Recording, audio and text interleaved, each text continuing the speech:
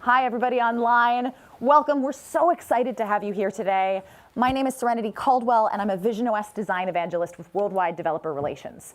And on behalf of many, many people behind the scenes and people who you hear from for over the next couple of days, we're really, really excited to have you here. Here at the Developer Center, our goal is to connect you with content about visionOS and connect with your ideas and help you create incredible experiences for Apple platforms. Whether you're immersing somebody in a film, or building the next great game, or exploring all new ways to tell stories. And this is one of 4 developer centers where we regularly host content and workshops, sessions, and labs. And we also stream content worldwide. So no matter where you live, you can always learn something new. We're excited to have so many of you, of all of you joining us online as well. Thank you for tuning in. And speaking of streaming, we do ask that you please refrain from doing your own video recording or live streaming while you're in this theater. You are welcome to take photographs or screenshots if you're online, but please leave the video to us, at least until you're back on your own sets. You are welcome to use your iPhone, iPad, computer, Vision Pro, or other device to take notes. And if you're in the room with us, you can also get online, if you haven't already, with the Apple Wi-Fi network. And if you need to recharge at any point, everybody has power at their seats here in the room. And if you're online, I hope you know where your power is. So with that administration out of the way, let's get into the fun stuff. This week, we've taken over the Developer Center to help you learn how to make great immersive and interactive experiences for visionOS. We've got not just 1, but 2 full days of sessions for everybody, both in person and online, and 3 days of activities for our in-person audience, including hands-on time with the Blackmagic Cine Immersive Camera, community mixers, and seminars on Apple Immersive video production. You'll hear from Apple designers, engineers, and production teams, as well as a couple special guests, TBD. On day 1, we're gonna set the scene for you. We'll start with an overview of what you can do as a media creator and a developer on this platform. Then Elliot will take us through the core foundations to keep in mind when creating immersive video. We'll break for a nice little lunch, and then I'll share how you can design impactful, immersive, and interactive narrative experiences for visionOS. Nathaniel will explore how you can bring those designs to life using visionOS frameworks like SwiftUI and RealityKit. And Ethan and Alex will help us learn how to create experiences for visionOS that can be shared with people nearby or around the world. And if you have a question for any of our presenters throughout the day, you can drop us your question online. At the end of the day, we'll be answering the most upvoted questions in a live Q&A panel. And after our Q&A, we will say goodbye to our friends on the live stream. Sorry, folks, but the folks in the room will have you go out to the lobby for a community mixer, and we'll have a special hands-on experience with Blackmagic's Ursa Cine Immersive Camera, the world's first camera designed for capturing Apple Immersive video. For those of you online, don't fret, we do have plenty about Apple Immersive video for you, starting tomorrow at 10 a.m. Pacific, when we'll be back online and in person to dive deep into the format and what you need to consider as a creator. We'll have a full day of sessions on the technology behind Apple Immersive Video and Apple Spatial audio format, as well as production, post-production workflows. And we'll hear from some of the crew of past Apple Immersive productions as they share takeaways from working with this new storytelling medium. It's gonna be an incredible couple of days. You folks ready to get started? Oh, yeah. Ready online? All right, let's get started. So, quick show of hands in the theater. Who here has already started developing a project or content for Apple Vision Pro? All right, about half of you. Awesome. Anybody new to the platform in the theater? Oh, just a couple of you. Okay. Well, for those of you who are new and those of you online, let me tell you, if you make media experiences, visionOS offers so many ways to pull your audience into the story. That's because experiences on this platform give people an unparalleled sense of presence. Whether your audience is immersed in your video content, meeting characters face to face, or exploring new places. And the stories that you can tell impact people long after the experience ends. We think Apple Vision Pro has the potential to be the ultimate storytelling device. And there are a few reasons for that. First, media content looks incredible on this device. Vision Pro features high-resolution displays that are packed with 23 million pixels, which means that stories are crisper, more vivid, and more lifelike than ever before. And just for some context setting, this screen behind me has 22 million pixels. Shrink it, put it in front of your eyes. That's what you're looking at. And these high quality visuals, they pair with high fidelity spatial audio. So that sound from an experience or a piece of media, it feels like it's coming from all around your audience. This carries over to content outside of a frame too. Vision Pro is also a spatial computer, so it has depth and dimension, and that means you can unlock some incredible educational moments with 2D and 3D content. And you can use immersion to bring your audience even further into your story, so they feel like they're really there. And they can even experience this with their friends. Now, all of these are incredible reasons to create content for Vision Pro that add interaction, and you unlock the power to create stories that give your audiences agency inside your work, although sometimes at their own peril. Now, there are a lot of storytelling possibilities, clearly. So what we want to do this morning is lay out in more detail the kinds of work that you can make with Vision Pro and the platform that powers it, visionOS. We're going to start with some of the basics, media on this platform. I'd like to invite Tim Dashwood up on stage. He's going to tell you a bit more about the tools you have available to create incredible 2D, 3D, and immersive media experiences. Tim. Good morning. Today we'll explore all of the different types of video media available on visionOS. These include regular 2D video, 3D stereoscopic movies, spatial videos, and for the ultimate immersive media experience, Apple Immersive Video. I'm very happy to say that with visionOS 26, we've added support for 3 additional immersive media projection types: 180 degree, 360 degree, and wide field of view. Let's start by exploring 2D and stereoscopic 3D video and how it can be presented on visionOS, including some amazing new features now available in visionOS 26.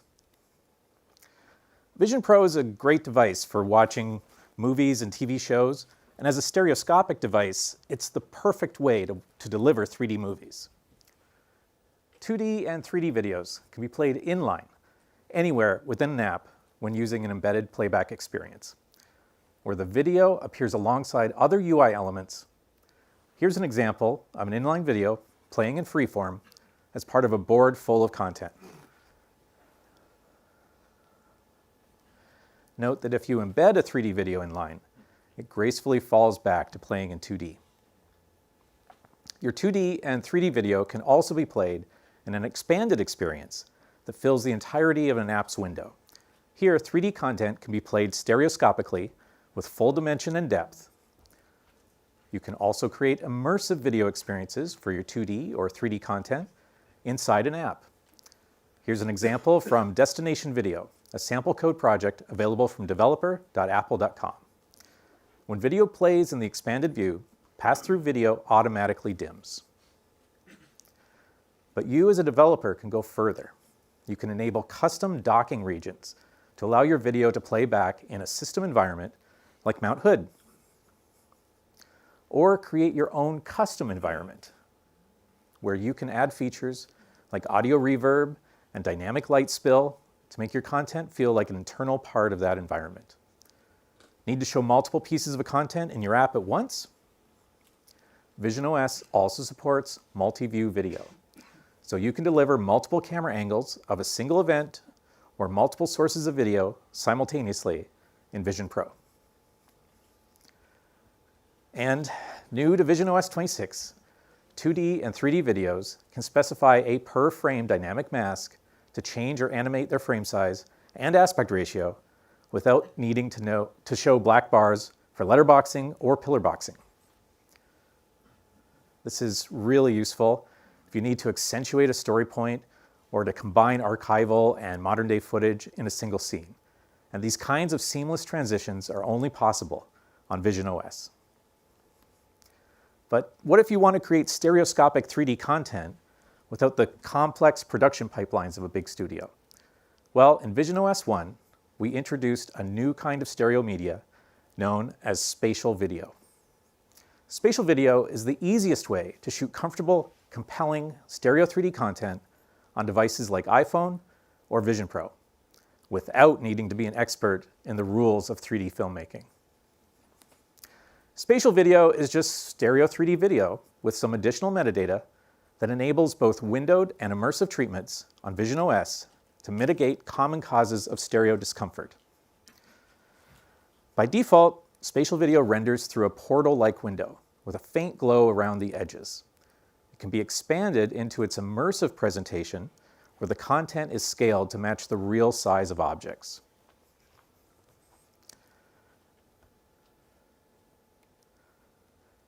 The edge of the frame just disappears and the content blends seamlessly into the environment around you. And if you have a media app designed for multiple Apple platforms, spatial videos automatically fall back to a 2D presentation.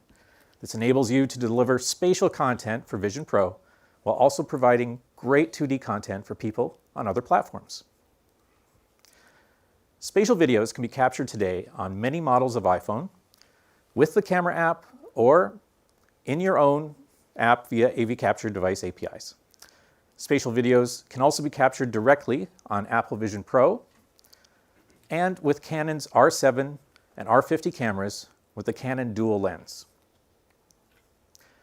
And if you're looking to edit and combine spatial videos in your app to create a longer narrative, the format is now supported in post tools such as Compressor, DaVinci Resolve Studio, and Final Cut Pro for Mac. Creators are already capturing and sharing some incredible spatial videos and photos. Check out the Spatial Gallery app for visionOS to experience how people are already using this format to tell stories from new perspectives. We've been talking a lot about spatial video, but visionOS 26 can now present photos and other 2D images in a whole new way. We call these spatial scenes. Spatial scenes are 3D images with real depth, generated from a 2D image like this was. They're like a diorama version of a photo, with the sense of being able to look around objects as the viewer moves their head relative to the scene. People are already using spatial scenes in their experiences, like the classic car showcase Caradice. In addition to some spectacular 3D models, people can browse spatial scenes for each car to see them out in the wild. So we've seen how 2D, 3D, spatial videos, and spatial scenes are all presented on a virtual flat surface in visionOS. This is because those videos typically use what's known as a rectilinear projection, as seen in this photo of the Apple Park Visitor Center. Rectilinear just means that straight lines are straight. There's no lens curvature or warping in the video. And because of this, these kinds of videos feel correct when viewed on a flat surface that also doesn't have any curvature or warping. But on a spatial computing device, we're not just restricted to a flat surface in front of the viewer. Sometimes you want to tell stories that break beyond the frame. For that, we can use non-rectilinear projection types that curve around the viewer. visionOS 26 adds support for 3 of these non-rectilinear media types: 180 degree, 360 degree, and wide field of view video. In visionOS 26, these immersive video types are supported natively on visionOS via a new QuickTime Movie profile called Apple Projected Media Profile, or APMP. A wide range of cameras are already available to shoot these types of videos with APMP. Let's take a look. 180-degree video is presented on a half sphere, or a hemisphere, directly in front of the viewer. The video completely fills the viewer's forward field of view. In this example, it's a 180-degree video of the pond here at Apple Park. From the viewer's point of view, it's like being there. This is a great way for content creators to transport their viewers to amazing locations. 360-degree video takes things a step further, filling the entire world with content. With 360-degree video, the content literally surrounds the viewer, giving them the freedom to look wherever they like. Here's an example of a 360 video captured underneath the rainbow across the street at Apple Park. The viewer can look around at any angle and feel like they are right there beneath the rainbow. everything looks just as it would if they were there in person. To achieve this, the 360 video is projected onto the inside of a sphere, completely surrounding the viewer, centered on their eyes, and filling their field of view whichever way they look. A rectangular video frame, twice as wide as it is high, is used to achieve this. The video is mapped onto a sphere around the viewer with an equirectangular projection, or equirect for short. 180-degree video also uses equirectangular projection, but only for half of a sphere, so it's known as half equirect projection. Half equirect videos have a square aspect ratio and map their video onto a hemisphere in the same way 360 does for a full sphere. For stereoscopic 180 video, we simply have two squares of video, one for each eye. Many existing stereo 180 videos encode these two squares side by side in a single pixel buffer that's twice as wide as the resolution per eye. This is known as side-by-side or frame-packed encoding. But there's an awful lot of redundancy here. Because they're two views of the same scene, the left and right eye images are very similar. visionOS takes advantage of this similarity to use a different approach for encoding stereo 3D video. We use multi-view encoding. So you're probably already very familiar with high-efficiency video coding, or HEVC. For stereoscopic videos, APMP uses MV-HEVC, or multi-view HEVC. MV-HEVC encodes each eye into its own pixel buffer, and it writes those two pixel buffers together in a single video track. It takes advantage of the image similarity to compress one eye's pixels relative to the other, encoding only the parallax differences for the second eye. This results in a smaller encoded size for each frame, making MV-HEVC videos smaller and more efficient than typical frame-packed video. This is really important when streaming stereo video. And in fact, MV-HEVC is the preferred way to encode all stereoscopic media for streaming to visionOS, from spatial video to Apple Immersive video. So let's turn our attention to one of the most unique types of APMP video now supported in visionOS 26, wide field of view video, from action cams such as GoPro Hero 13 and Insta360 Ace Pro 2.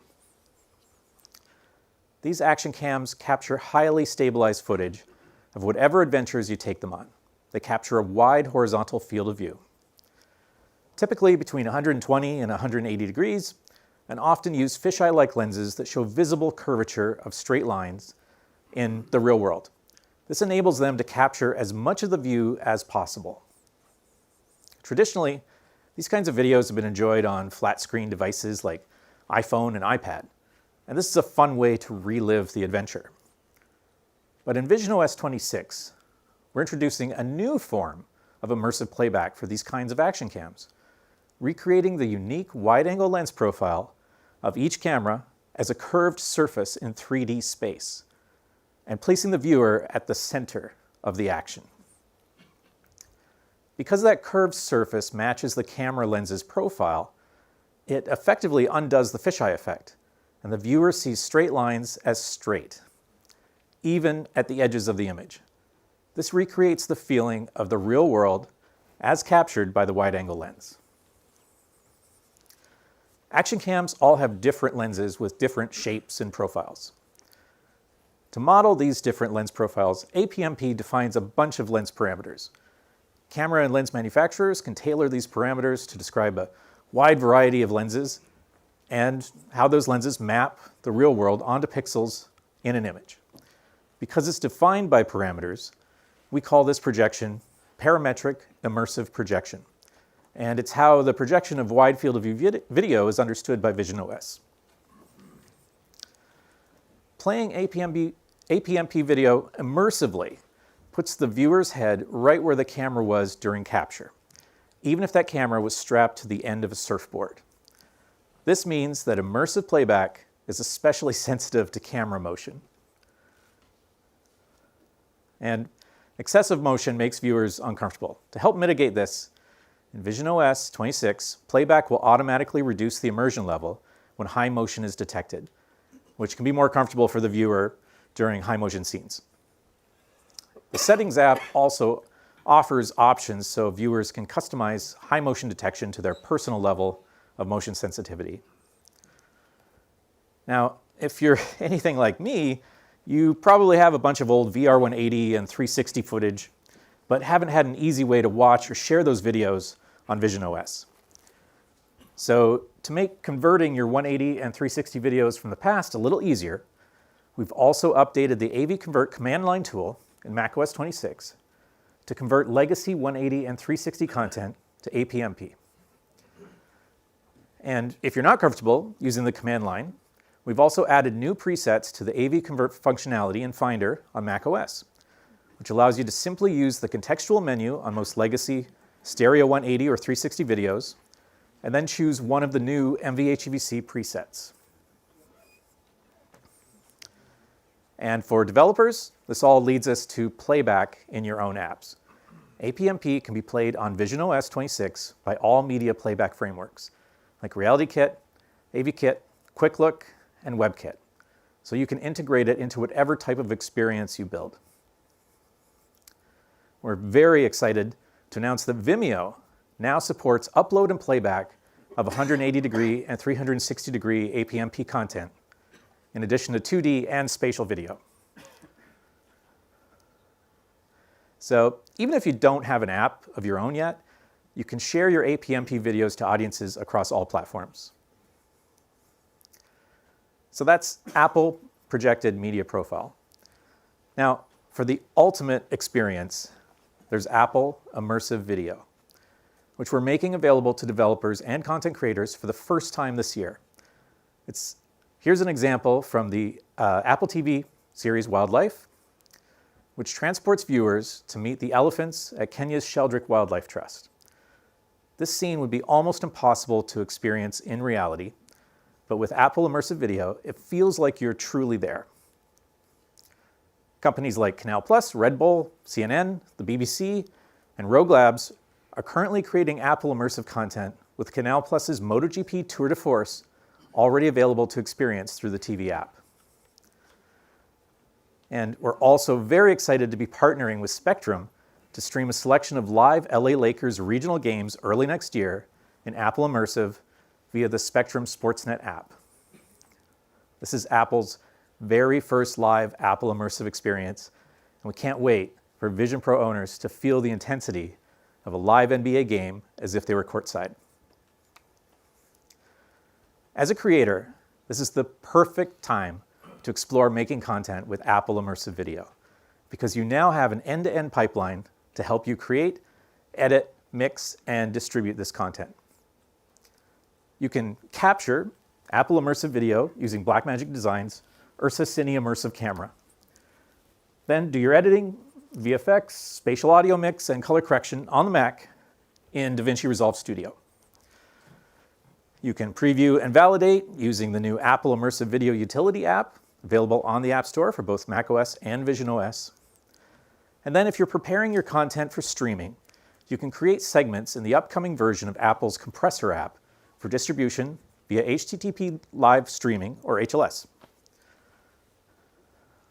Many other companies are already working on support for the Apple Immersive workflow, and this includes ColorFront for dailies and mastering, and Spatial Gen for encoding and distribution. And we're incredibly excited to announce that Vimeo plans to support hosting Apple Immersive Video content. For developers of pro apps or anyone who wants to create their own tools to work with Apple Immersive Video, there's a framework in macOS and visionOS 26 called Immersive Media Support that lets you read, write, and stream Apple Immersive content. And there's a code sample called Authoring Apple Immersive Video to get you started. Apple Immersive Video can be played on visionOS 26 by all of our media playback frameworks, like RealityKit, AVKit, QuickLook, and WebKit, with support for HLS streaming. But at this point, you might be asking, what makes Apple Immersive Video so special? Well, several of you may have already started shooting with the new Blackmagic Ursa Cine Immersive camera from Blackmagic Design. If not, those of you here in person will be able to check out the camera later this afternoon during our hands-on sessions. The specs for the Ursa Cine Immersive camera are astounding. Every lens in every camera is individually calibrated at the factory using a parametric approach similar to what we saw earlier, but tuned for each individual lens and sensor pair. The Ursa Cine Immersive captures stereo video with 8160 by 7200 pixels per eye. That's 118 megapixels total at 90 frames a second. That's over 10 billion pixels per second. The Ursa Cine Immersive captures up to 210-degree field of view horizontally and 180-degree vertically, with a perceptual sharpness approaching that of the human eye. But resolution and frame rate isn't the whole story. There are so many more capabilities of Apple Immersive Video unique to the format. I'd like to quickly tell you about a few of my favorites. The first is dynamic edge blends. Every shot in an Apple Immersive Video can define a custom edge blend curve that best suits its content and framing. This isn't a baked-in mask, it's a dynamic alpha blend curve that feathers the edges of the shot at playback time to transition seamlessly into the background. Another feature unique to Apple Immersive Video is support for static foveation of the final video encode. It would be impractical to stream the full 8K per eye resolution of Apple Immersive Video over the internet at full resolution at 90 frames per second, but it's also undesirable to just scale the image down to 4K because we'd lose too much pixel density in the image. So instead, a static foveation distribution function can be applied to the image, which dedicates most of the area of the smaller frame size to the pixels of primary importance to the image, typically the central area of the fisheye lens. This is one of the reasons Apple Immersive Video can have such a high perceptual acuity with easily streamable file sizes. And ColorFront and Spatial Gen have already committed to supporting static foveation on their platforms. So we've spoken a lot about video, but let's not forget audio. Apple Immersive Video offers such a rich storytelling opportunity that we needed an all-new audio experience to match. The Apple Spatial Audio Format, or ASAF, along with a new codec, the Apple Positional Audio Codec, also known as APAC. We've been using ASAF on all of our Apple Immersive productions, and you'll hear more about it from Dr. Deep Sen tomorrow, as well as how you can create your own immersive sound mixes using Fairlight and DaVinci Resolve Studio, and with Apple's brand new and free AAX plugin for Pro Tools. It's called the ASAF Production Suite, and it's now available for download on developer.apple.com. I sadly don't have time to cover all of the other incredible capabilities in Apple Immersive Video, so I encourage you to check out some of the many sessions scheduled over the next 2 days to dive in deep. There really is so much you can create for this platform. 2D and 3D video, spatial video, photos and spatial scenes, 180-degree, 360-degree APMP video, wide field of view APMP video, and Apple Immersive Video. But that's just the beginning. Your media experiences really shine when you pair them in apps with Apple frameworks. Like sharing your immersive video experiences with people so viewers can react in real time with each other, even if they're FaceTiming in from the other side of the world. To tell you more about how you can take advantage of visionOS frameworks, I'd like to welcome Adarsh to the stage.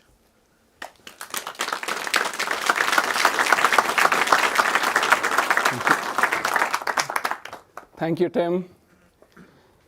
Hi, everyone. My name is Adarsh Pavani. I'm a technology evangelist for Apple Vision Pro. You just learned how you can deliver an incredible cinematic experience using immersive media. But what if I tell you that you can go beyond the screen and add a deeper level of immersion, where your audience can even interact with the characters in your story? Well, You don't have to take my word for it. Here's Encounter Dinosaurs. That's a visionOS app, and it starts out with a magical interaction where a butterfly flies to you and lands on your finger as you extend your hand out. Then, a portal to a prehistoric world opens up, and the butterfly flies right into that world.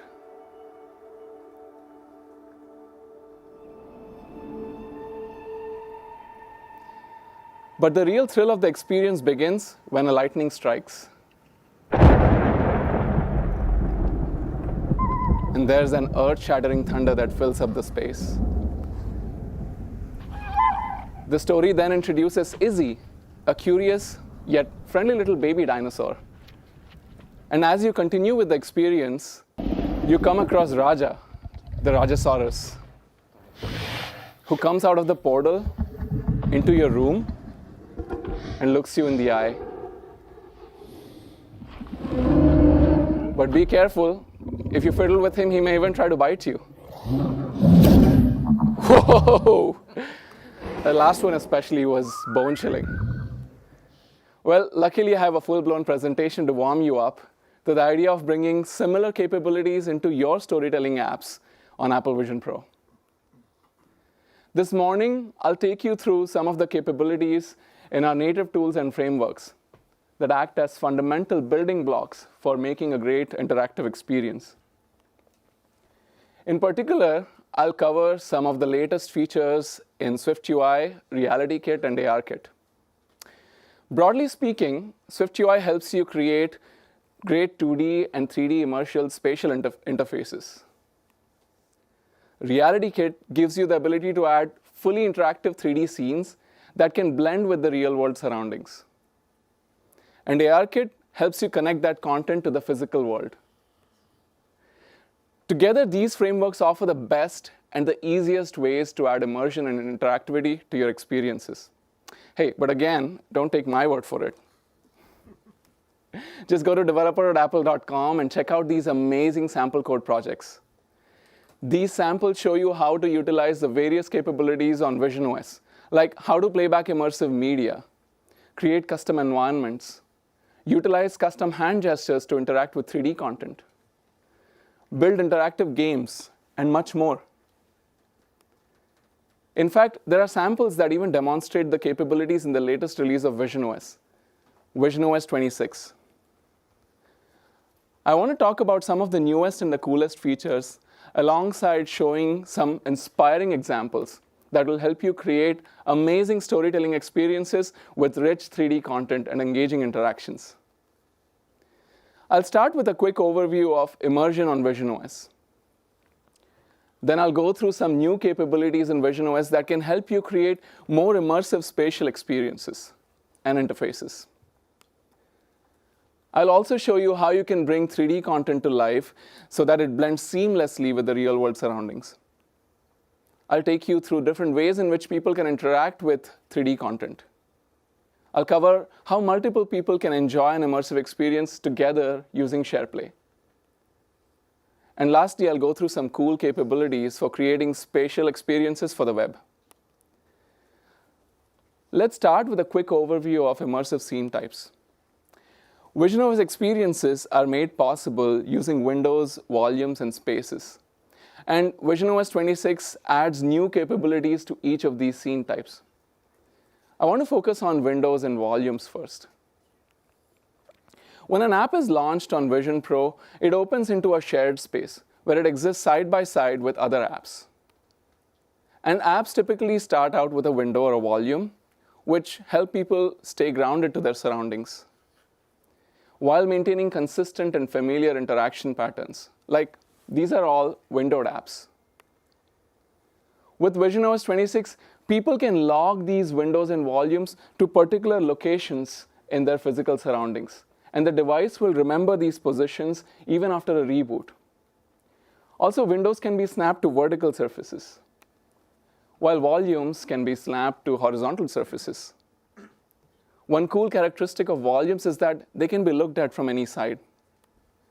And you can even customize the content based on the direction from which a person's looking at your content. Like, In this example, the sidewall fades away when the volume is looked at from the side.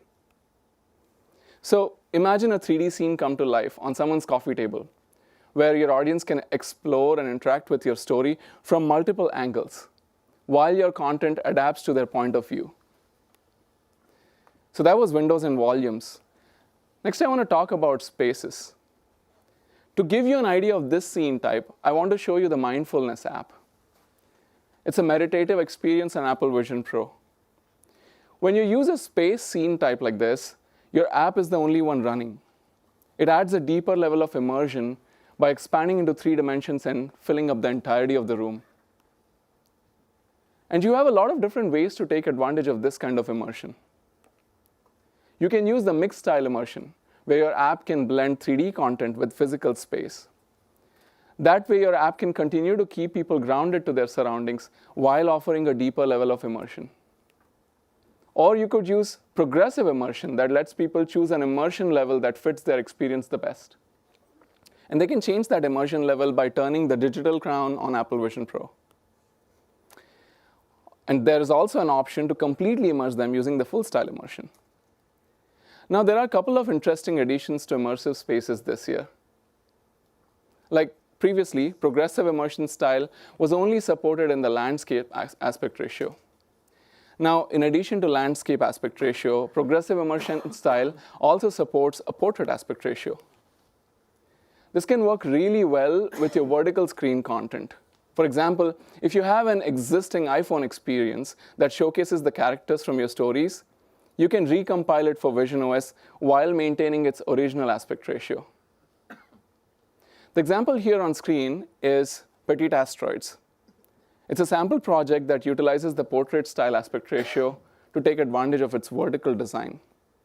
Later this afternoon, my colleague Nathaniel will show an end-to-end workflow of how some of the features of this experience were built. Another great addition to visionOS 26 is your immersive space content can blend in with system environments.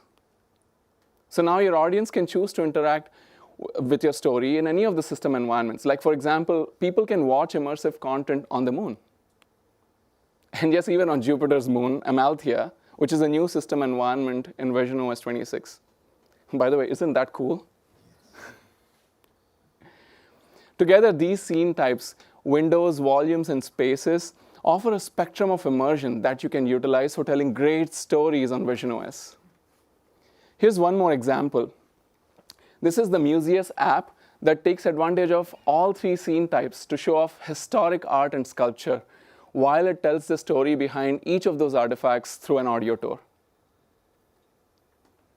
Next, I want to talk about how you can create spatial interfaces that work with these immersive scene types. A great starting point for creating immersive interfaces on visionOS is using SwiftUI. And if you're familiar with building 2D apps on SwiftUI, you can use the same APIs and create rich 3D layouts the same way you're used to. visionOS 26 gives you some new ways to build 3D experiences and make them even more immersive. Like the SwiftUI layout tools and view modifiers that you may already be familiar with have added first-class 3D analogs to give your views depth and a Z position, along with some functionality to act on those.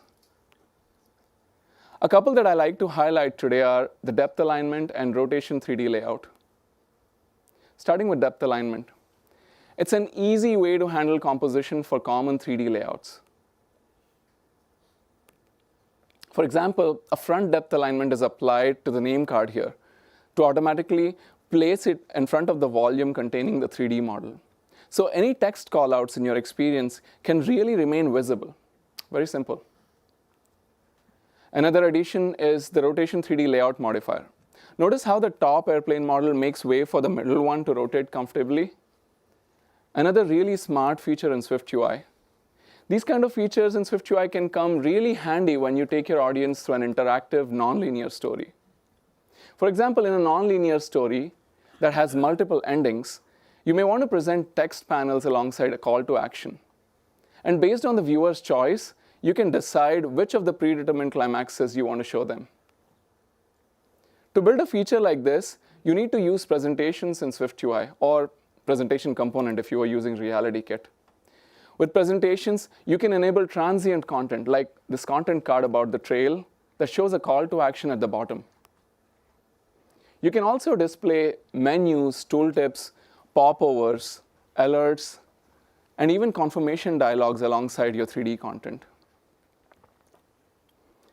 Normally, windows and volumes act as containers for your app's UI and its content in shared space.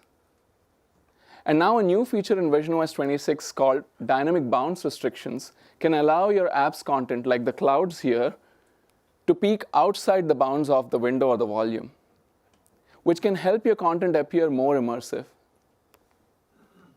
One great aspect of visionOS 26 is that many of these new features were designed to create tight alignment between SwiftUI, RealityKit, and ARKit, which can make your 3D content and UI elements work in lockstep with each other. For instance, you can have observable entities in RealityKit. And what that means is that your 3D entities in RealityKit can send updates to SwiftUI elements. For example, the temperature indicator here can be updated as the 3D hiker's position changes over time. Another example of tight integration between SwiftUI and RealityKit is the new coordinate system that allows you to seamlessly move objects between different scene types. For example, notice how the robot on the right that's within the SwiftUI window in a 2D coordinate space can be brought over to the one on the left that belongs to an immersive space within a 3D coordinate system, all very seamlessly. Switching gears, visionOS 26 also makes interacting with your 3D objects very easy. So if your storytelling experience requires people to pick up and move 3D objects, they can do so using interactions that feel natural and mimic the real world. Like picking them, changing their position and orientation, scaling them by pinching and dragging with both hands, or even pass an object from one hand to the other. There's no need to implement a complicated set of gestures. You can apply this behavior to objects in your experience in literally one step. You can use the manipulable view modifier if you are building with SwiftUI, or if you are using RealityKit, you can add the manipulation component to your 3D entity. It's really that simple. The goal of making these features so simple to adopt was really so that you can keep your focus on the core content of your immersive experience. That brings me to the next topic, 3D content. Let me start with an inspiring example. This is Paradise, a spatial car museum that takes you back in time. With some history of vintage cars rendered in beautiful detail, notice how it starts out with a window and some images, a description of the car alongside a 3D model. And you can drag that 3D model out of that window and into your space to render it in life size and check out its interiors in great detail. This experience was built with RealityKit, which is a very powerful 3D engine. It gives you complete control of your content, and it seamlessly blends your digital content with the real-world surroundings. RealityKit provides a ton of functionality to make your 3D content engaging, like defining the look of your objects, lighting, particles, and even adding physics to the objects in your scene.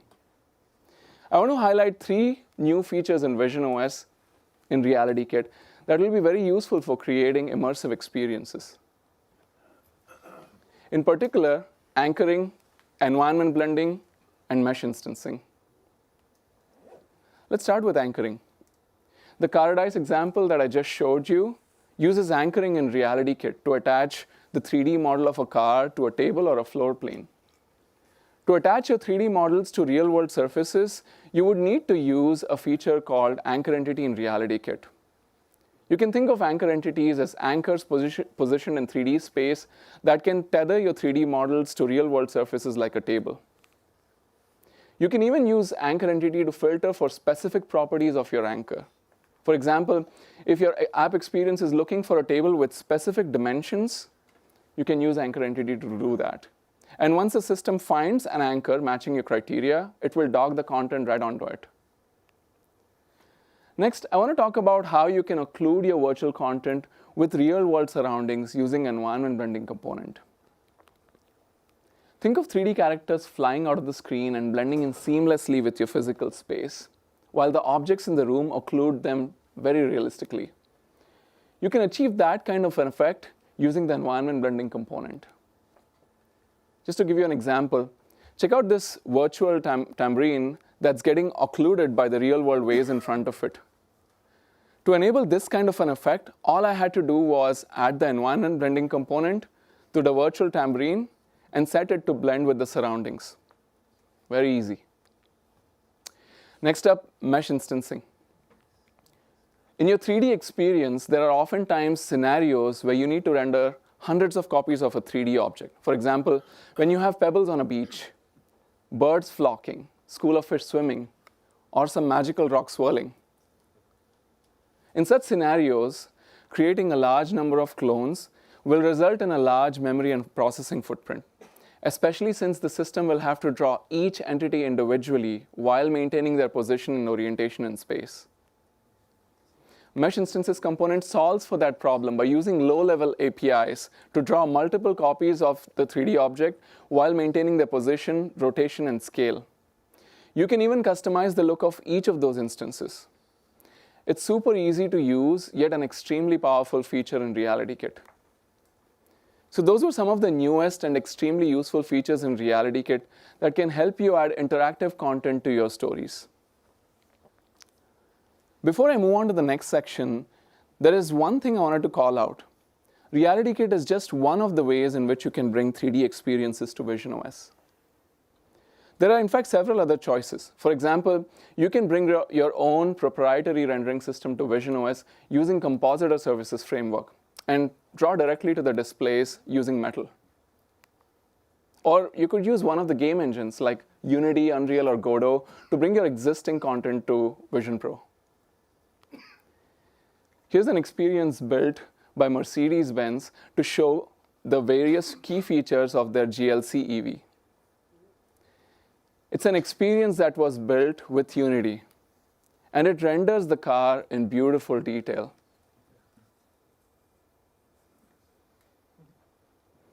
Next, I'll move on to various ways in which you can interact with content on visionOS. Eyes and hands are the primary input methods on Vision Pro. You can navigate entire interfaces based on where you're looking and using intuitive hand motions. And now on visionOS 26, hand tracking is as much as 3 times faster than before. This can make your apps and games feel very responsive, and there's no additional code needed. It's all just built in. There's also a new way to navigate content using just your eyes called Look to Scroll. It's a nice improvement, a very lightweight interaction that works right alongside scrolling with your hands. And you can adopt this into your apps with APIs both in SwiftUI and UIKit.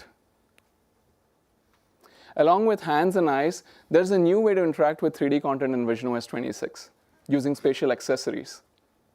Spatial accessories give people finer control on the input. And visionOS 26 supports 2 such spatial accessories via the game controller framework. First is the PlayStation VR2 Sense controller from Sony, which is great for high-performance gaming and other fully immersive experiences.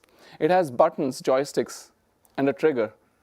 But most importantly, you can track its position and orientation in 6 degrees of freedom. The other new accessory is Logitech Muse, and it's great for precision tasks like drawing or sculpting. It has a pressure-sensitive tip and 2 side buttons.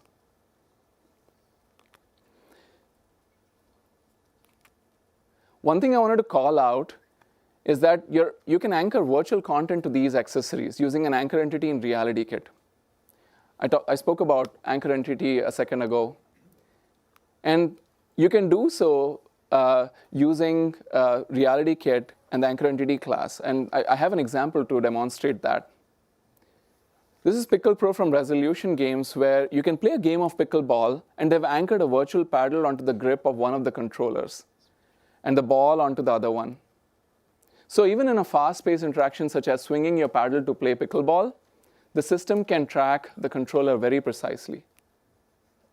Using these accessories, you can introduce precise interactions into your stories, like using the Logitech Muse as a magic wand, or drumming with the PSVR controller.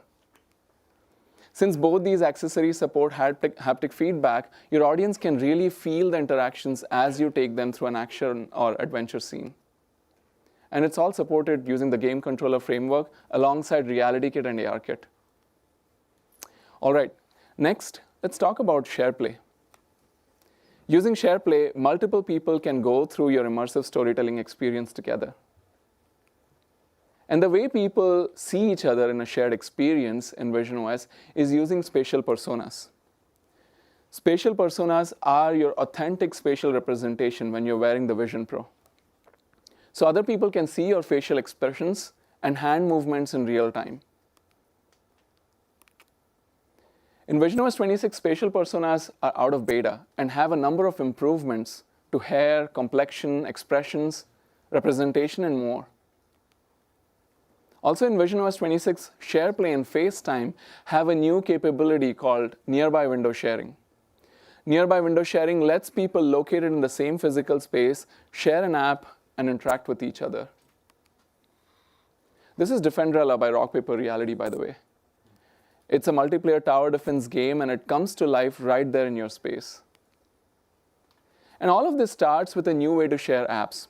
Every window now has a share button next to the window bar, and giving it a tap shows the people nearby, so you can easily start sharing with them. The shared context isn't just for those in the same room, though. You can also invite remote participants via FaceTime. And if they are using Vision Pro, they'll appear as spatial personas. But they can also join using an iPhone, an iPad, or a Mac.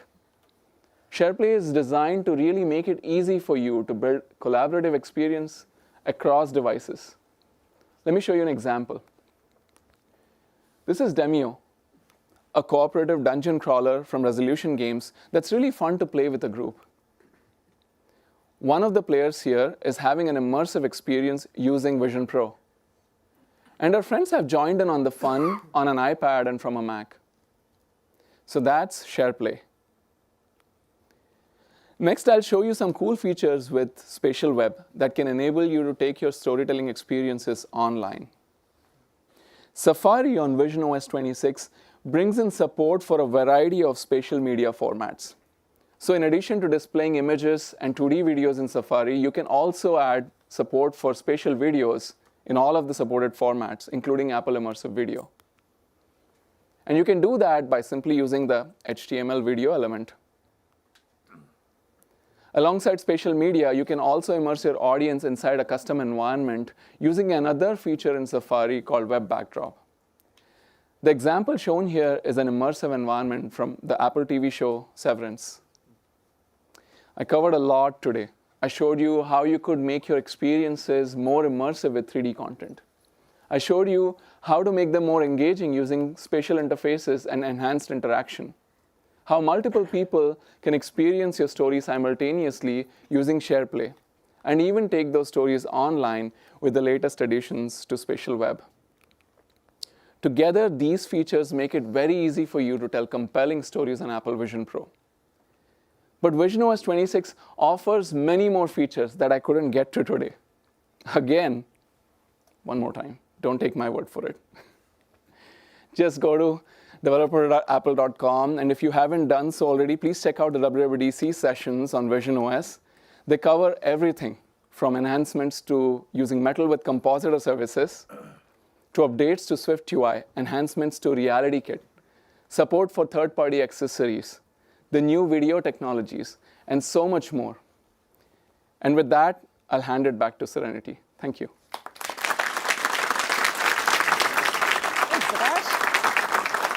All right, so we've got a lot of information to digest there. So we're going to take a quick break so you can digest this, digest some croissants, have a little coffee, and we'll be back in about 10 minutes. See you back.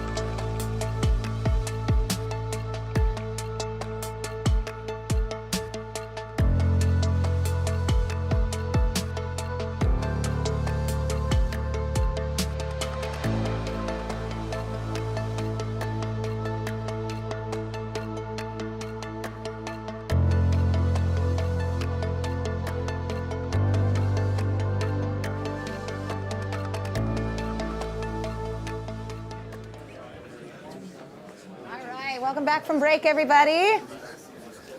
Hope folks got some coffee, some croissants, some conversation, all the important C's. As folks start to come back, I want to tell you a little bit about our next presenter. So Elliot works with creators to help them realize their Apple Immersive video dreams, hopes, and all of that fun stuff. He's going to come out here and talk to you a little bit about the possibilities of creating content with immersive formats like Spatial video, Apple Immersive video, and APMP. Elliot, take it away. Thanks, Serenity.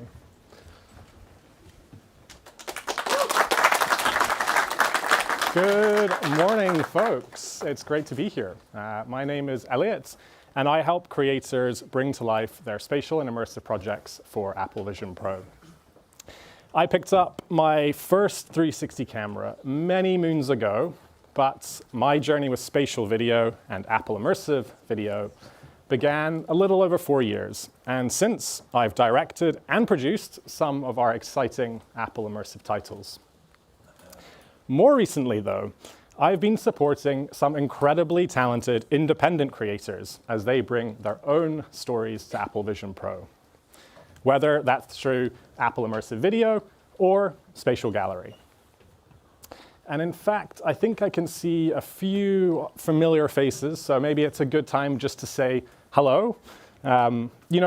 Pioneering new storytelling methods, new formats, new technologies is always an industry-wide effort. And so it's awesome to see so many of the immersive creative community here with us today, and not forgetting those of you joining us online all over the world.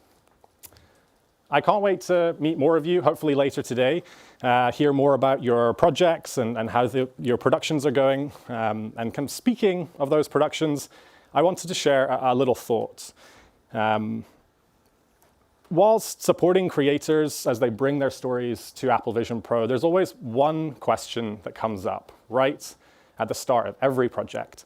And it didn't matter if it was here on Submerged, with a complex studio shoot with underwater filming, or maybe a simple spatial capture with just one subject, like here with Artrex's Spatial Gallery posts. It was always the same question. And it went something like this. Usually, okay, this is really cool, but where do I actually start? And so today, I want to do as much as I can to help you get started. Now, we have a packed event for these types of technologies full of lots of deep dives tomorrow, for example, so you'll get to know everything you need to know. But in this session, I want to focus on what the foundations that Apple use are when we create compelling and powerful linear media stories for Vision Pro. First, I want to touch on how you can design your projects for difference. We'll look at how you choose formats and create differentiation in your story. Then, I want to introduce you to what I like to think of as the creative superpowers of spatial and immersive mediums: presence, authenticity, proximity, and connection. And who knows, I may even introduce you to a mysterious little side project that I'm in the works on, but more on that later. Let's dive in with how we can design our immersive stories for difference and keep that in mind. When setting out designing Apple Immersive Media for Vision Pro, one of the most important questions you can ask is why choose immersive for this project? Because today, there are so many incredible storytelling formats to choose from the simple but effective, like books, the traditional flat screen film and TV, perhaps where most of us get our favorite content today. There's podcasts, where just audio alone can take us to new worlds and immerse us. And there's even theater, with its power to create a shared human experience that's live. The most important part of choosing immersive media presentation is to make sure that your story is the right fit for it. That compared with all these other formats, when told on Apple Vision Pro, it's the best and the most compelling version of it. If you feel this, so will your audience. And so when it comes to immersive formats, there's really been no better time to start creating. So whether you're just getting started in your career or perhaps you're a seasoned professional working in a studio, we're in this really exciting moment where there's now an immersive tool for every type of story, creator and ambition. Just like Tim showed us, we've now got an incredible choice of formats covering different types of immersion, presentation, and application. But tools alone can't bring our stories to life. So it's worth considering each of these formats and what their creative potential could be for you, your stories, and your project's ambition. Maybe you want to capture something genuine, a real moment, but with a sense of depth. But that said, you don't want to dive in at the deep end of 3D filmmaking to make it work. That's where Spatial really shines. It's a great way to explore how dimension can pull people into your stories, whether that's for a short film or you just need a simple and approachable capture setup. Working with 180 and 360 can be fantastic, especially if you're creating immersive experiences from footage that perhaps you already have. It's perfect for when full immersion is essential, like you're producing an educational experience, or perhaps you want to bring someone inside a travel story. Or maybe, just like it's crossed everyone's minds, at some point, you want to capture an extreme sport from a truly intense point of view perspective and with immersive presentation. Well then, something like wide field of view using APMP would be a great choice for that. And if you're ready to tell a truly cinematic story, one where presence and incredible detail become part of the language of storytelling, then Apple Immersive could be the perfect choice. It's built for creators who want professional quality, advanced industry workflows, and a way to tell stories that simply didn't exist before. Of course, your format choice is also going to depend on where your audience find your stories. So, if you can, it's important to choose your distribution as early on in the project as possible. That could be here on the App Store, building an app and it's with an approachable way to create a bespoke experience, perhaps one that brings your immersive videos together with interactive 3D elements. It's a powerful way to design for branded experiences or enterprise or even just custom experiences that feel totally unique. Or if your goal is to reach as many people as possible, as quickly as possible, then you could stream your film directly through Safari on visionOS 26. It's a fast and effective way to share immersive stories with a wide audience. No app build required.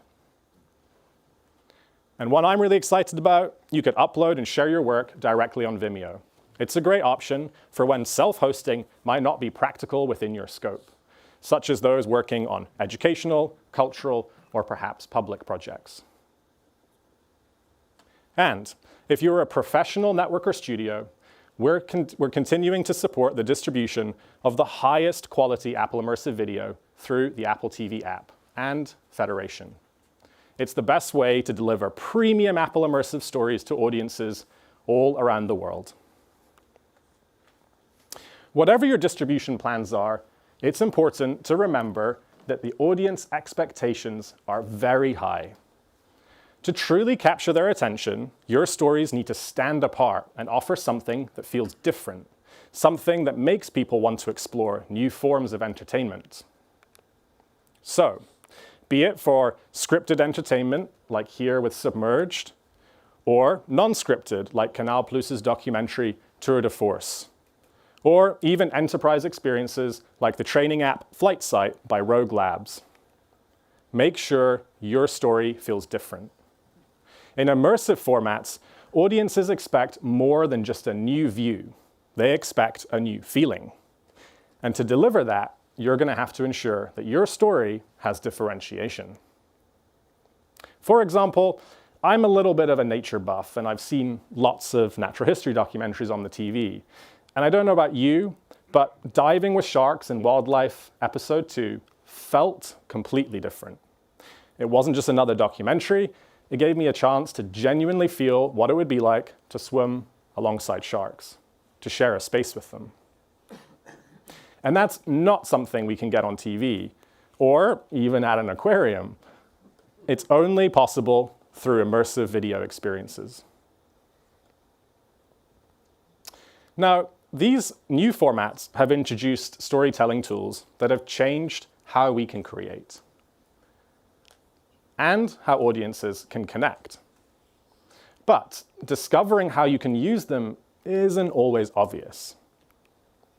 When the teams at Apple set out several years ago, they expected the true power of the medium to be in teletransportation. The idea that you could take anyone, anywhere in the world, instantly. They could take you, for example, to the northernmost reaches of Norway, the Lofoten Islands. The landscapes were breathtaking.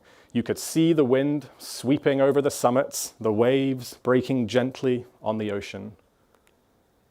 And with Apple Immersive Video, you could even see the horizon in remarkable detail.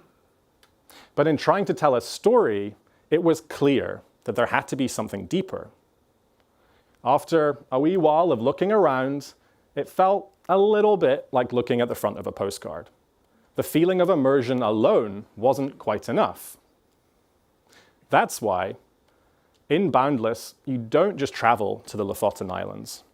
You spend time there with those that make it their playground, meeting and surfing alongside what I think are some pretty brave souls. In Wildlife, for example, you don't just see the rainforest of Borneo's Sepalog region, you meet those that call it their home. You get to play, share glances that feel unmistakably human. And if you're lucky, you might even get a little scratch on the cheek. If you look closely at the heart of these experiences and what sets them apart, you'll find some key foundations that are repeated. And these are the same foundations we're going to be talking about today. Presence, authenticity, proximity, and connection. As you bring your immersive or spatial stories to life, these elements can become the building blocks of what makes your experience delightful and meaningfully different for your audience.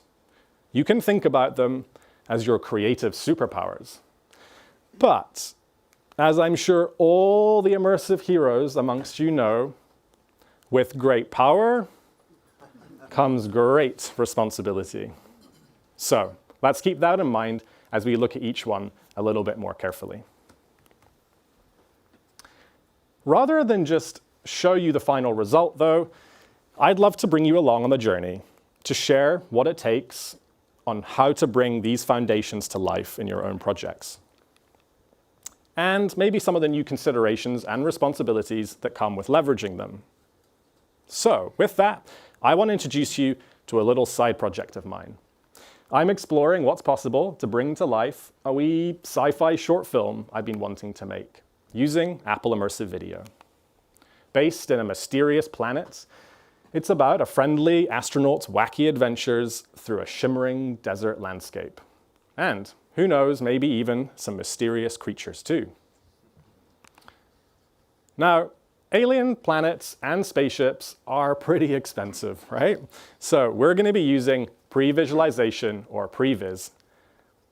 And here, how it's shaping up so far. We've got our astronaut friend, what looks to be their spaceship, and it looks like we've landed in a mysterious desert. Perfect. Now, whilst this is just my pet project, sadly, it is one of the best ways that I can show you what I and the team have learned over the past few years. So, we'll be seeing more of our friend in just a moment, but for now, let's dive into the first foundation: presence. With spatial and immersive formats on Apple Vision Pro, your audiences can experience your story as if they were right there, at the moment it was captured. And that changes everything, because the viewer can now feel present and a new set of creative considerations come into play. No longer are you directing stories for a flat rectilinear screen. In that world, every frame had edges, and filmmakers had complete control over what the audience could see. Every shot, every cut, designed to guide the attention of the audience inside a fixed window. But in immersive storytelling, that frame disappears.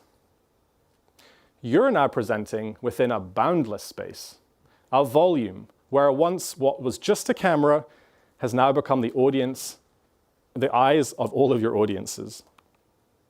With the power of presence, you now have access to some fundamental differences from traditional flat-screen video production. Human peripheral vision, for example, and accurate scale and depth. And together, these allow your audience to experience a place or a story as if they were really there. Presence can enable you to create a deeper connection with your audience. They can sense the pressure, feel the atmosphere, but most importantly, they also feel like they're truly part of it. The NBA All-Star Weekend film is a great example of this. It doesn't just show you what happened, it lets you feel what it was like to be there. Now, this type of new experience is one that can be experienced physically and emotionally. And unlike film, TV, or even theater, you can now take your audiences anywhere.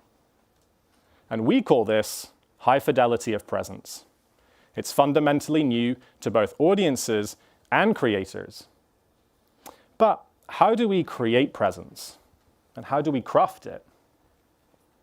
Well, a great place to start with that is composition, crafting the basics of the scene that our audience will visit and be a part of. Let's see what that looks like in practical terms, though. It's time to bring in our sci-fi project. And I'm going to begin by establishing an opening shot. This will look pretty similar to anyone who spent time in traditional filmmaking. But remember, in immersive formats, that familiar frame is now unbounded. There is no single point of view. The first place we'll see that difference is on the camera monitor itself, because it won't look like this. Instead, it will look like this. And in practice, this is the same image presentation you'd see when using an immersive camera, just like the Blackmagic Ursa Cine immersive camera, for example. That's the one I'm hoping to use. It's the exact view you'd see on the onboard camera monitor. You'll notice a few key things here. The image is now a 1:1 aspect ratio.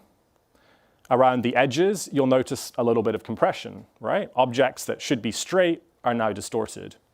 And across the entire frame, you can see a full 180-degree scene.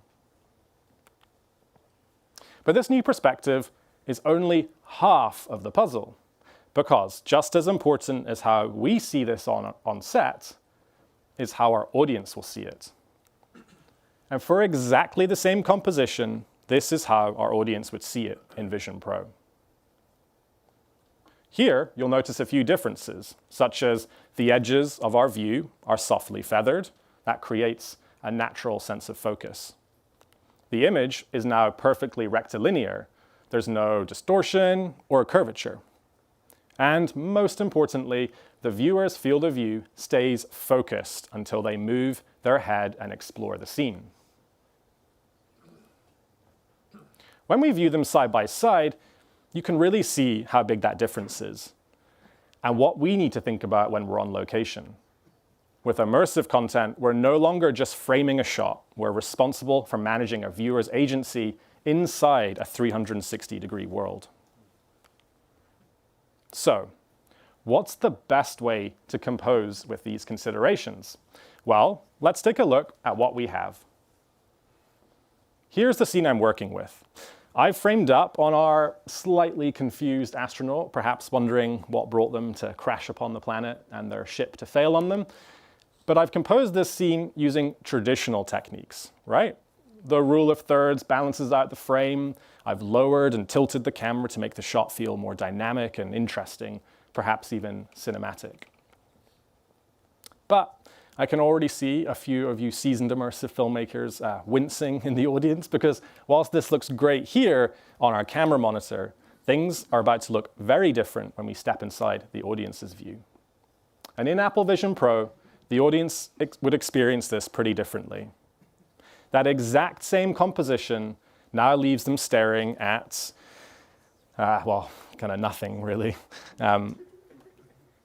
They're going to be unsure on perhaps where they're looking or even what they're looking at. And it could take several seconds for them to explore the scene and finally discover that focal point of the story. Those are seconds they're not going to be looking at our astronaut, the ship, or even thinking about the story I'm trying to tell. Combined with unnatural camera height and the tilt also, this could make for a pretty disorientating scene. So, how can we improve this? Well, first, we're going to want to be careful about relying on rectilinear framing techniques. That might be approaches like balancing the frame with weighting, or using overlay grids like the rule of thirds. Yes, even Fibonacci's golden ratio might not help you here. And inconsistent camera angles, they can feel pretty disorientating and disturb that sense of presence. With immersive cameras, we need to get comfortable with a different approach, one that's built around space, distance, and how people actually experience the world. So instead, I'm going to compose this shot using depth and dimension. By using distance and parallax, we can guide the audience's eye through the space instead of across a rectangle, and in the end, we can end up with results that still feel cinematic. Let's check it out. For this composition, I started by backing the camera away to create a stronger sense of depth. In the foreground, we've got this large rock. It relieves our eyes into the midground. And there you'll find our astronaut. In the background, we have a few cactus to anchor the environment. You'll also notice the horizon is now level, and that matches our audience's natural expectations. And the camera height aligns with the eye line of our astronaut, so we feel like we're present with them, like we're together in the same space. Now, this looks pretty flat on this screen here, but if I move the camera a little bit, you'll see that depth come to life. This setup lets us use stereoscopic depth to guide the viewer's eye right into the scene for Apple Vision Pro. And in Vision Pro, the audience's perspective finally feels right. We're immediately drawn into the space, and our attention goes exactly where it should. It's clear what's happening, and we can instantly feel present in the moment with our astronaut, just looking a little sorry for himself. And if we add a little simulated parallax to mimic the 3D effect of being in device, you can see how proximity of the rocks and the distant cacti naturally guide our eyes right towards the middle of the scene. Here, we're using depth itself as a compositional tool, but techniques like leading lines or concentric circles would equally have worked as well. Nice. So there's our first shot in the bag. And at least when we do this for real, I hope, I'll know exactly what I'm doing, and hopefully that will make some producers happy. But for your own spatial and immersive projects, think about how strong composition can help build a true high fidelity of presence, one that draws your audience in and keeps them there. And as you do, remember, watch out for rectilinear traditional techniques like rule of thirds, camera tilt. Instead, adapt your approach for immersive capture and prioritize depth and layers. And lastly, always consider the perspective of the audience. The only people who will see your film as a fisheye on a flat review monitor is you and your team. And if you're looking for some great examples of this high fidelity of presence, I'd recommend checking out Wildlife, especially the elephants episode. It's a beautiful example of presence that creates empathy and emotion. And for spatial video, the Artrex winter climbing clips are very powerful. They're high presence, and they also play with verite capture techniques, so they're pretty authentic. And speaking of authenticity, our next foundation is authenticity. So let's look at it. With spatial video and Apple Immersive Video, we now have the opportunity to present stories with unprecedented amounts of authenticity. We can achieve that because, as we've just explored, we're now capturing depth and scale. And in the case of Apple Immersive Video, we're also capturing lifelike acuity. So whether your story is scripted, a live performance, or perhaps a documentary moment, in Vision Pro, you're going to sense a subject as if you're meeting them in person, surrounded by a full 180-degree scene, complete with all the tiny details that make it real. And this opens up pretty new, exciting opportunities, like presenting non-scripted moments, just like here in ice diving as part of adventure. Through Ant's body language alone, we can sense the genuine pressure of the moments before his world record dive. There's no editorialization needed. And when he begins that dive, there is no question about the scale of what he's undertaking. As we swim with him, we can perceive the scale and distance of that world record being set before our own eyes. Authenticity in immersive formats gives us the opportunity to tell powerful stories that now feel true to life. But to make sure we don't trip up on using this power, there are some things we'll want to consider carefully. One thing in particular, and that's creative motivation. So let's look at what that means in practical terms. It appears our astronaut is getting to work on some repairs on their spacecraft. So let's plan the next shot. And this is what I'm thinking. With this shot, we can see the nose cone of the spaceship open, and our astronaut is busy with their computer console. We're going to be able to follow the entire repair process perfectly, and I think the audience are going to love it. But there's an important consideration, right? We can see everything. When we look at this audience's perspective, we can see everything inside the spacecraft, even the buttons, the wiring, every tiny detail. And if my motivation is to make this a realistic moment, then our astronaut can't fake it. They're going to have to actually perform a real repair. They're going to need the right tools. They're going to need to move those tools correctly, perhaps remove some wiring, reconnect intergalactic capacitors. Wow, suddenly it's all becoming very real, and getting some creative license here is a little harder to find. With the power of authenticity, it's important to recognize how artifice can sometimes undermine both your story and the immersive experience. Now, considering artifice isn't new in filmmaking, but to the degree that we have to consider it in immersive, it absolutely is. Like we've just discussed, it's now possible to see even the tiniest details, like the subtle twitch of a contributor's body language that perhaps tells the audience that they're nervous in front of the camera.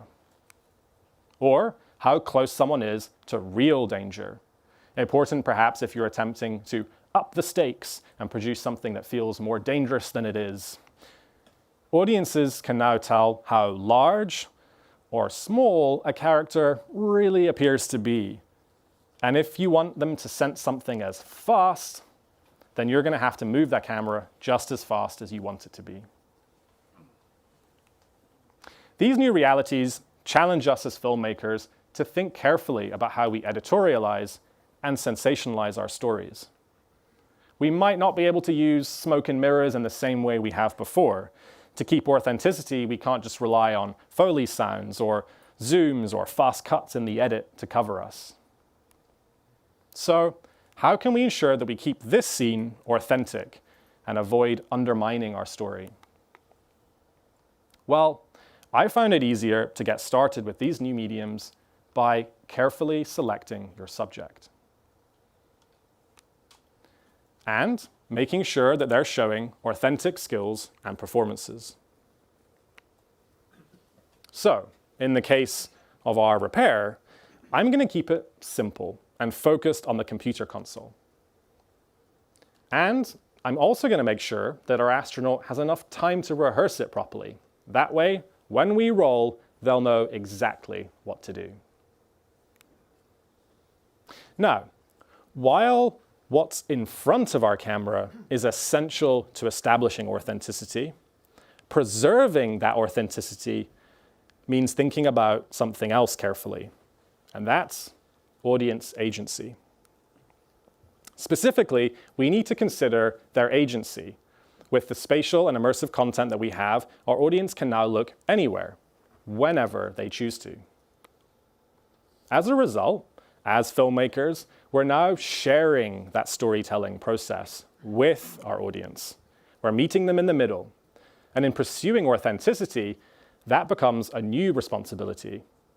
And it's one I'm going to try keep front of mind as we shape our next scene. I want to surprise both our astronaut and our audience with the arrival of this slightly curious-looking creature. But in practical terms, how will this affect our audience's agency and my ability to keep that sense of surprise? I want our alien to pop up from the rock behind there on the right-hand side, just enough to give our astronaut a little fright. Now, in traditional filmmaking, it might make sense for me to exaggerate this in the moment with something like a quick pan, like this. That way, we can show the audience what's really happening, and maybe give them a little fright as well.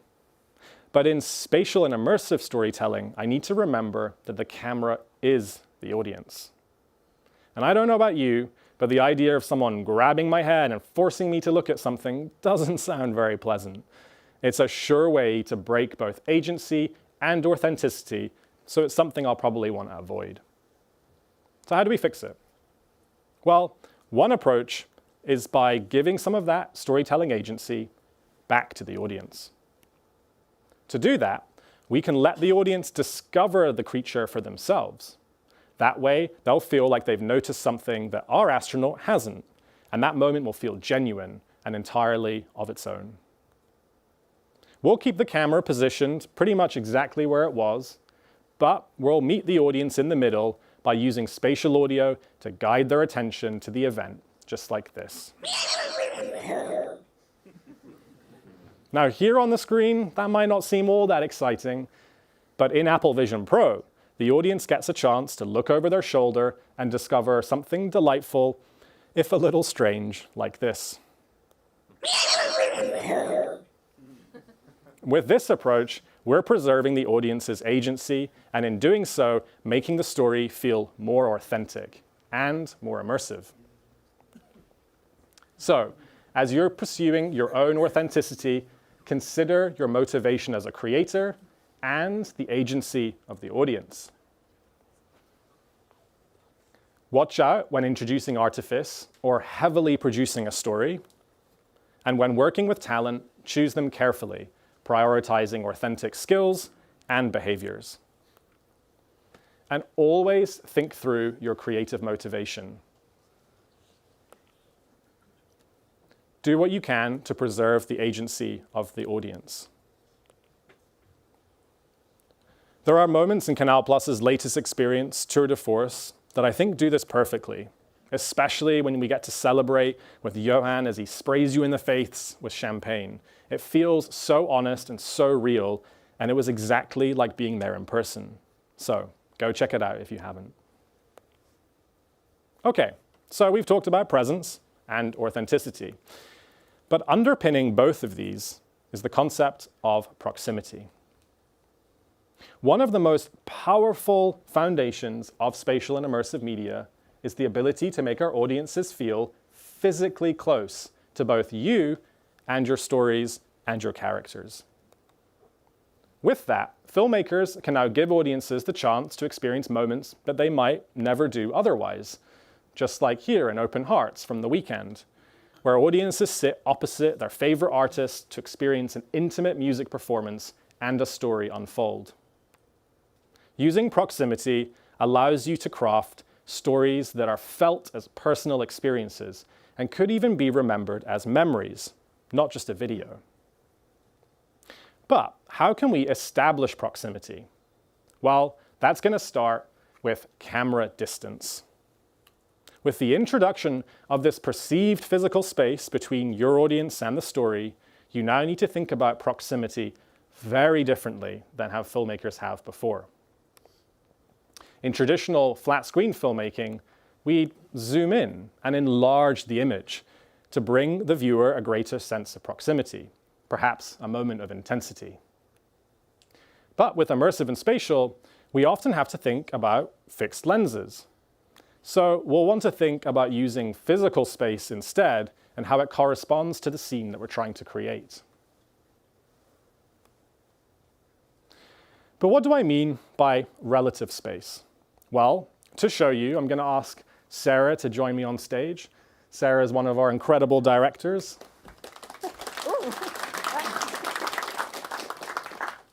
In our day-to-day lives, we're all used to different kinds of space and the proximity that comes with them. Right now, Sarah and I are about 25 feet apart, and that's a familiar space for public space, like an airport. Here, Sarah and I could walk past each other, and we might not even notice one another. If Sarah and I step in a little bit closer together, let's say to around 12 feet, we'd be in what many people would call professional space. Here, we'd likely know each other's names, but we might not be ready to invite each other to our birthday parties. Sorry, Sarah. That's all right. Then, if we come even closer together, perhaps to around 6 feet, this is likely to be a private space. Let's say it's a friend's house where Sarah and I can be comfortable in each other's spaces. And finally, if Sarah and I step even closer together, let's say less than an arm's reach, this is what we would call personal space. And this is the type of proximity that we usually reserve for our close friends and our loved ones. Now, Sarah and I, we've been on a few intense shoots together, so we're pretty comfortable in this space. But if we hadn't met before, this would be pretty uncomfortable, to say the least. Thanks, Sarah. You're welcome. Thank you.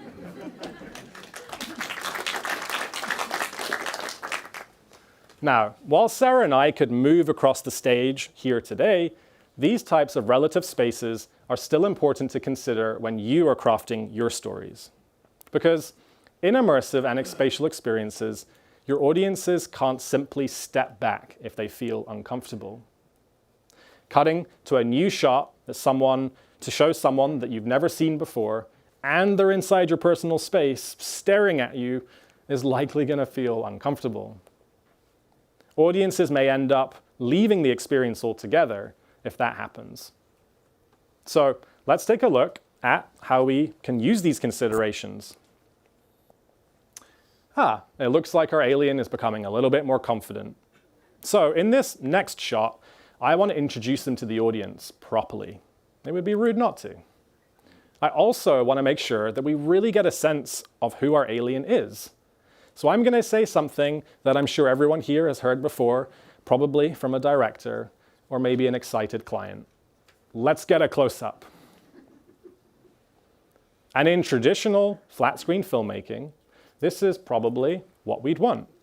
We can see the alien nice and big in frame and with a little bit of depth, separating them from the background. It's a great shot for introducing a character, and it also feels cinematic. But with an immersive camera, I'd have to think a little bit differently. If I try capturing the exact same perspective as this setup, I'd need to place the camera less than 3 feet from our alien. Now, that's well within an arm's reach and definitely inside our audience's personal space. And while that might look okay here on the screen, in Apple Vision Pro, it's a very different story. We are now way too close. And that's going to cause some technical problems like closed captions or even viewer comfort. But it would also cause issues from a story perspective. When presented like this, what was meant to be a cute and playful introduction to a character has now turned into something that looks more like a horror film. And whilst that might be exciting for the horror producers out there, that wasn't my motivation. So let's solve it. To establish a more suitable sense of proximity, we'll place the camera at about 6 feet. It's still plenty close, but now it's not in our personal space. And when I add a little camera movement, you can get a sense of that distance. In Apple Vision Pro, we can now get a sense of the real creature's size and their cuteness too. By keeping a little distance, I can save that feeling for intense proximity for later on, perhaps once the audience has got to know our creature a little bit better. Great. So there's no doubt that using proximity as a foundation in our stories can help surprise and delight audiences. But as you do, rethink what a close-up really means. Question your motivation and consider how it will make your audience feel. Apply proximity through camera distance, remembering the 4 Ps of space: public, professional, private, and personal. And finally, use moments of extreme proximity, that's closer than an arm's reach, to the camera, thoughtfully, and perhaps a little more sparingly. If you'd like to check out some of the incredible moments of proximity we have on platform, then Submerged on Apple TV would be a great place to start. And for spatial video, Red Bull Air Force's wingsuit is a powerful example. Now, proximity might seem like the most visceral foundation you can use in immersive storytelling. But to close out today, I'd like to discuss connection. Now, get your capes ready, because it comes with the most significant responsibilities. Spatial and immersive formats are often described as being able to transport people to new places. And while just showing someone a world can be impressive, you can also make the audience feel like they're more than just a fly on the wall. You can now make them feel like they're sharing a space and sharing a moment. The orangutans episode of Wildlife does this beautifully. You get an experience of the world with these playful young orangutans as they grow up, preparing for a life in the wild. But at the same time, there are these incredible moments where just a single stare creates a connection that feels almost human. In these moments, the power of connection can give your audience an experience that feels deeply intimate and personal, something no other medium can quite match. But as creators, how can we establish connection? Well, like we've just seen, a great place to start experimenting is with eye contact. But there's another technique I've seen creators get very excited to try, almost right away. Any guesses? It's movement. Okay, out of curiosity, pop up your hand if you've ever tried moving an immersive or a spatial camera. Pretty much everyone. That's awesome. I've often seen teams at Apple and independent creators I've worked with use movement not just to increase production value, but also to deepen the audience's connection to the story. As long as both you and your story are grounded in clear creative communication, connection through movement is incredibly powerful. But as you've probably guessed, it also comes with a responsibility, and that's motion comfort. Now, it's worth noting that motion comfort has long been a consideration for folks working in giant screen and IMAX. But with spatial and especially immersive 180 and 360 formats, you are now responsible for the audience's entire field of view. And while that presents a unique frame for storytelling, it's also a huge responsibility. That means if your camera is slung out over a 3,000-foot cliff and it happens to wobble a little bit, your audience are going to feel that exact wobble too. Now, there's someone I'd love you to meet. I'm going to invite Igor to join us on stage and share a little bit more about the research he and his team have been leading into motion comfort for immersive media experiences. Igor.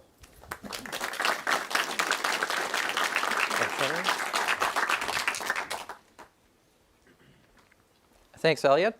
Hi, I'm Igor. I'm a research scientist at Apple.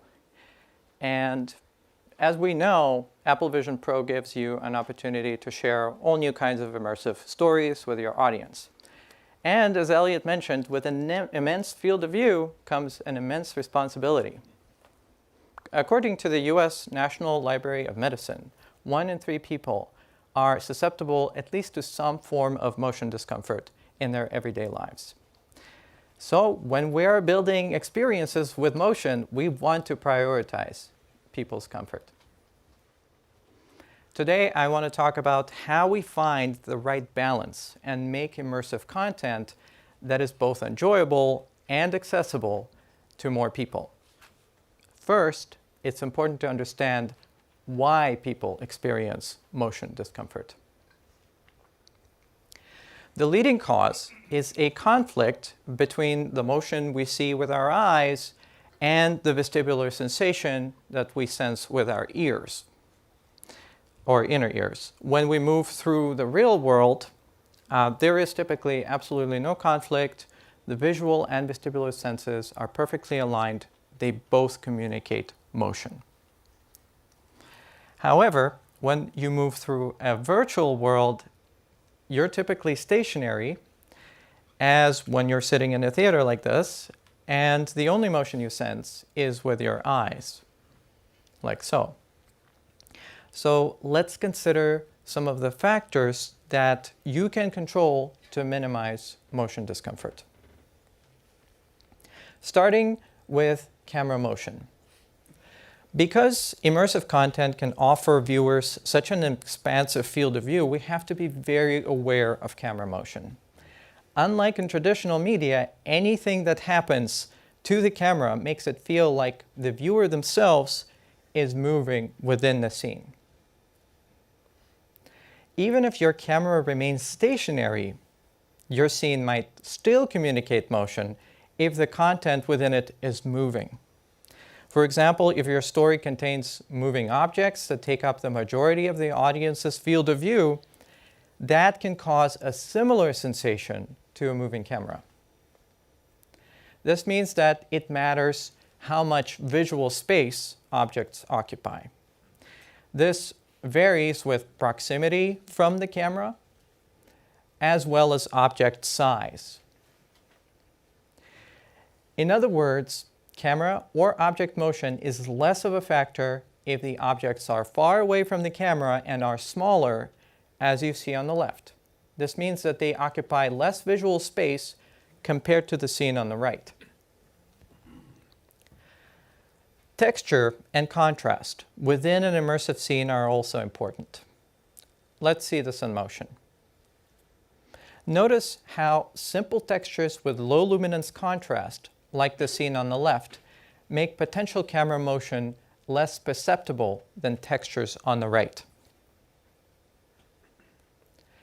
We call the combination of these 4 factors motion intensity. And there are other factors that also warrant mention, like camera orientation. It's best if the camera is aligned with the horizon, as we know. Motion predictability also matters. Motions that the users can anticipate are generally more comfortable. And finally, scene cuts. It's best when the scene cuts don't have sudden changes in object proximity or camera angles. And that is to avoid disorienting the viewer. Back to motion intensity.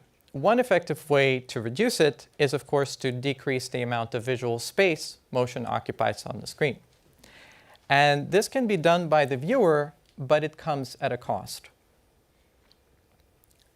One of the features motion-sensitive people can use is a detect high motion setting.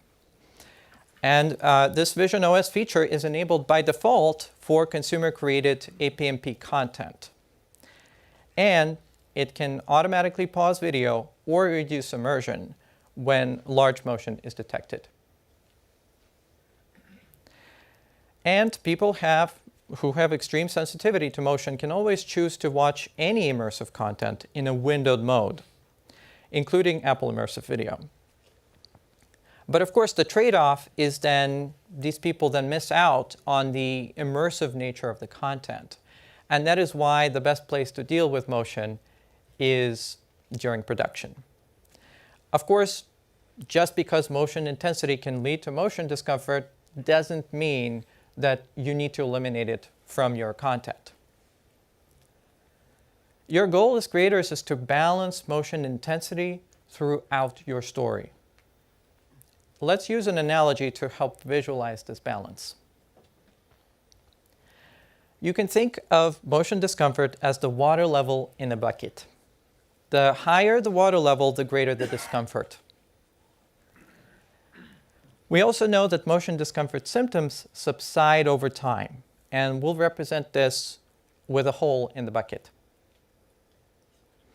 For example, when there is no camera motion, the faucet is closed and there is no water in the bucket, so no discomfort. Importantly, even if there is motion, as long as the motion intensity is within certain limits, the leak should be able to keep up with the flow, preventing a buildup of discomfort. But when the motion intensity is high, the faucet is wide open and the bucket is filled rapidly.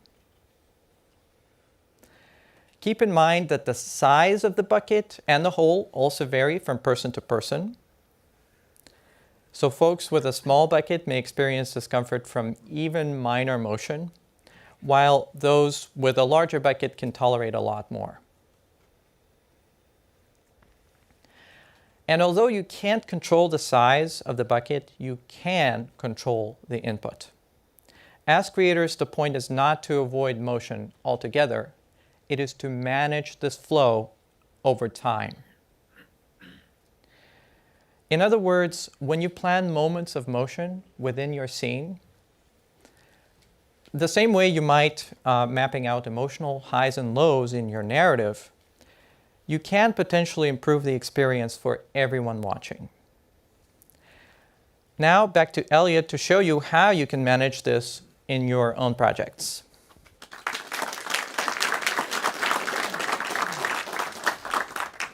Thanks, Igor. It's pretty exciting, I think, to see some tangible research being applied to this topic. We all know how much it can spark plenty of subjective debate amongst us filmmakers as we make our projects. So let's see how we can apply some of these learnings to my short film by adapting our capture for better motion comfort. Aha, it looks like our astronaut is making some speedy repairs and is already off to another planet. So hopefully it wasn't our creepy alien that scared him off. But for the final shot of this scene, let's take a look at how I can plan camera movement to follow the ship. I want the audience to feel connected, like they're right there with the astronaut taking this next step on the journey. First, I'll want to make sure that I'm not moving on too many axes. If I do a simple dolly push, for example, moving towards the ship, that's one axis, like this. We could move on two axes, right? If we did a dolly in and a jib up, like this. Or if we had a really strong creative motivation, we could dolly in, jib up, and tilt the camera all at the same time, like this. But in the case of this scene, I'm going to keep it simple, just two axes. Next, I'm going to want to think about the speed of the movement. As Igor explained, broadly, the faster the camera moves, the more discomfort our audience will feel. So, moving the camera quickly towards the ship might feel a little bit less comfortable and less accessible than a slower, more deliberate move like this. However, as we just heard, speed is also closely tied to the camera's proximity to objects in the environment. For example, if we move the camera very slowly but keep it close to the ground like this, we get a huge amount of detail and a strong sense of motion intensity. Moving slowly this close to the ground might actually feel more uncomfortable than a faster camera move from a higher increased height. So for now, I'm going to keep the camera higher up and at the same altitude as our ship. Right, so we pull that all together and let's see what we have. We lift up, we gradually start our 2-axis move, and our ship flies off into the distance. And I really hope there's going to be some budget for sound design. Okay, so I've got my considerations for when we shoot, but what else can I do to make sure this is going to be comfortable for everyone watching in Vision Pro? I want them to love it. And while with all shoots, things don't always go to plan, and that's totally okay, because that's what post-production is for.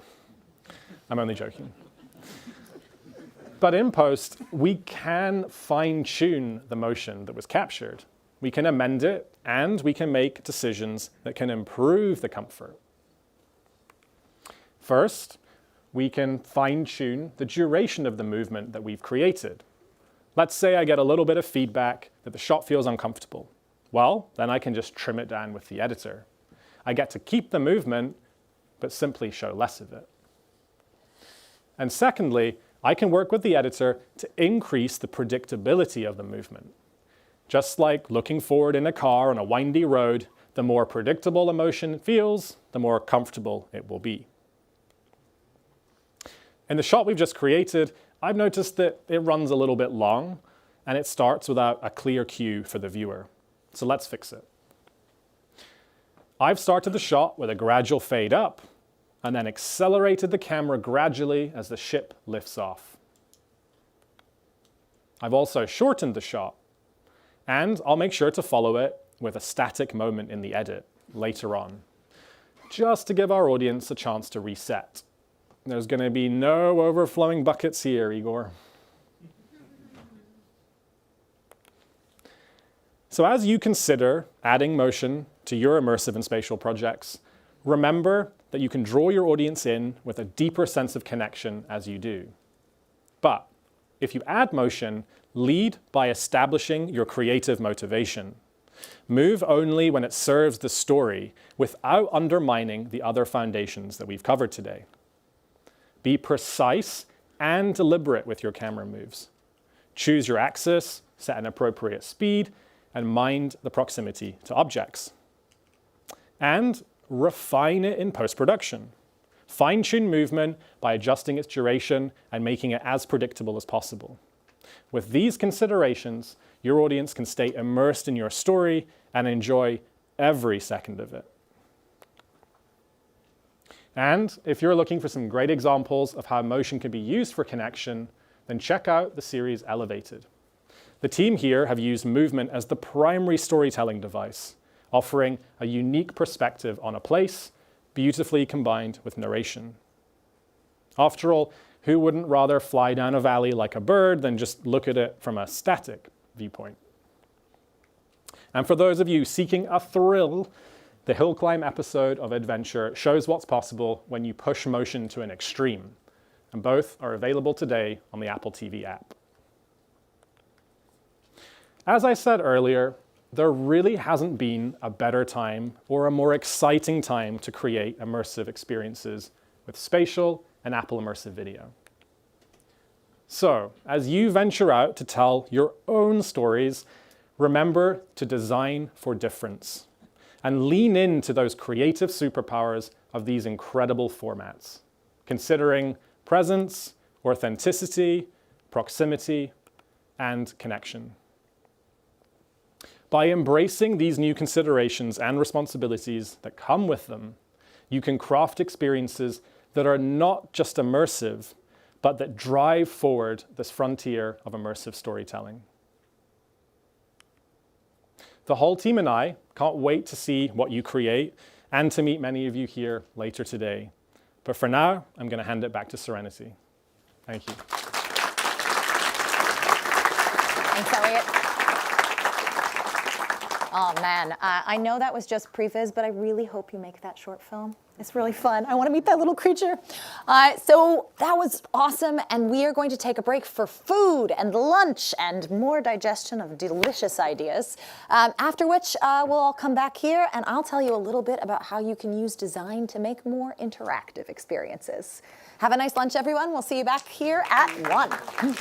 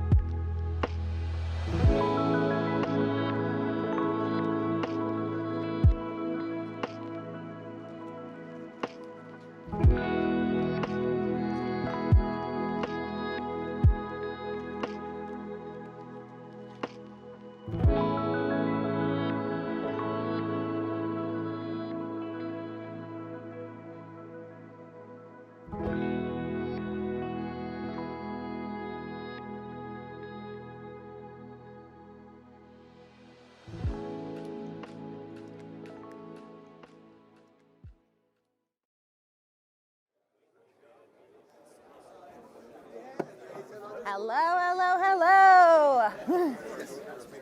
Welcome back from lunch, everybody. Hope folks got themselves fed, chatted with some nice humans that you may or may not have known before, and for you online, no matter what time it is, I'm very glad you're joining us. So we're back, and we're back to talk about one of my personal favorite topics, which is designing immersive and interactive experiences. The excitement about the story, it's a new medium, right? And that means you've got new opportunities to impact your audience. Now, speaking of new mediums and impacts, one of my favorite and kind of apocryphal stories comes from the early days of filmmaking. You might have heard of these folks, the Lumiere brothers, right? They were some of the first to experiment with making movies. And one of their first films was this one, Arrival of a Train at La Ciotat. It's about 50 seconds long, and so the story goes. When it premiered, audiences were so frightened by the train coming towards them that they ran out of the theater in droves. If you're in the media, you probably know this story, and you also probably know it's not quite accurate. Well, it's a fun idea that a piece so moved people that they fled their seats for fear of a runaway train. I actually like the real reports from those early viewers even more. Listen to this. The locomotive appears small at first, then immense, as if it were going to crush the audience. One has the impression of depth and relief, even though it is a single image that unfolds before our eyes. You'd think you were there. Now this is a quote from Félix Renaud, one of the first viewers of this piece. And it's clear he wasn't scared, some wordplay about crushing the audience aside. He was captivated. And I think that's what we're all chasing as storytellers, that moment where the audience dives in. Now earlier, Elliot spoke about how you can create immersive video that captivates your audience. But keeping them connected if your story goes beyond this frame, well, that's what we're here to talk about today. So I'm going to share some best practices and some design fundamentals for when you're making media apps, games, and experiences for visionOS. We'll start with talking about immersion, then explore how you can add interaction to your stories. And I'm excited to share that we'll have a special guest speaking about their studio and how they're using immersion and interaction, so stay tuned for that. Then we'll take a look at how to craft great spatial interfaces that enhance your content rather than distracting from it, and find out how to make our environments and experiences come alive with sound. For all of these, I'm going to have some examples of some of the great apps already available and on this platform to help get you started. All right, let's dive in. So immersion. As I mentioned this morning, creators can make experiences for this platform that start at any level of immersion. And they can also change that immersion for their experiences throughout. And this means that immersion is not just a setting. Immersion's a tool. Now, we're no stranger to storytelling tools if we're filmmakers or artists or designers. If I'm shooting content on iPhone with an app like Kino, for example, I can frame my subjects, zoom in for emphasis, and I can even change focus if I want to help tell a story. But these tools aren't designed for making apps, especially on a spatial platform. Because when you're designing for visionOS, your content's frame is potentially your viewer's entire field of view. They see the world in front of them by default, and also they get to control what they look at. That's fundamentally different because it would feel wrong to a viewer if a visionOS suddenly zoomed in on something, right? Or worse, change the viewer's pass-through to emphasize something in your app. We take away our audience's agency if we did this and alienate them.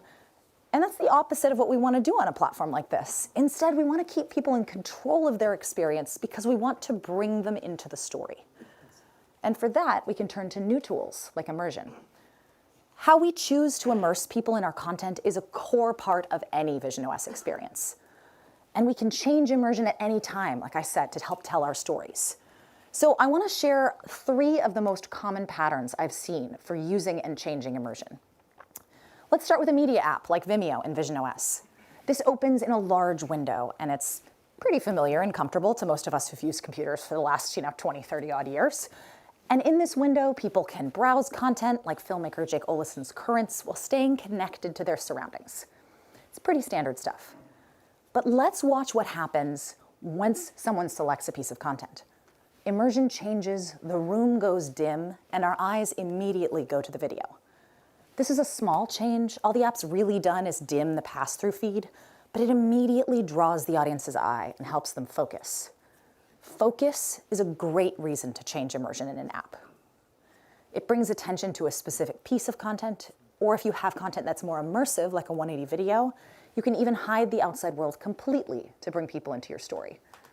And this pattern can also apply really well to immersive and interactive work. Let's take a look at Targo's immersive World War II documentary, D-Day. During the experience, if you haven't tried it already, we follow a woman learning about her father's time as a camera soldier in World War II. We'll check out a clip from the experience. The documentary starts with stereoscopic video played back in a window, but when the woman discovers a box of her father's World War II artifacts, the audience gets to explore these too. The scene transitions into a fully immersive darkroom with the objects in front of the audience. And here, people can examine the artifacts of the past without the present coming back in. And they get to learn more about the man behind them. And when this moment finishes, the app seamlessly returns the audience to the documentary footage and their surroundings. This is a great example of using immersion to help someone focus on a moment and further bring them into your story at the same time. Now, you might also want to change immersion to transport somebody. This can bring your world to the audience and really immerse them in your content. Rewild, an interactive documentary from Foria, does this really well. Like D-Day, Rewild starts simple. Video playback above a model of Earth to help people learn about our changing ecology. But as the documentary progresses and the viewer dives into this underwater world, the world starts to come in to us. What I love about this example is how well it brings the world to the audience. And it's subtle. The audience never leaves their own room, and Foria doesn't try and turn the entire room into an ocean, right?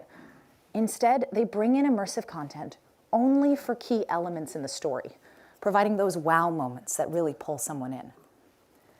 You can use any level of immersion to provide this sort of transportation, but I particularly love that Foria chose to blend their content with the audience's surroundings. And that's because the message of this documentary, it's about our stewardship of the planet. So it makes sense that the audience is living in the audience's, or that content's living in the audience's room. It's making them part of the bigger picture. Now, experiences can also use higher levels of immersion to fully transport people where appropriate. For instance, an app like Explore POV uses 180 video and also Apple Immersive video to bring people to entirely new places. And you've also got apps like Disney+, which use full immersion to put audiences in the worlds of their stories while they watch content, like the Containment Room from FX's Alien Earth. Focus and transportation, they're the most common reasons for media apps to change immersion levels. But there's one more. It's the trickiest, but it can be incredibly effective when it's used appropriately. And that's narrative. Now, immersing someone for narrative reasons, it's going to look very different depending on the experience and the app that you're making. But there are a few patterns I've seen in apps that do this well.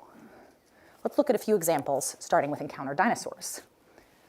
Here, the audience comes face to face with prehistoric creatures. Once we press start, they encounter their first one, a small butterfly. This is a creature that doesn't feel terribly out of place in a real room, as it eases people into the interaction and the experience. And when the butterfly leaves, it creates a portal, or a doorway, for people to meet some of the other creatures of that period. And the audience, they're now ready for that next prehistoric encounter. The pacing here is really great, and it helps bring people into the story. It starts in someone's surroundings to set the stage, then slowly builds up to bigger moments. And while you can change immersion more abruptly if you want to provide shock value, an app that starts with you meeting a giant carnivore is going to provide a very different and visceral opening experience. You might lose people right off the bat if your Rajasaurus is not an idea of a warm welcome. So the more you can build trust with your audience early on in the experience and build up to big moments, the more you can do with immersion in your story. To show you what I mean, let's return to D-Day, the World War II documentary I mentioned earlier. I love that this experience increases immersion for the audience whenever the protagonist immerses herself in her father's history. We already saw this at work earlier when exploring those artifacts, but it happens at other moments in the story too. When she travels to Normandy, the film frame changes to an immersive 180-degree video. And when the audience sees her father's footage from Normandy for the first time, they're placed behind the lens. But it's this next moment that really gets me. The audience sees photographs from the battle site. The frame briefly blinks. And then the scene is suddenly real in 3D around them. Now, on paper, this is a huge jump in immersion, right? But because the documentary has been building to this, it earns that crucial moment. We have the context. The audience understands where we are, where we're going to be, what we're doing. All of these things we understand, and it's a perfect example of what you can do with the power of immersion and narrative. Now, as you start to think about how you can use immersion in your experiences, whether it's to help audiences focus on content, transport them, or bring people into your narrative, there are a few best practices that you should keep in mind. No matter where you plan to go in your media experience, it's really helpful to start with the familiar. In media apps, people like to navigate content libraries and windows, and they also like to stay connected to their surroundings whenever possible. It's worth starting there, even if you plan to move to a more immersive viewing area later. In interactive experiences, this is even more important because this is still a newer medium for storytelling. Familiar UI helps ground people before you take them into the unknown. Now, with someone's entire field of view at your disposal, it is tempting to try and design the entire frame, but try and keep your experiences focused. Too many bells and whistles can distract people from the core of your content, the story. Here are a few examples of how to do that well. Media apps, when switching between browsing and playback, will hide the browsing window when playback starts to help people focus. Experiences with more immersive content, like Rewild here, place all these things in front of the audience, so they're not searching for the story. And environments that sit alongside content, like FX's containment room from Alien Earth, have different animations, sounds, and lighting, depending on whether you're browsing media or watching it. When you decide to change immersion, smooth transitions make all the difference in keeping people connected to your content. In a media experience, you might use a slow fade when you're dimming or tinting pass-through to match content, or combine movement and a portal opening when you want to take someone into a fully immersive viewing environment. And you can get a little bit more experimental with interactive experiences, like the butterfly and encounter dinosaurs flying back to open a portal. You can even add animations, like this sample we made from a few years ago, Botanist. This little robot companion literally leaps from the tabletop into someone's surroundings to tend their virtual garden. Now, I do want to close this section with a few words of advice on bigger looking animations like this. If you're going to use them, make sure you ground your virtual content in reality in some way so it feels real. Let's watch this robot again. As he lands on the real floor, see how he reacts from the landing? We see physics at work, and he instantly feels more real to us. It's also helpful to keep the majority of the room or environment visible and unmoving during the animation for motion comfort. To show you what I mean, let's isolate the animation in this scene. So here's our little robot. Despite how big this looked in the previous clip, as we play it, you can actually see that it takes up a very small part of someone's field of view. While they can move and they can have big actions to follow the scene, the animation itself is small and compact. And everything else in the virtual scene remains stationary, so people can stay comfortable and connected to their surroundings. You can do bigger immersion changes, like we saw with D-Day. And this is where prototyping, testing, and testing again becomes crucial. Let's look at an example from the spatial puzzle game Black Box. There are lots of moments where Black Box plays with immersion, but my favorite one asks players to physically lift their hands up and rip the existing world apart. If you haven't tried this game yet, I can confirm this works, and it feels wild. But it works, honestly, because it's driven by a gesture. Even though this changes someone's entire field of view, because they're driving the action, they feel in control. Let's imagine this same moment without that gesture. You're sitting in your surroundings, you're playing a game, when suddenly a rip in space sucks you into a new environment without warning. This action is technically immersing you in content fully, yeah, but it actually breaks the feeling of immersion entirely. Just like we talked about at the beginning of this section, if you take away your audience's agency, they get yanked out of your story just when you're trying to draw them in. And as cool as something like this might sound in your head, you have to think about how you can take care of your audience. Immersion is a powerful tool for media experiences, but we have a responsibility as storytellers to consider the audience experience whenever we use it. Now remember, this is still a new platform. Your app might be the first thing someone sees on visionOS and the first thing they try. So it's important to make sure that that experience is a great one. Of course, immersion is not the only tool at our disposal. Your visionOS experiences can add interaction and give audiences the chance to be part of the story in a way that they just can't with traditional media. And that's because even minor interactions on a spatial platform, they matter. Let's take Haleakala. I want you all to go ahead and look at this. This is an environment built into visionOS that people can view on its own or pair with background content. Now, it's a beautiful vista. It's really nice, good to sound. It's just good to just like listen to it. But I got a question for folks in the room. Would you call this interactive? No? I would. Now, it's not a big interaction. It's passive for sure. And it's more of what I'd call a lean back experience. There's not a lot to do. But because a spatial platform like visionOS can target the audience's field of view, it's always interactive for them in some way. The viewer has agency to look around, listen to the world, and enter or exit the experience. These are all verbs that the audience is doing. We're interacting here. Now, this kind of interaction, it's not going to change the world of the story, right? If I stare at this rock, it's not going to suddenly sprout eyes and run away from me. But this world still might affect me. It might make me calmer or transport me. And even passive interaction like this can be a compelling experience for people, especially if you already have great content like this virtual environment. That said, there's so much more you can do with visionOS. We already saw how D-Day offers limited but meaningful pieces of interaction taking place at key moments in the story.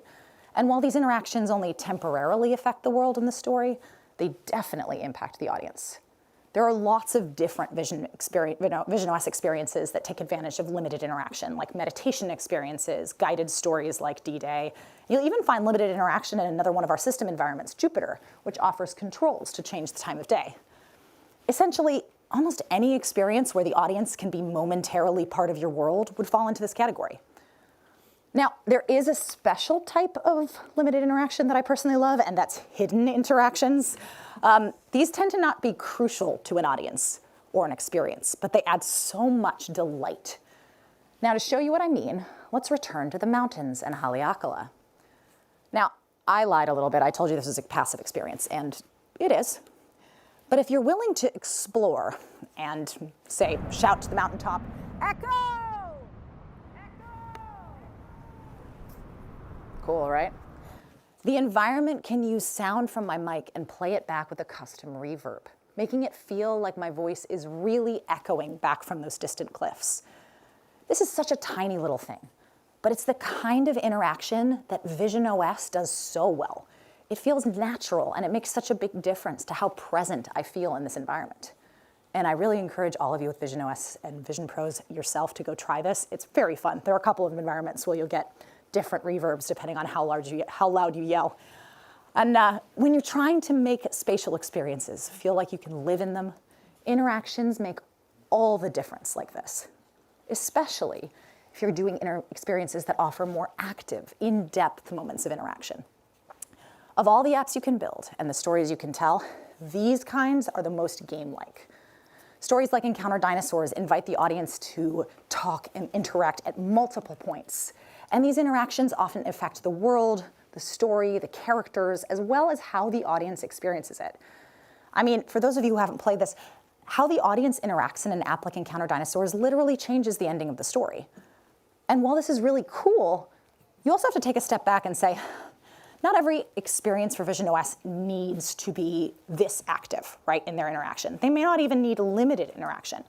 So when you're thinking about your stories, the first question you should always ask yourself is when and why you should add interactions. When I meet with people about their visionOS projects and we talk design, I have a few questions about their interactions I like to ask to help dig into this. First, is this interactive moment meaningful? Or is it more of a distraction to your audience? Is it helping make them part of the experience? Does interacting reveal a hidden element of the story, something I wouldn't be able to learn just from looking around watching a video, or reading a page? And lastly, does this moment progress your story, or does it distract from it?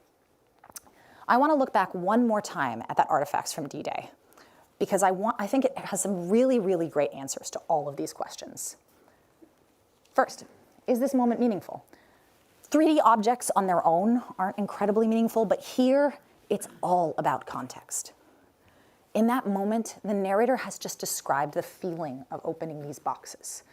And when the audience transitions from that video to interaction, they take the narrator's place.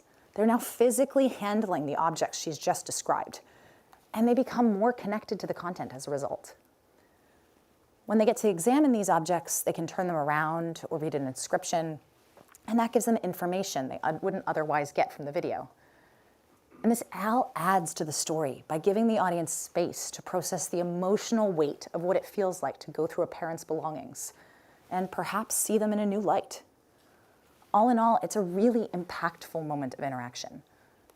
Now, while D-Day has great answers for all of these, your interactive moments don't have to check off every box here.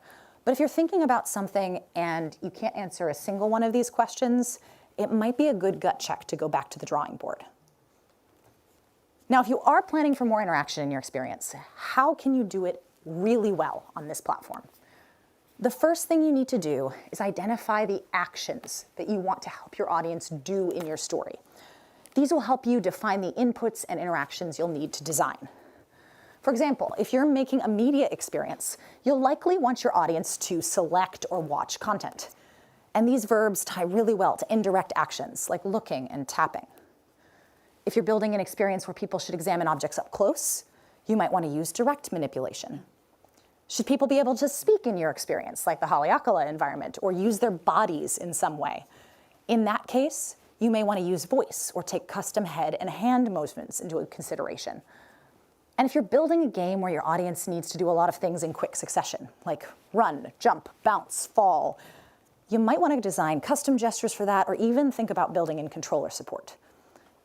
Because you're asking more from your audience when they interact, it's important to make these moments comfortable for people. Most people are going to use Vision Pro while seated, and they expect content to be positioned at the right height in front of them, centered in their field of view. You also have to think about the proximity of this content.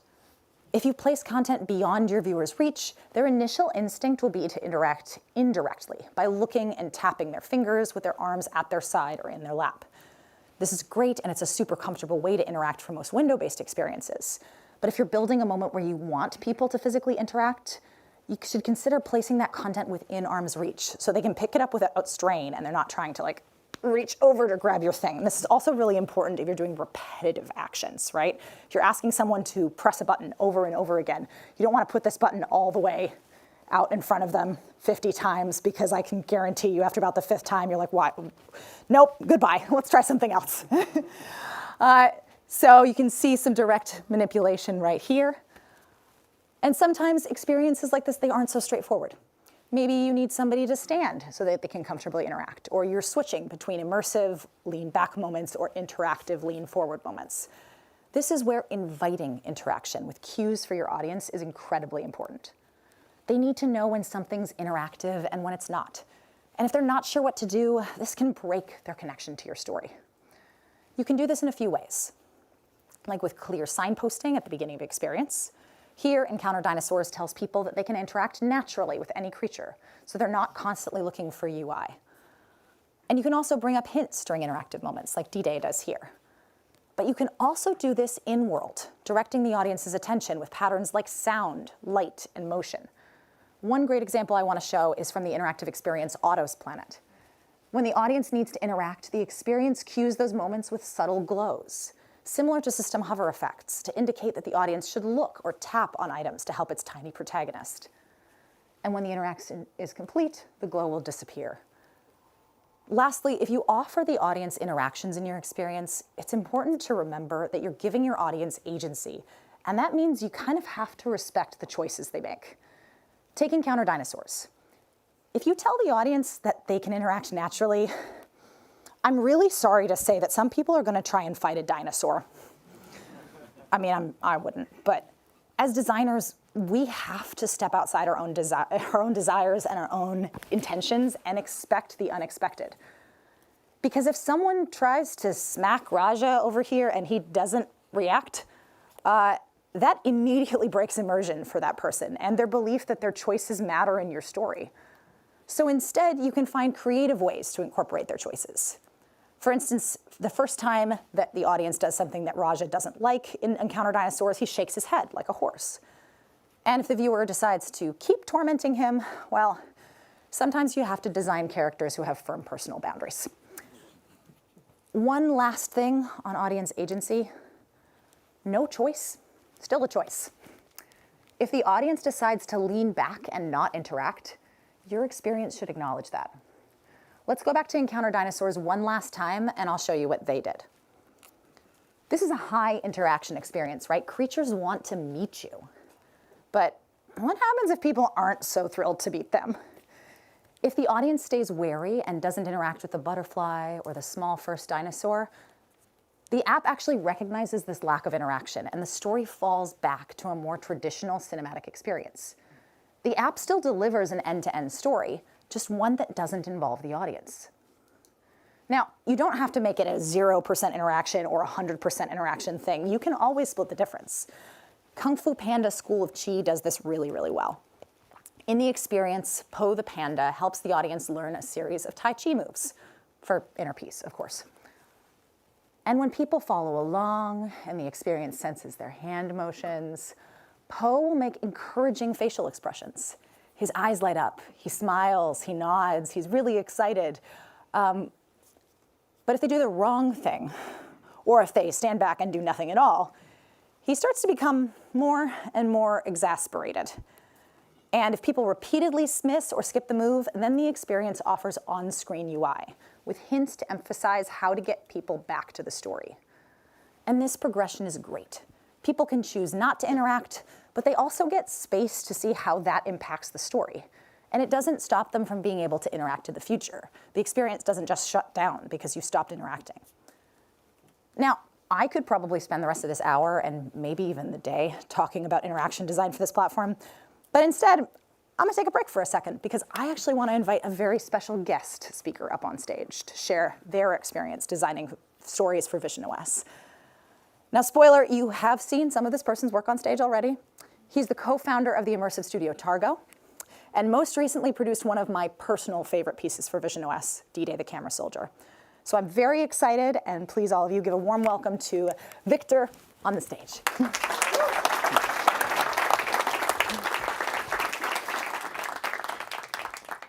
Hello, everyone. First of all, thank you, Serenity, thank you, Elliot, and thank you, everyone at Apple, for holding this event. It's truly incredible to see the entire community, the immersive community here, and I'm thrilled to be presenting. So my name is Victor Agulon, and I'm the co-founder of Targo. Today, I'm here to talk about crafting interactive and immersive stories for Vision Pro. But before, I'd like to start with a quick word of introduction on what we do at Targo. At Targo, we believe in the power of immersive technologies to connect with the real world. From the very beginning, we fell in love with the sensation of presence. We love the feeling of being there, of meeting real people, of exploring real places, of being inside real stories. Targo, we're an immersive documentary studio. We create original immersive experiences for mainstream audiences. I co-founded this company 8 years ago with Chloé Rochereuil, the immersive director of our films. Our team handles everything in-house, from concept to post-production, and we're constantly pushing the boundaries of immersive storytelling, both narratively and technically. Over the last 8 years, we have published dozens of documentaries, a series on women chefs in gastronomy, true crime investigations, historical experiences that take you back in time. And we leverage all technologies: immersive video, 3D modeling, 3D real-time environments. We always start with the story, and then we choose the right technology. But today, I'm here to share learnings about an experience that we created and designed specifically for Vision Pro called D-Day the Camera Soldier. It is a 20-minute documentary that we produced in collaboration with Time Studios. We released it last May, and it's now available on the App Store. The documentary tells the story of Jennifer Taylor. She's the daughter of the World War II soldier Richard Taylor. For most of her life, she knew very little about what her father had done in the war. She knew that he'd been a soldier, she knew that he'd been a photographer, but he never spoke about what he'd seen. Until one day, she received a message from a historian, and he shares photos and films that her father took on D-Day. When she discovered the footage, everything completely changes for her. For the first time, she understands what he went through. He was in the very first waves, he filmed everything, but he never spoke about it. His footage turns out to be the only existing film of the D-Day landings. And for Jennifer, it became the great way to connect with her father.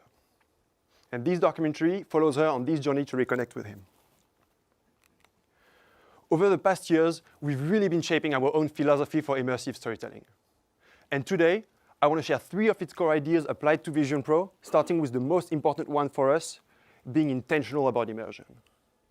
For every project, we always ask ourselves this very simple question that we've heard before: why does this story need to be immersive?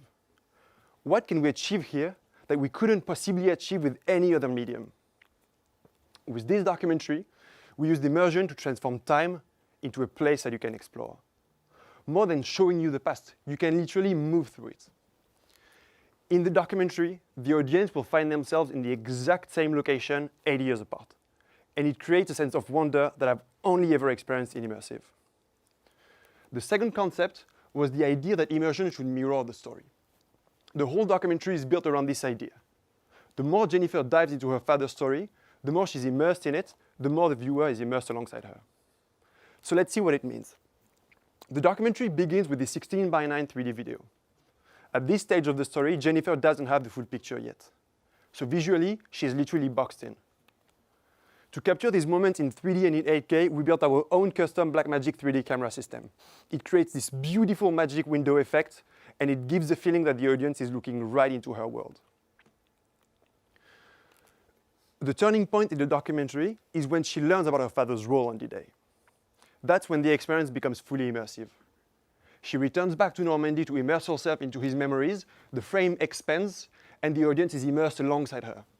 They are now part of the story with this beautiful, crisp, immersive video. For us, immersive video is the most powerful way to capture the authenticity of a moment. It's the closest you'll ever get to meeting a person in real life, especially with the new Blackmagic Assassin immersive camera. But crafting meaning through a 180 lens is a real art. Finding the right framing, the geometry, the perspective, the distance, it's all very subtle. For us, the craft of immersive video is about mastering that feeling of belonging to a moment. The final step of immersion in the documentary is about bringing the audience back in time. At one point, she returns exactly to the spot where her father landed on Omaha Beach. She closes her eyes to remember the D-Day, and the audience will be transported back to 1944 on the day of the landings.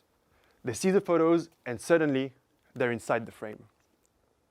They're in the exact moment the photo was taken, with incredibly immersive sound design. You really have to picture an immersive and interactive 3D bullet time of iconic D-Day moments. And this actually builds on top of our immersive video capture, because the scenes here are fully built in 3D, from the ground up. The audience can literally move inside of them. This is a craft that we've developed at Targo over the years that truly brings the past back to life. For us, it is the ultimate immersion. And this is how, by being intentional with immersion, we can truly serve the story. But immersion in the documentary or in any immersive experience doesn't come only from expanding your field of view. It also comes from bringing people closer to the story, physically, by letting them interact with it. For this experience, there are 2 rules that guided our interactive design.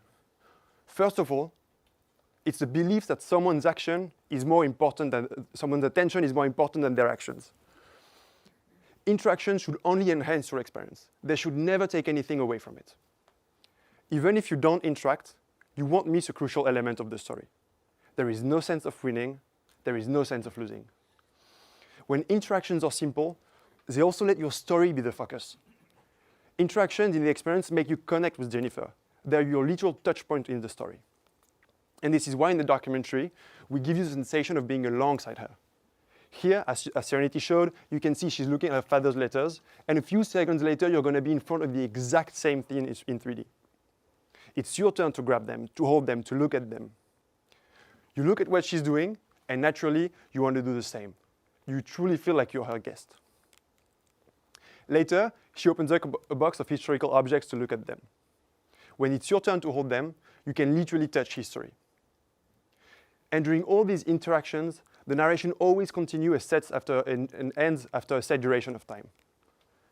It ensures that the story keeps on moving forward. But interactions don't always require the viewer's input. In the documentary, we wanted to convey the idea that we all live in a world that's been shaped by the day, that the legacy of the event still lives around all of us. We wanted to create a very personal experience with the events. So we decided to use the viewer's room as our canvas. We used Vision Pro to scan automatically the surroundings of the users, which gives us a 3D map of the room on which we could apply our effects.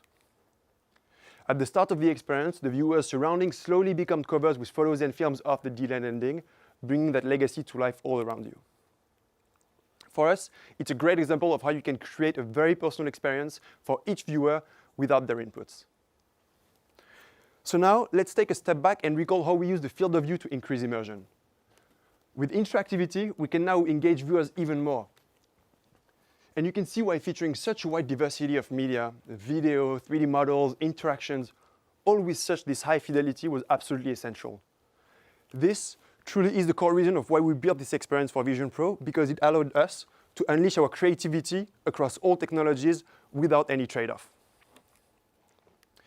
To bring together so many technologies into one single experience, we also created our custom system behind the scenes.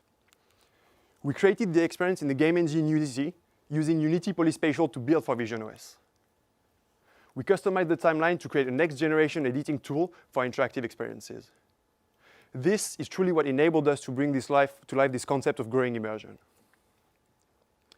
So now that we've seen how we can create highly differentiated experiences with interactions, I want to talk about how we can bridge the gap with what people already know and watch.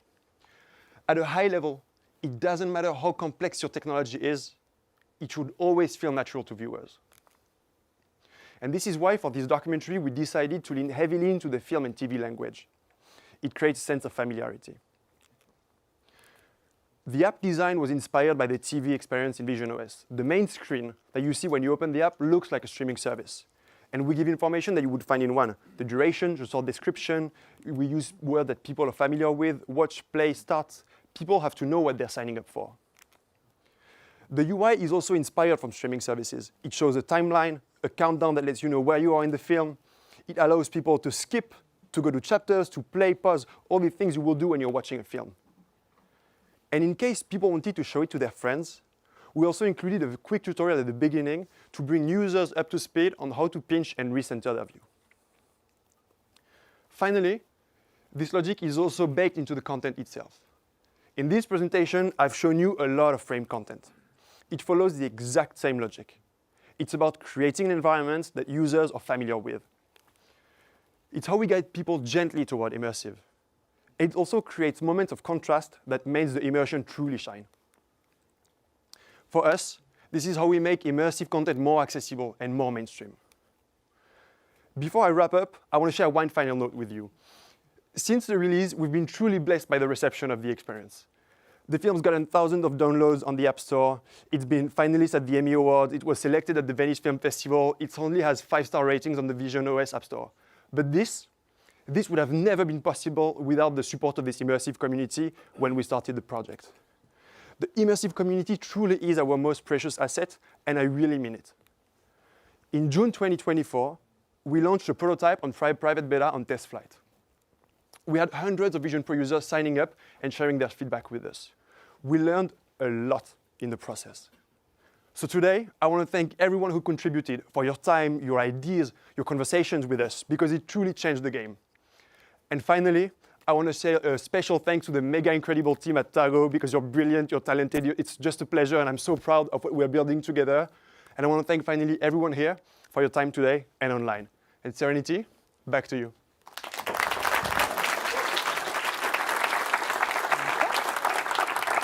Oh, man. I get a little touched listening to Victor talk about this. This community is really special. I love seeing the support that everybody's been giving to each other over the last year or so that this platform has been active, especially the immersive media creators. And I really, really love seeing the work that some of you have already put out and what else has come out so far. And I'm looking forward to hearing what else you folks have cooking up. Now, immersion and interaction on this platform, they get a lot of glory, and rightfully so. It's really, really cool what you can do. But great interfaces and laying out your content well in 3D space, this can also make all the difference between your audience diving into the details of your story or being yanked right out to the surface. So we're going to talk a little bit about those two areas. Now, interfaces, they are the backbone of your apps and experiences on this platform. They're used for navigation and hierarchy and to easily read about or find content.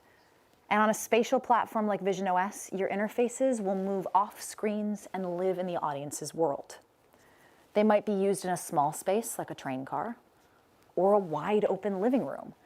And whether you've designed interfaces for years or you're learning design to support your immersive media content, there are some unique considerations for this platform. I'm going to highlight two areas today that I think are particularly relevant for media apps and experiences. Best practices for spatial placement of your content, as well as how to make your interfaces easy to use. Let's start with placement. Now, because visionOS is a spatial platform, you can take advantage of depth and people's surroundings in laying out your content.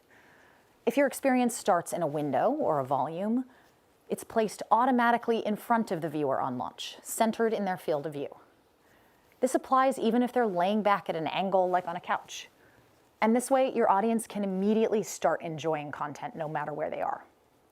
When you're placing virtual objects, however, by default, they're placed a little bit differently. They're relative to a coordinate space on the floor in front of the viewer. Now, this does mean that because content is placed relative to the floor in front of the viewer, if they're angled in some way or standing, they might not quite get the scene that you originally planned. So there are a few different ways to solve for this in your apps. One way is to start in a window, then have your audience place content themselves. I want to check out how Caradice, an educational experience that you saw a little bit earlier, does this. Now, Caradice lets people explore a fantastic vintage car collection. It begins the experience in a browsing window, which appears right in front of the viewer. And when they select a car, you've got this small 3D model that appears, and it's attached to the window. So when people move the window, the car comes with. But that's not where this experience ends. The viewer can tap and drag on the model to physically place it wherever they'd like. And if they want to make that a little bit bigger, they can pinch or they can double tap, and it becomes life-size in their room. This is a great example of a progressive and scaffolded flow for your audience. They still get an awesome experience even if they just want to browse from a window. And if they have some free space, they can pinch and size the 3D model to where they'd like it. But if they want that full vintage garage experience, they can opt in. This is helpful if you're starting in a window, but you might be asking, like, what if your environment has 3D content from the start? What if you have an environment? Well, there are a few things you can keep in mind as a designer to ensure that your content gets laid out well for your audience. Vision Pro and visionOS, they let you request the current head position of your viewer. So instead of just placing content in front of them at floor origin, you can also observe their head to make sure they get the right picture. This is also really useful in experiences where you're building a fully immersive environment and you're not quite sure if someone's sitting or standing. Now, one last tip in this vein, did you know that there's a way for people wearing Vision Pro to quickly recenter every piece of content in their space in front of them? No? Some have, yeah, I can see people, it's a hardware button, it's the digital crown. So if you press and hold on the digital crown, all of the content will snap in front of the viewer. And remember, the audience always has agency in visionOS experiences. This is really crucial. And that means that, yes, they're going to have content or control over where content is placed relative to them. So at any time, your viewer can press and hold it on Vision Pro to recenter all content, windows, volumes, and even 3D elements in front of them. So if they start sitting or they later decide to lay back, they can press and hold the crown, and they move their content without ever having to physically pick it up and reposition it. Now, this works for windows and volumes, right? They automatically reappear in front of the viewer while 3D content will recenter relative to the floor. Environments will not recenter, right? You're not going to recenter and all of a sudden the floor shifts up to meet you. That would feel a little bit disorientating to people. But if you want your 3D content to be positioned in other ways, you can observe this button press in your experience to let your experience know that a recenter is happening. I want to show you our Mount Hood environment, which does this. So if I'm watching media in Mount Hood and I decide to go from a sitting position to laying down, when I press the recenter, as I said, this environment's not going to change. The environment will stay at that position, but the screen itself will recenter to match my relative eye line. This is a small thing, but these sorts of actions make all the difference to your audience as they experience your content. Now, there are a few specific considerations if you're designing for the viewer's real-world surroundings when we're talking about placement. The first is considering someone's physical free space. For example, if you're designing a portal-based experience and you're like, ooh, I want to put this up against a wall, that docking might look great in a large living room. But what happens if someone has a bunch of paintings on the wall or they want to use it in a much smaller space? I want to show you how Encounter Dinosaurs approaches this because I think it's really smart. In the background, as it launches, it makes a scan of the room, both to understand the space available to it and to find an appropriate surface to place that portal. But if there's not enough space to just stick the Cretaceous period on the back of a wall, the experience automatically adapts. In tight spaces, the portal turns into more of this wraparound style experience. And in even smaller areas, like say you want to watch Encounter Dinosaurs on a train, the portal will shrink and float in front of the viewer like that. Maybe you want to make content that feels like part of your audience's room, not just using a wall. Well, visionOS has a ton of tools to help here. It can recognize floors and walls, but it can also recognize angled planes and certain objects like tables. Victor just showed us how D-Day and the documentary is mapping the walls and the furniture and to really bring people into the narrative. But you can also use these sorts of tools to make content feel real in a scene, like building a tabletop story that snaps to an actual surface, or an experience where items have physics in your world and bounce off furniture and even get occluded. Finally, you'll want to consider whether you need movement in your experience and place content accordingly. For example, here the game Black Box has a puzzle that requires the viewer to stand up and spin. Now it needs to hint them in the right direction, so it actually provides a visual cue where when the puzzle launches, it's placed high above the viewer's head position if they're sitting. This encourages them to stand to see over the content, and if they shift at all, they might inadvertently begin the puzzle and realize what they have to do. These are just a couple of different ways that you can start to think about placement in your experiences. And once you're happy with that, it's important to understand how people are going to interact with it to get to the story. That's where your experience's interface comes in. And the good news is, in visionOS, you get so much for free if you design with our system components. Windows and volume styles, materials, buttons and presentations, perfectly sized elements, hover effects, and even support for platform accessibility features. There's a lot here. And for some of you in the room who are newer to visionOS development or even development in general, if you're a filmmaker or a creative technologist who wants to start building apps, this is a great place to get you started without you having to think about designing everything from scratch. For example, if you're building a media player, you get the player controller UI for free, as well as controls, not only in mixed immersion, but also in more immersive playback. You also automatically get access to system environment playback for media experiences and the option to invest in your own custom environment.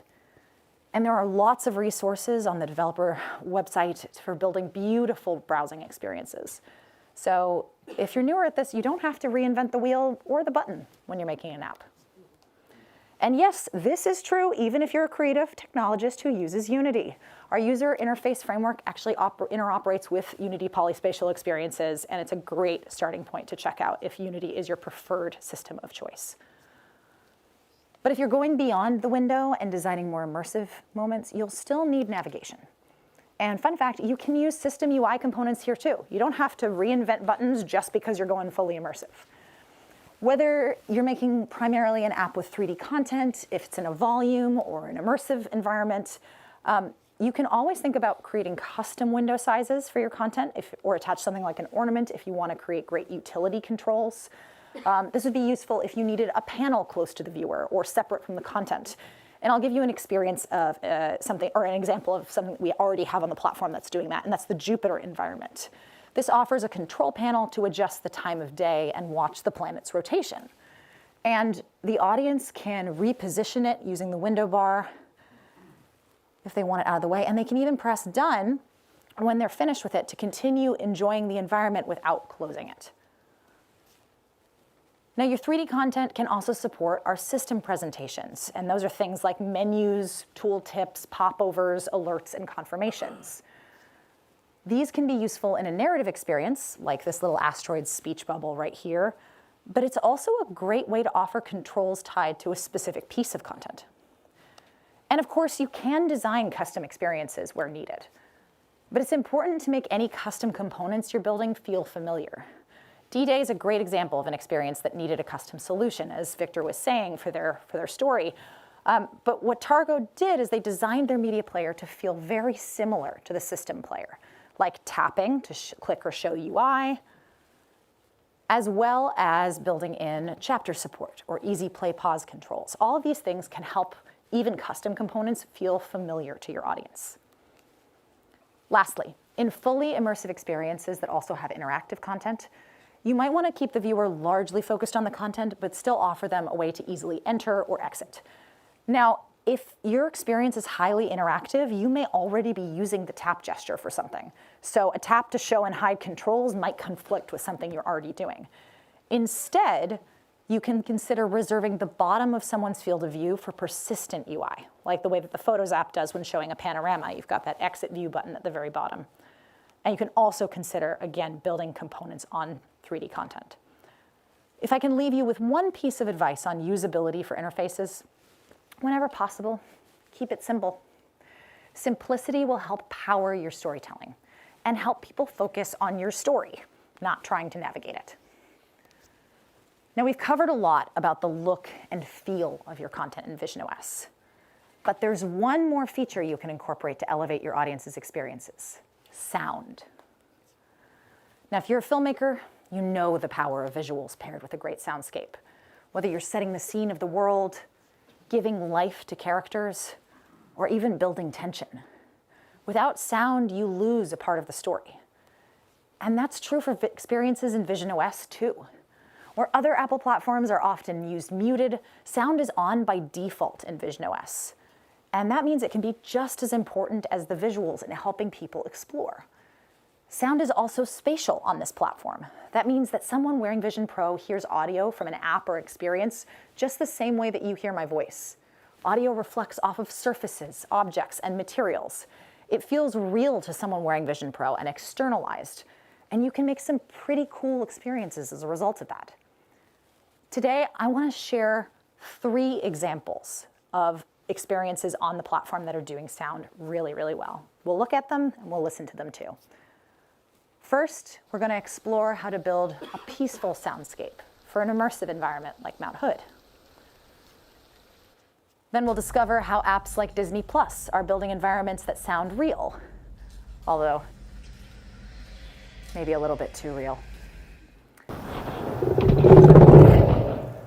This is a little too real too. We also are going to consider how sound can help define characters in an interactive experience like Encounter Dinosaurs.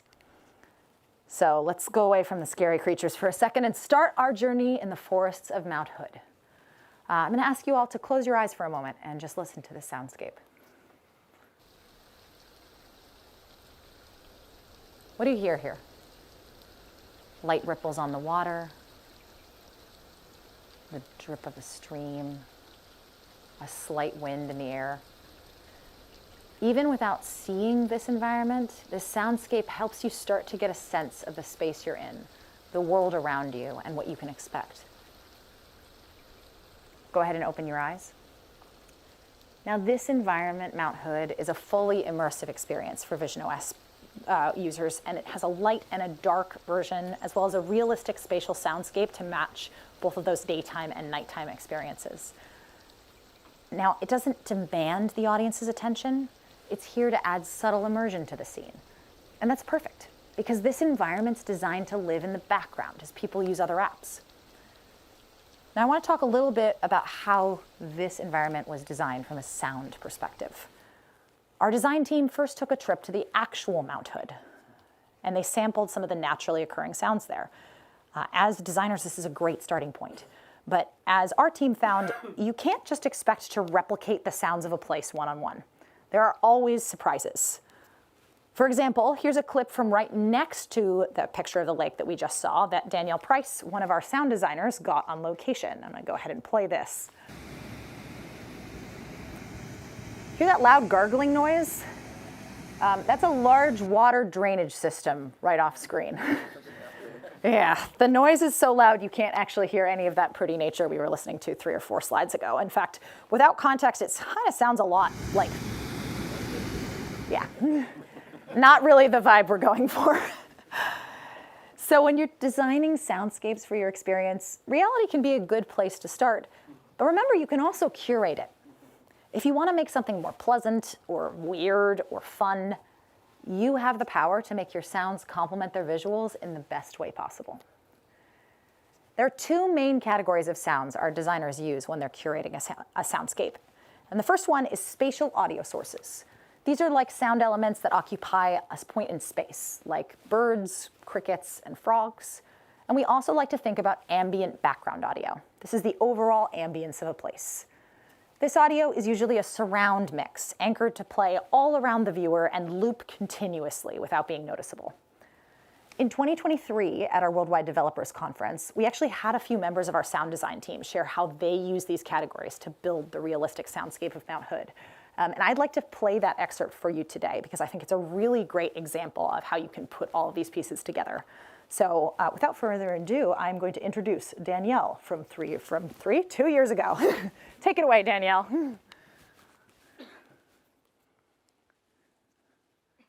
Maybe. Let's see. There we go. First, let's try placing the sounds of the crickets and frogs on the left and the right. Now let's adjust this. It's way too loud and feels too close. So we need to do 2 things. First, turn down the volume of each a few decibels, and then push the location of the sound into the distance so it can sound further away. Let's listen again.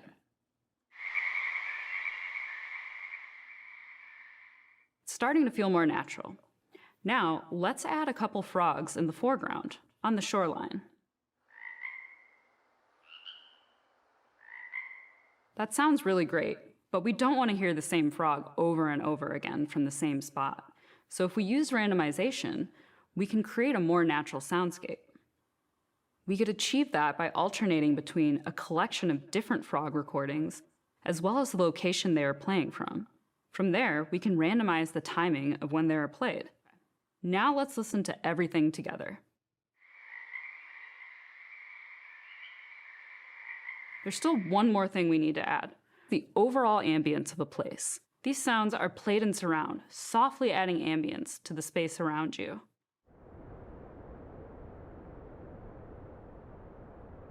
Now, let's listen to all the sounds together as it's experienced in the mix.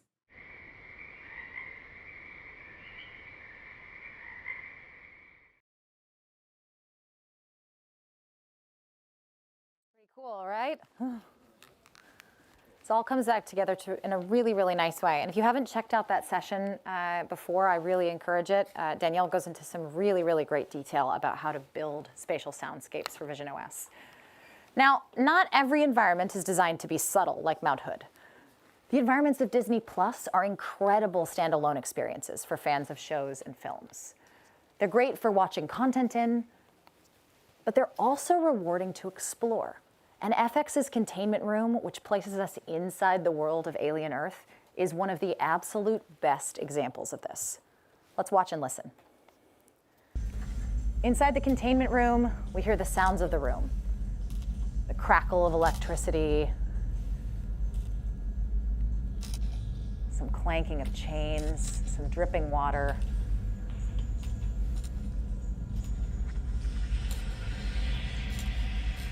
And then we hear the hiss. Cool. Anybody have a flamethrower? So the goal for any environment here is to use sound and visuals to place you in the scene. And the containment room nails this on both fronts. The ambient background, it makes us feel right at home in the sci-fi universe. And if you know Alien or any of the Alien properties, you also know what's lurking the second you hear that hiss. I want to look at this scene again, though, and I'm going to take the soundscape away. So here we are. We still have strong visuals in FX's containment room, flashing lights, creepy containers, dripping water, but there's less buildup here. The tension's just not the same. And when I finally look around, if I see that xenomorph, it feels more like a jump scare than a wary search listening to my environment. Without the cues that the sound brings, we lose out on some of the story FX is trying to tell here. Sound can help direct people's attention, and that's really important for an experience like this one. And I kind of want to share something even cooler or more terrifying, depending on your feelings about xenomorphs, that FX did here to direct attention. The alien's not just hiding behind that pillar watching you, it actually stalks you around the environment. Let's go ahead back and return to where we left it, behind this pillar. So you can start to hear the xenomorph's clicks and hisses, and in spatial audio, it feels right above you. But in addition, as you hear that, you hear it move around the environment. You hear him crawling around. You can tell exactly where it might be lurking, including, yes, it climbs over you. And this sound not only directs attention when you're wearing Vision Pro, but it also helps set expectations as the viewer. Now, for me personally, I love the Alien films, and I also am terrified of horror and thrillers. It's a weird dichotomy here, I know. But this environment, I actually feel really good in. It hits that exact right balance for me because I can hear the xenomorph. I can hear the hisses and the growls. But in hearing those sounds, because it's spatial audio, it's positioned in such a way, and it's far enough from me, that I know that it's very unlikely that the xenomorph is gonna jump in my face and try and eat me. I know exactly where it is in the room and exactly how scared or how wary I should be. And especially if you're building something that's thriller in nature or horror, sound can just add that extra beat to really help ground your viewer and make them feel comfortable in their environment, or at least as comfortable as they can be if there's an alien stalking them. Let's leave our immersive environments for now. I think we've talked enough about xenomorphs, and head back in time to the Cretaceous period specifically, and take a listen to the interactive world of Encounter Dinosaurs. As a narrative experience that lives partially in the real world, Encounter Dinosaurs has a really interesting balance to strike. Even though it's interactive, it's still a very cinematic experience. It's a narrative story first and foremost, and it's important that sound reflect these cinematic environments. And the experience also has a job to do, though. It needs to make viewers feel transported millions of years into the past, and to make characters from that past world feel real in someone's space. So I want to look at how Encounter Dinosaurs approached each of these 3 beats. Now, while the entire experience isn't scored with music, that might feel a little bit heavy. There is a brief musical introduction to help set the tone of the narrative. Let's go ahead and listen.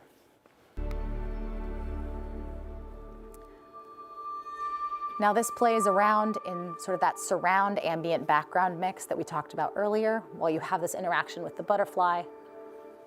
And the score continues while you're interacting with the butterfly. But the second that that butterfly leaves you to return to the Cretaceous period, as that portal's opening, the sound fades away, we transition to the sounds of prehistoric volcanic life, and we get thunder.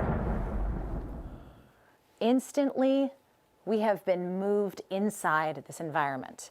And one of the reasons that we're doing this sound is reverberating inside the environment of the portal, but that sound is also bleeding out into the viewer's space.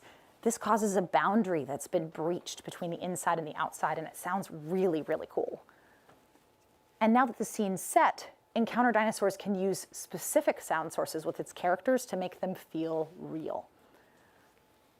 So you'll see as characters enter the scene, there are audio emitters on their feet, their mouths, their tails, to ensure that every stomp on the ground or guttural growl feels like it's coming from that point in space.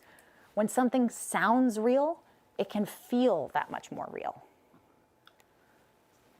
These sounds can help give weight and dimension to the characters, and they're also used to direct attention in the scene, just like Alien Earth does. Before the first dinosaur arrives, for example, the audience will hear a small chirp erupt from the fissure. It's really cute. When the larger Rajasaurus is first introduced, the experience plays loud booming steps coming from the left before you ever see the Rajasaurus. By the time the experience ends, the audience knows these dinosaurs by sound almost as well as by the visuals. And I don't have the sounds of this because I don't want to spoil how cute this moment is for you in real life. If you haven't gotten this ending yet, I encourage you to go back and check it out because they're very sweet. Now, no matter what experience you're looking to make in visionOS, I hope you're starting to get an idea that sound is a crucial part to help you bring your story to life and make it feel real. We've covered a lot of ground today. And no matter your experience, I do hope you've learned at least one new thing about designing for this platform. And if you want to learn more, we've got a ton of incredible resources on the developer website to help you get started. For those of you in the room, we'll also be hosting design consultations on Wednesday evening and all day Thursday. So if you want to talk in more detail about how you can apply these design principles and many more to your own experiences, I'd love to chat with you. In part, I just love nerding out with this group. It's really fun.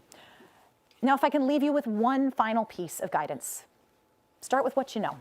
While there's a lot of room to experiment here, many of you already have great ideas you've produced for other mediums or platforms. And it's worth starting your explorations or continuing your explorations if you're already on Vision Pro right there. And as you're starting to think about making something new or going beyond that, ask yourself what excites you about making work for this platform. What elements have we talked about today that can help your storytelling? How do you want to use the spectrum of immersion to better tell your story? How are audiences going to interact in your story? And how can you use sound and other tools to really enrich your content for Vision Pro? I'm hopefully looking forward to speaking more with everybody about this evening at the Mixer. But for now, we're going to take a quick break. And then we'll return as Nathaniel shows us how to build some of the things that I've just been talking about, and take us behind the scenes of creating an experience for Vision Pro and Reality Composer Pro. Enjoy, folks, and thank you so much.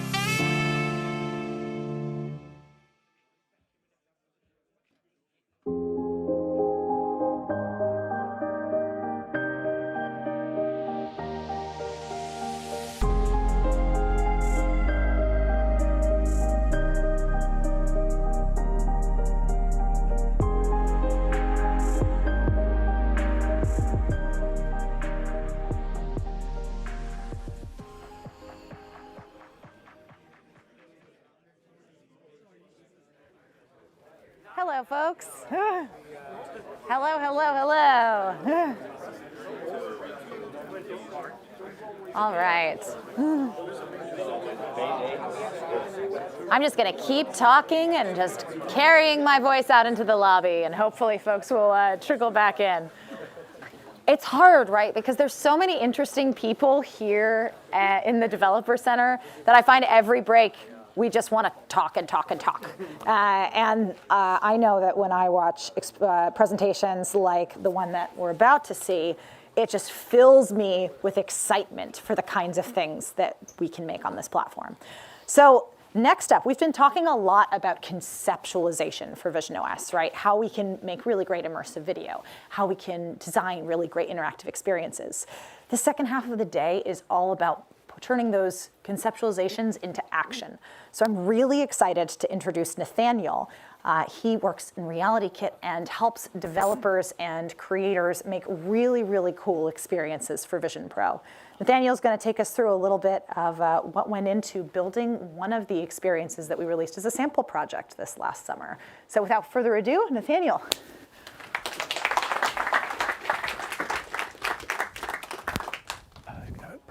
Prompter. I need the clicker. Yeah, I got you.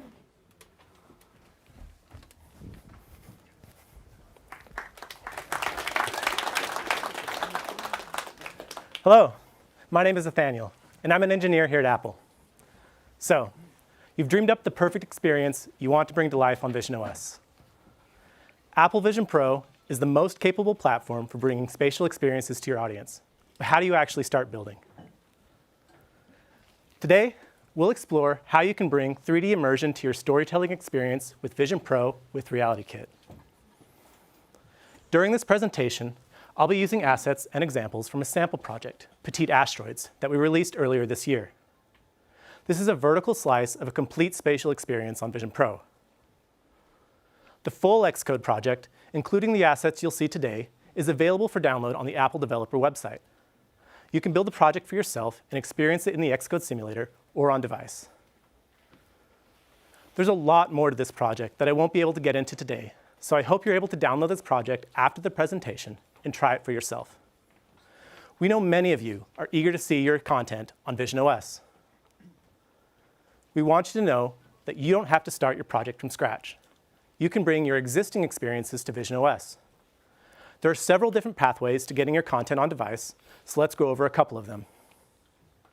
First, existing projects built with native Apple frameworks, like RealityKit, will have the easiest time bringing their experience to visionOS, because RealityKit works great across Apple platforms. You can also build new experiences from the ground up with Apple frameworks. The Encounter Dinosaurs experiences was built with RealityKit. Alternatively, if you have a project built with Unity, Unreal, or Godot, you can configure your project to target visionOS. These game engines all have a well-established track record for building AAA games and fully immersive experiences using workflows many people are already familiar with. And you can also take advantage of your existing skills in these game engines to create groundbreaking experiences for Vision Pro, like Targo did with D-Day, the Camera Soldier. The studio uses Unity Polyspatial to design a custom immersive player for their experience. Let's talk about why you might want to go with native RealityKit over other options like third-party game engines. First, Apple frameworks naturally work great across Apple platforms. If you've already built an AR app with RealityKit for iOS and iPadOS, you can bring that same code to visionOS. And new this year, RealityKit is now available on tvOS. RealityKit is built to work together with other Apple frameworks to create unique experiences. This means you can use tools like AVKit and SwiftUI to bring additional functionality to your app. Let me give you some examples. AVKit gives you tools for playing back audio and video on visionOS. To the right is a recording of an app you could make to play back spatial videos. If you bring RealityKit into your app, you can elevate the immersion with rendering effects and immersive environments. Another powerful framework is SwiftUI. SwiftUI gives you everything you need to define your app's windows, volumes, and spaces, as well as the content that exists inside them. And when you combine SwiftUI with RealityKit, you can build UI controls that directly interact with 3D models in your scene. Of course, going with Apple's first-party APIs means you'll always have access to the latest technologies as we make them available, like nearby sharing, which you'll hear more about from Ethan and Alex later this afternoon. Today, I'm going to introduce you to one of my favorite frameworks, RealityKit. We announced RealityKit in 2019. Since then, we've continued to improve RealityKit, and today it is more capable than ever, works across Apple devices, and is part of a complete suite of frameworks for building interactive apps. So what kind of experiences can you create with these technologies?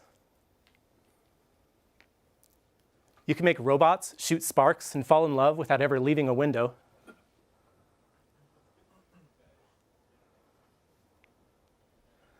You can explore the Grand Canyon from your tabletop.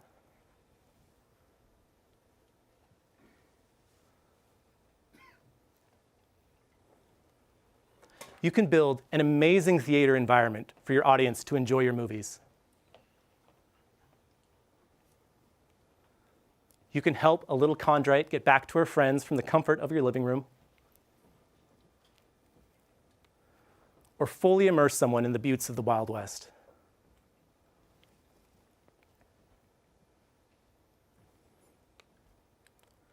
We built all of these experiences with RealityKit. And today, I'm going to show you how you can get started. For this presentation, I'll first go over how to work with 3D assets. Then, after a quick demo, I'll move on to talk about designing immersive scenes. Next, I'll talk about bringing interactivity to our experiences, and then we'll take what we've learned and apply it in another demonstration. So let's get started. In order to build apps that take advantage of a 3D space, you'll need to understand how to work with 3D assets. 3D assets can come in many different file formats, so let's take a high-level look at some of the other formats out there today.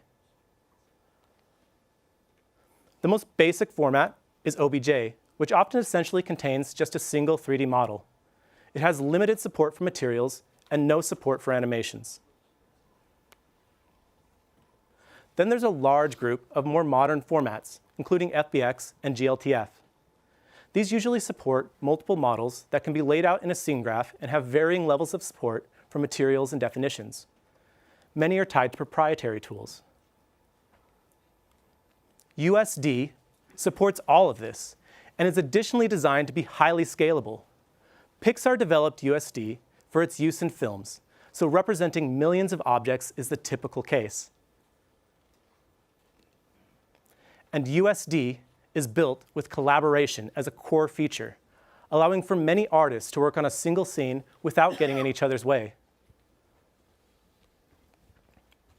USD stands for Universal Scene Description. It was originally created by Pixar for movies, or as we like to call it, linear media. Today, USD is quickly becoming an industry standard for 3D content thanks to widespread adoption by companies like Apple and NVIDIA. USDZ, USDC, and USDA are types of USD files, each for different purposes. To create USD files, you'll need to use a digital content creation or DCC app like Blender, Maya, Houdini, or ZBrush. These are professional-grade tools with complex workflows and are used to create assets for film and AAA video games. With the DCC, artists can manipulate the vertices of an object directly, or even sculpt the shape out of virtual clay. When the asset is ready, these apps can export 3D content to USD. But what do you do with a USD file? That's where Reality Composer Pro comes in. Reality Composer Pro is Apple's scene authoring tool for building spatial content with USD for RealityKit, without code.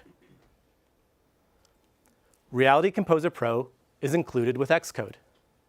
When you create a new project targeting visionOS, Xcode will create a Reality Composer Pro package inside your project, and this is where you'll organize your spatial assets.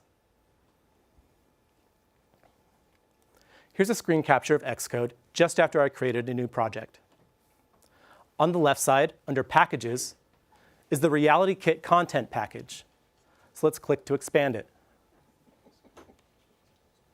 Inside, you can see the source assets in my project. There isn't much here yet because this project is new, but as I import assets into Reality Composer Pro, they will begin to show up here. And I can open this in Reality Composer Pro by clicking this button. Reality Composer Pro lets you design scenes for spatial apps and experiences without code. So let's jump to the first live demo of this presentation and see what Reality Composer Pro looks like and how you can use it to build scenes from 3D assets. For this demonstration, I'll be using assets from a larger sample project, Petite Asteroids. There's a lot to this project. It's a vertical slice of a complete volumetric experience on Vision Pro. The full project, including all the assets you'll see today and more, are available to download on Apple's developer website. So let's go over to the podium, and I'll start the demonstration. So I'm going to go ahead and open up this project that I prepared ahead of time. So what you see on screen now is Xcode, and this is very early on in the development of Petite Asteroids. So we've started with one of the default visionOS templates that Xcode provides. And on the left here, all we've done so far is really we brought in some assets into our RealityKit content package. And to show you that, I'll just go down here to click on this package button, and let's open up Reality Composer Pro. I'm just going to quickly close this tab so we can start from a fresh canvas. So here we have Reality Composer Pro open in front of us. We don't have any scenes open yet, so we can change that. I'm going to go to the Models folder. Here we have our source assets in our project. And you'll notice they're all pink. They're pink and striped. That means they're missing textures. This pink striped color means they don't have a material yet applied. So in order to apply a material, we'll create a new scene in Reality Composer Pro. So in the project browser, I'll click this button here. And what I want to do is bring in a USD reference to one of my source assets.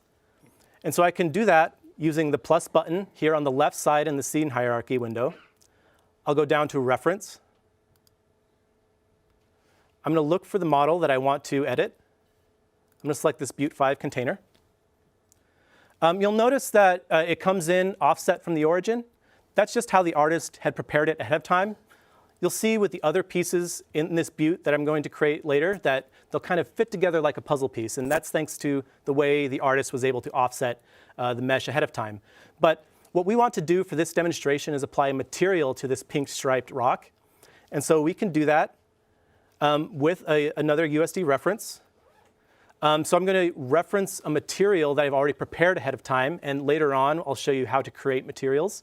But for now, let's use a reference to an existing material, and I'll go here to my scene. I'm going to click this material I've created. So now in Reality Composer Pro, we've created a new scene. We're using USD references to a source asset and a prepared material. And in order to apply the material, I'll click the entity, the Butte 5 entity. I'll go over here to the right side.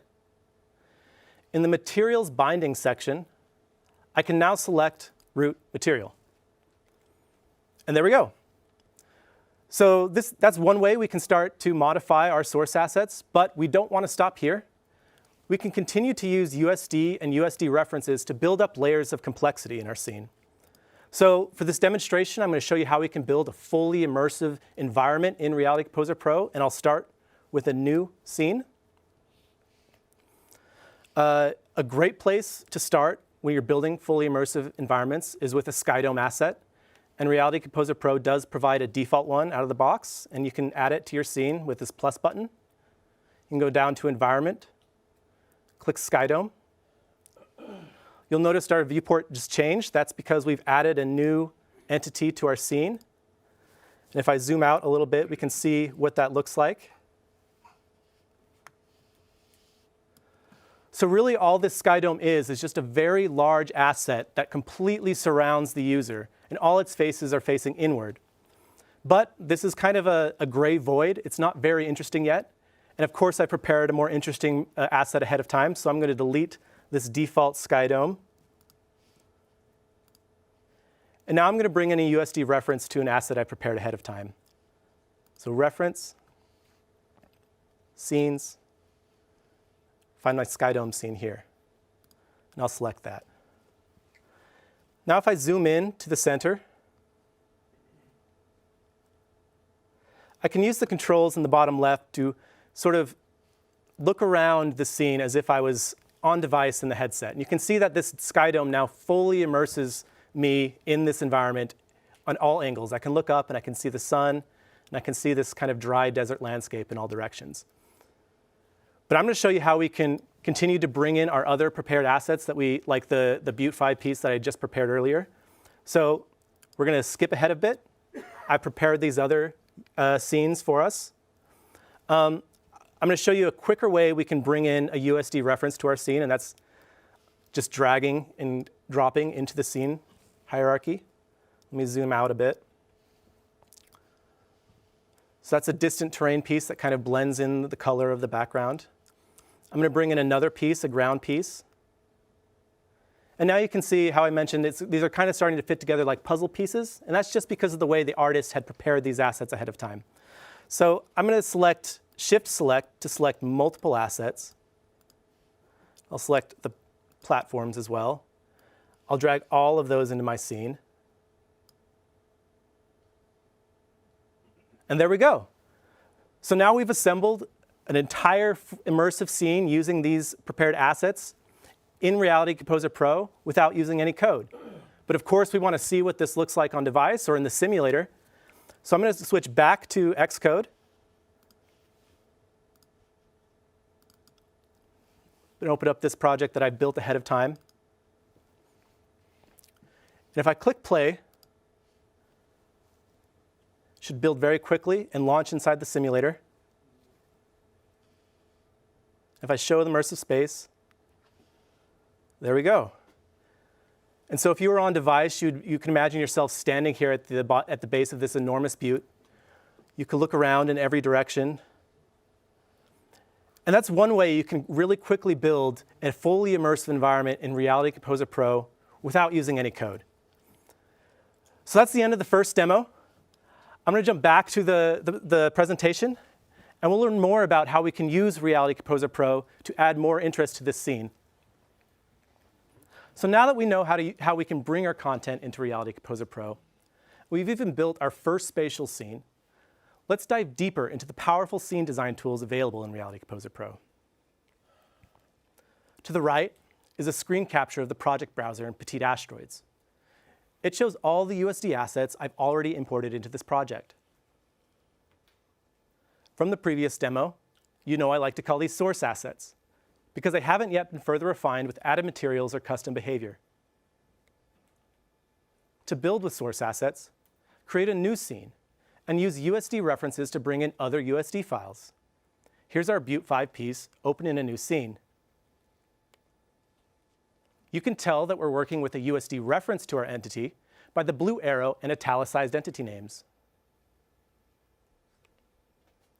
Let's explore how we can apply a material to these USDs. The pink stripes on our model mean no material is applied. To apply material, select the entity, and if there are materials in your scene, you can select them in the drop-down inside the Materials Binding section of the inspector. This will apply to all descendant entities as well. That looks great. You can use different types of materials depending on what you want your model to look like. So let's dive deeper into how you can create materials inside Reality Composer Pro. We built these materials with Shader Graph.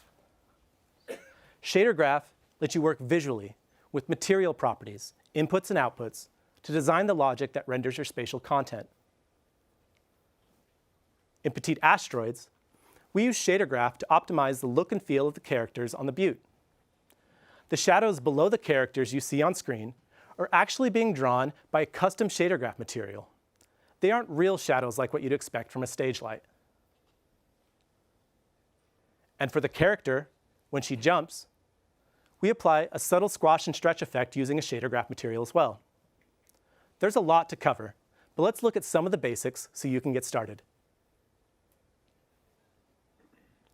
Here's one of the scenes from the earlier demo.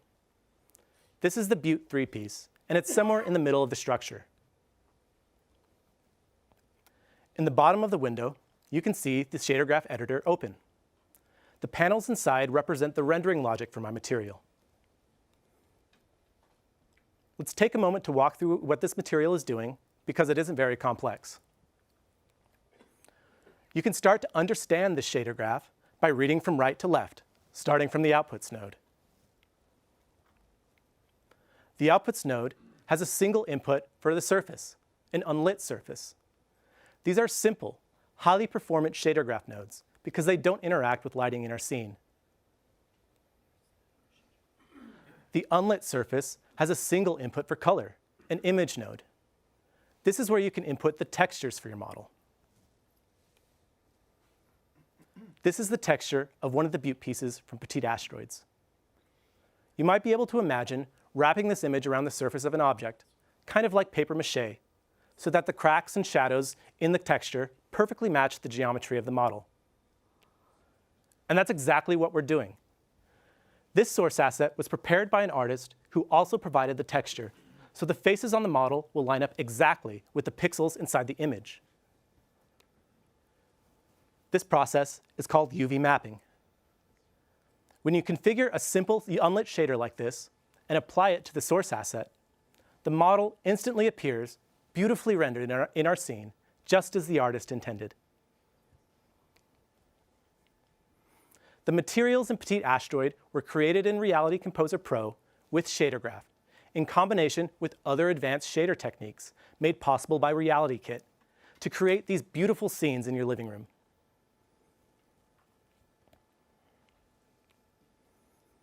Next, I want to talk about the timeline feature in Reality Composer Pro. Timeline is a no-code solution for sequencing actions and behaviors in your scene. For Petite Asteroids, we wanted to tell the story of a chondrite after she crash lands on Earth and is separated from her rocky friends. When a person opens Petite Asteroids for the first time, they're presented with this intro sequence, which was made possible by Timeline feature in Reality Composer Pro. Here's what the Timeline editor looks like. Timeline lets you sequence actions to be executed in a particular order at a particular time. On the left panel is a list of all the timelines. The center is the main timeline editor. And the right panel is a list of all the available built-in actions. And the play button will let you preview your timeline in the viewport. You can go further with Timeline by sending notifications that you respond to in code.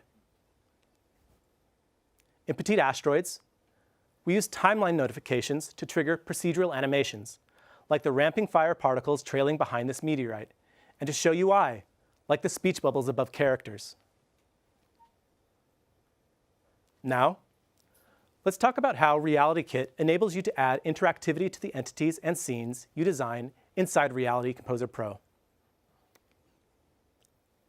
We've been working with entities in the previous demo and throughout this presentation. For example, when you load a USD asset into your scene using RealityKit APIs, an entity gets created with components like model component and transform.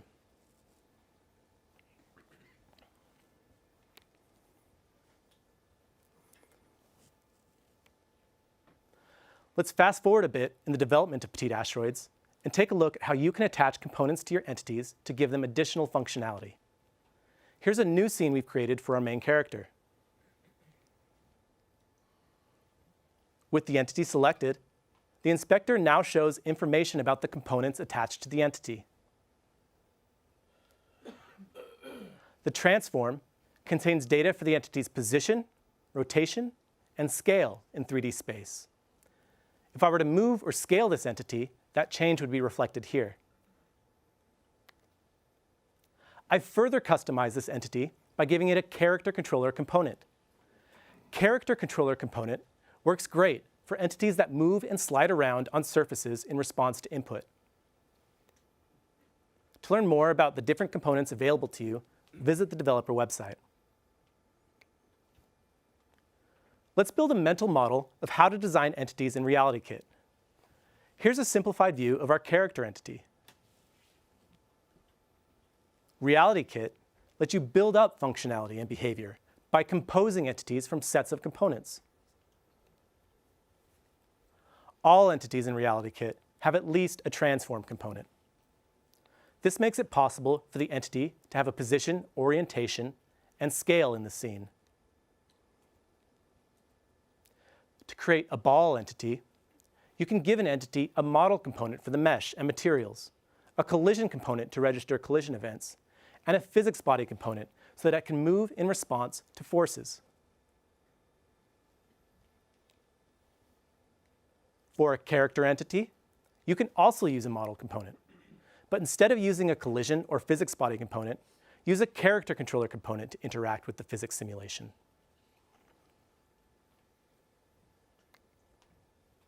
And then for a portal entity, the key is to use a portal component in combination with a model component. As an exercise, let's investigate how we can create portals using entities and components. Petite Asteroids uses an L-shaped portal to frame the content inside a volumetric window, and this looks amazing on device. To create a portal setup, start with an entity with a mesh with the portal shape you want. I created this L shape inside Blender. Then, add a portal component to this entity. Next, add a portal material to your model component. But without a world to render, portal material doesn't do much on its own. Choose a second entity as your world entity and give it a world component. For Petite Asteroids, our world entity is the container entity for our sky dome, the Butte assets, and everything in our scene. You then specify this root entity as the target entity for your portal. So when you start with a portal entity and your world entity, you'll get something like this. Hold on. The Butte is getting clipped when we look at it from certain angles. Add a portal crossing component to the entities that should be rendered outside the portal. Perfect. Additionally, we've set the crossing mode on this portal component to be positive Y. This ensures the entities cross the portal in the way that we expect.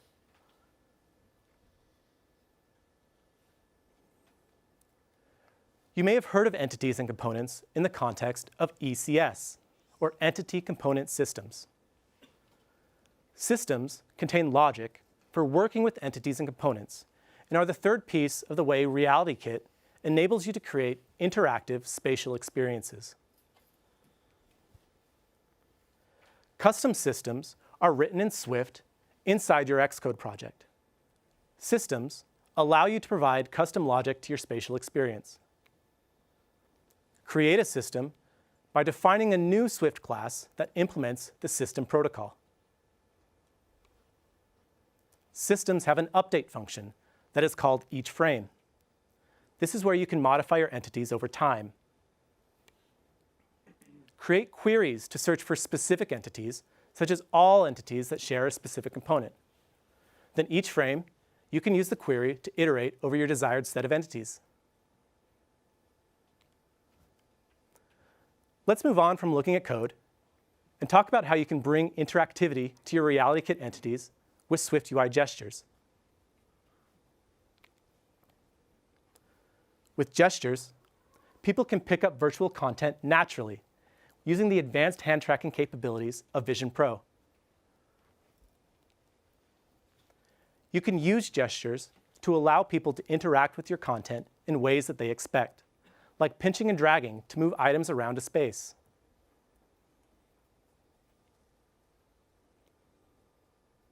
In Petite Asteroids, we use a spatial tap gesture to tell our character to jump.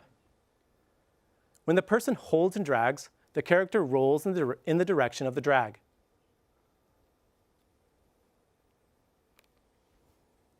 When using the simulator, you can simulate gestures with the mouse and keyboard. In the next demo, I'll show you how you can wire up the gesture to your reality view in code so you can bring gestures to your own experience. We just went over a lot. Shader Graph and Timeline let you design your scenes in Reality Composer Pro without code. You can build entities through composition by mixing and matching different components. We just saw how SwiftUI gestures can add interactivity to our entities. So let's revisit the Petite Asteroids project to see what has changed during development and see how we can use all that we've learned to enhance the experience we've created so far. So on to the demo.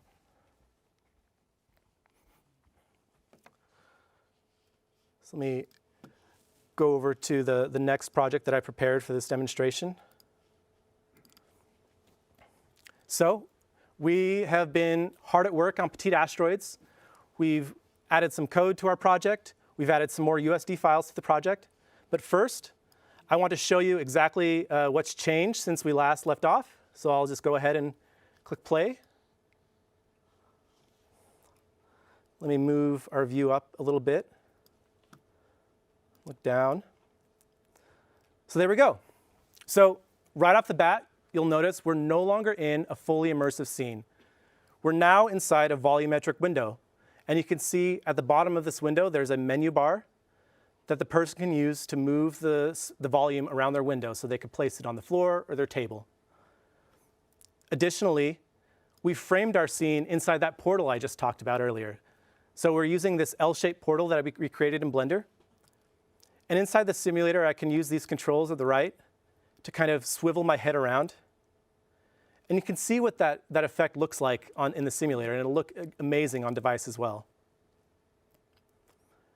Let me zoom in a bit so you can see our character.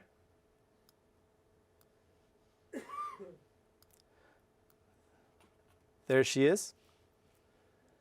But if we click around, nothing's really happening. That's because we haven't hooked up our SwiftUI gestures yet.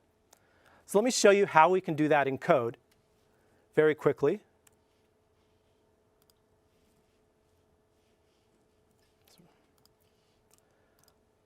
I'll go over to Content View. So if you've used SwiftUI gestures before, this will look very familiar to you because it's just like any SwiftUI gesture you might create using SwiftUI. So we're creating a tap gesture here. It is a spatial tap gesture. And it's targeted to any entity. So we can tap anywhere in our scene, and we'll be able to execute the code that we want. And that code is when this gesture ends, we call a function called handle spatial tap that we wrote. And this is where we'll tell our character to jump. Because this is a SwiftUI gesture, we'll need to install it in our Swift view.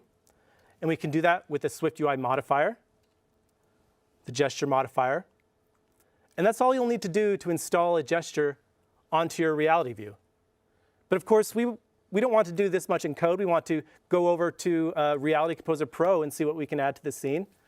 So let's just go ahead and open up our project. 1 second. There we go. I'm going to close out this tab.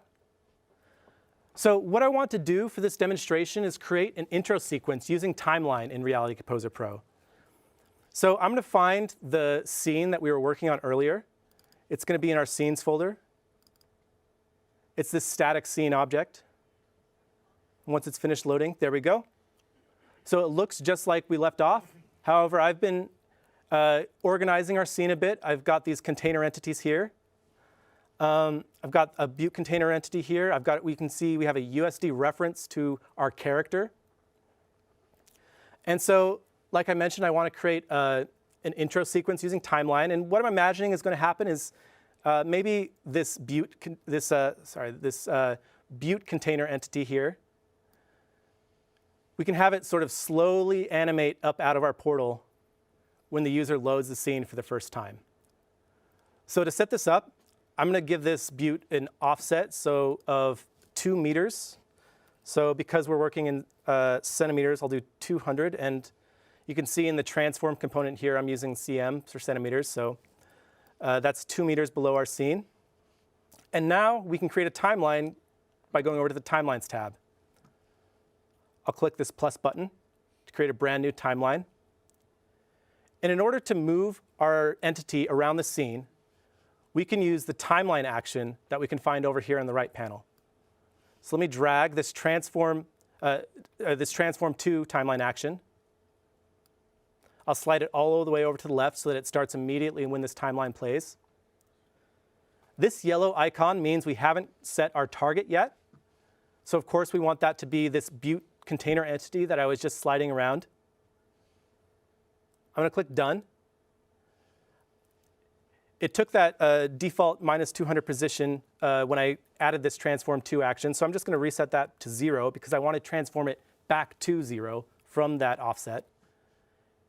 And if I click play, well, if I go over here and I should be able to click play, there we go.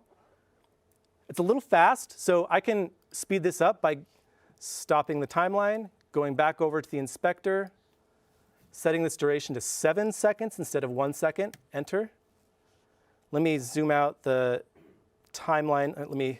Let's play that and see what that looks like. There we go. One thing I'm noticing right away that looks a little bit awkward is our character entity is sort of floating around in space while this butte is rising up around her. So to quickly fix that, I'm going to use another timeline action. I'm going to go over to this actions panel. I'm going to find the disable entity action. I'll drag that into my timeline.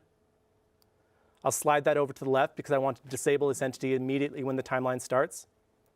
Again, there's this yellow icon, which means I need to select a target. I'm going to choose this character entity. Done. Now if I click play, she's disappeared. Of course, we want to bring her back with an enable entity action. Again, I need to choose a target.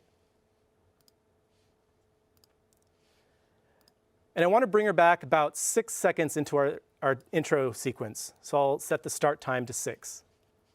So now, if I press play, I scroll over here, press play. Let me stop that. Try one more time. She's vanished. Our butte's rising up.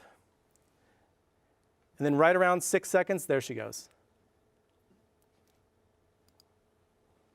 One more thing I want to show you that you can do in Timeline, which is very powerful, is to use notification actions to communicate with your code base. So for this demo, I've prepared a procedural animation to fade from black the whole scene when the intro sequence starts. But in order to trigger that animation to start, I need to send a notification to my code base. So I'll go over to the right under Actions, and I'll bring in a notification action. Again, I need to choose a target, but for this notification, the target doesn't really matter, and I'll just choose the root of the scene. Done. And I'll set the start time at about 2 seconds so that the fade from black happens 2 seconds after the timeline animation starts. But of course, if I press play now, we're not going to see that fade from black effect yet because our code isn't running. So we'll need to jump back into Xcode and press play, and we can see this running in the simulator. So I'll jump back over to a project, the Xcode project. So just to reiterate what we've done, we've installed a tap gesture to our reality view. And we've also created a timeline sequence in Reality Composer Pro without any code. So now, if I press play, project should build. One moment, let me close the previous demo that's running, just so we aren't confused about what we're looking at.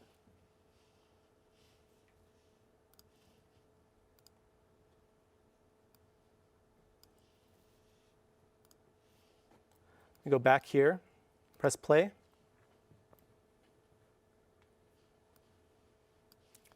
There we go. Our scene's black. We're playing that intro sequence we just created inside Reality Composer Pro. Our characters disappeared, but she came back. And if we zoom in our character, let's test to see if we've installed our SwiftUI gestures correctly. And if I click around, there we go. So of course, we can continue to refine and tune this game mechanic to make it feel the way we want. But that's all I have for this demo today. Let's go back to the presentation and finish up from there. So there's a lot more to Petite Asteroids, and you can find the complete project and all of these assets on the Apple developer website. You can build Petite Asteroids in Xcode and experience it for yourself on Vision Pro.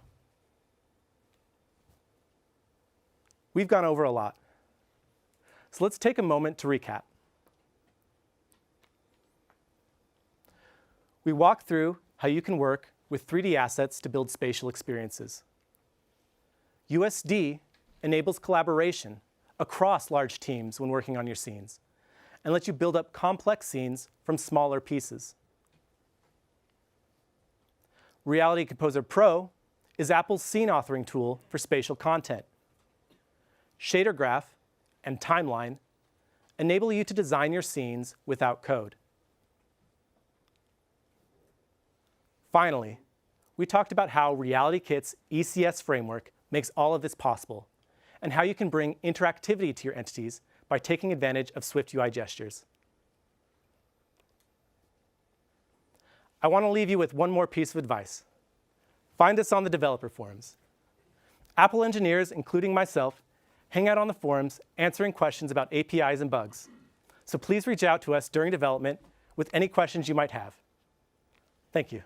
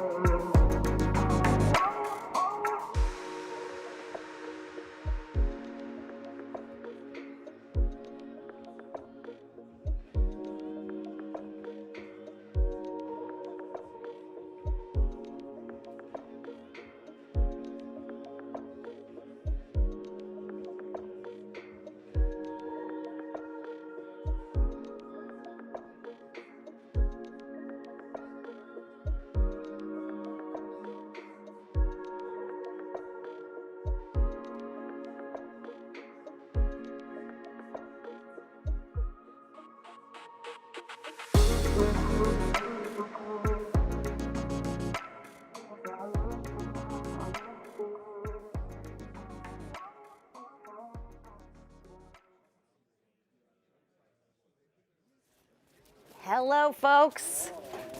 We've got one more session for you. I hope you're ready.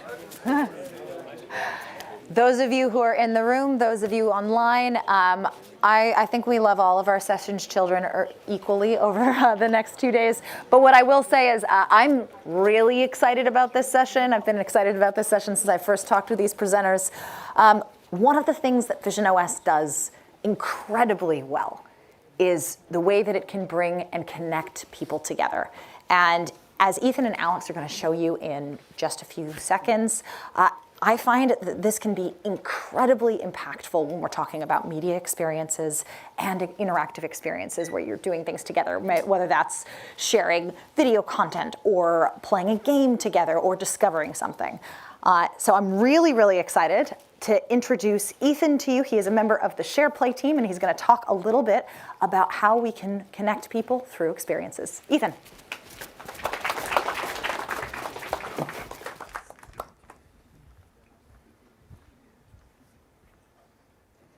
Hello, my name is Ethan Custers, and I'm an engineer on the visionOS FaceTime team. Today, I'll be joined by my colleague Alex Rodriguez, and we are really excited to talk to you all about how to build compelling shared experiences for Apple Vision Pro. One of the most powerful features of visionOS is its deep integration with FaceTime and SharePlay that allow apps to create a shared context among participants in a group activity.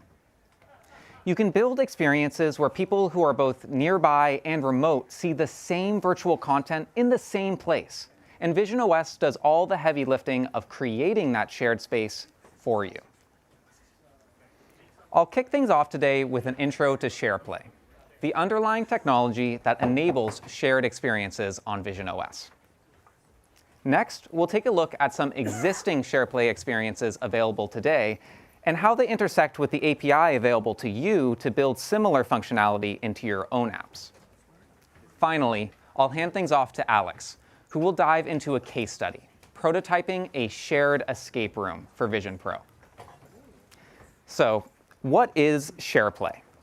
Well, SharePlay is the core technology that enables real-time collaboration with others on Apple platforms. If you've ever played Apple Music or watched Apple TV together with someone on a FaceTime call, you've used SharePlay.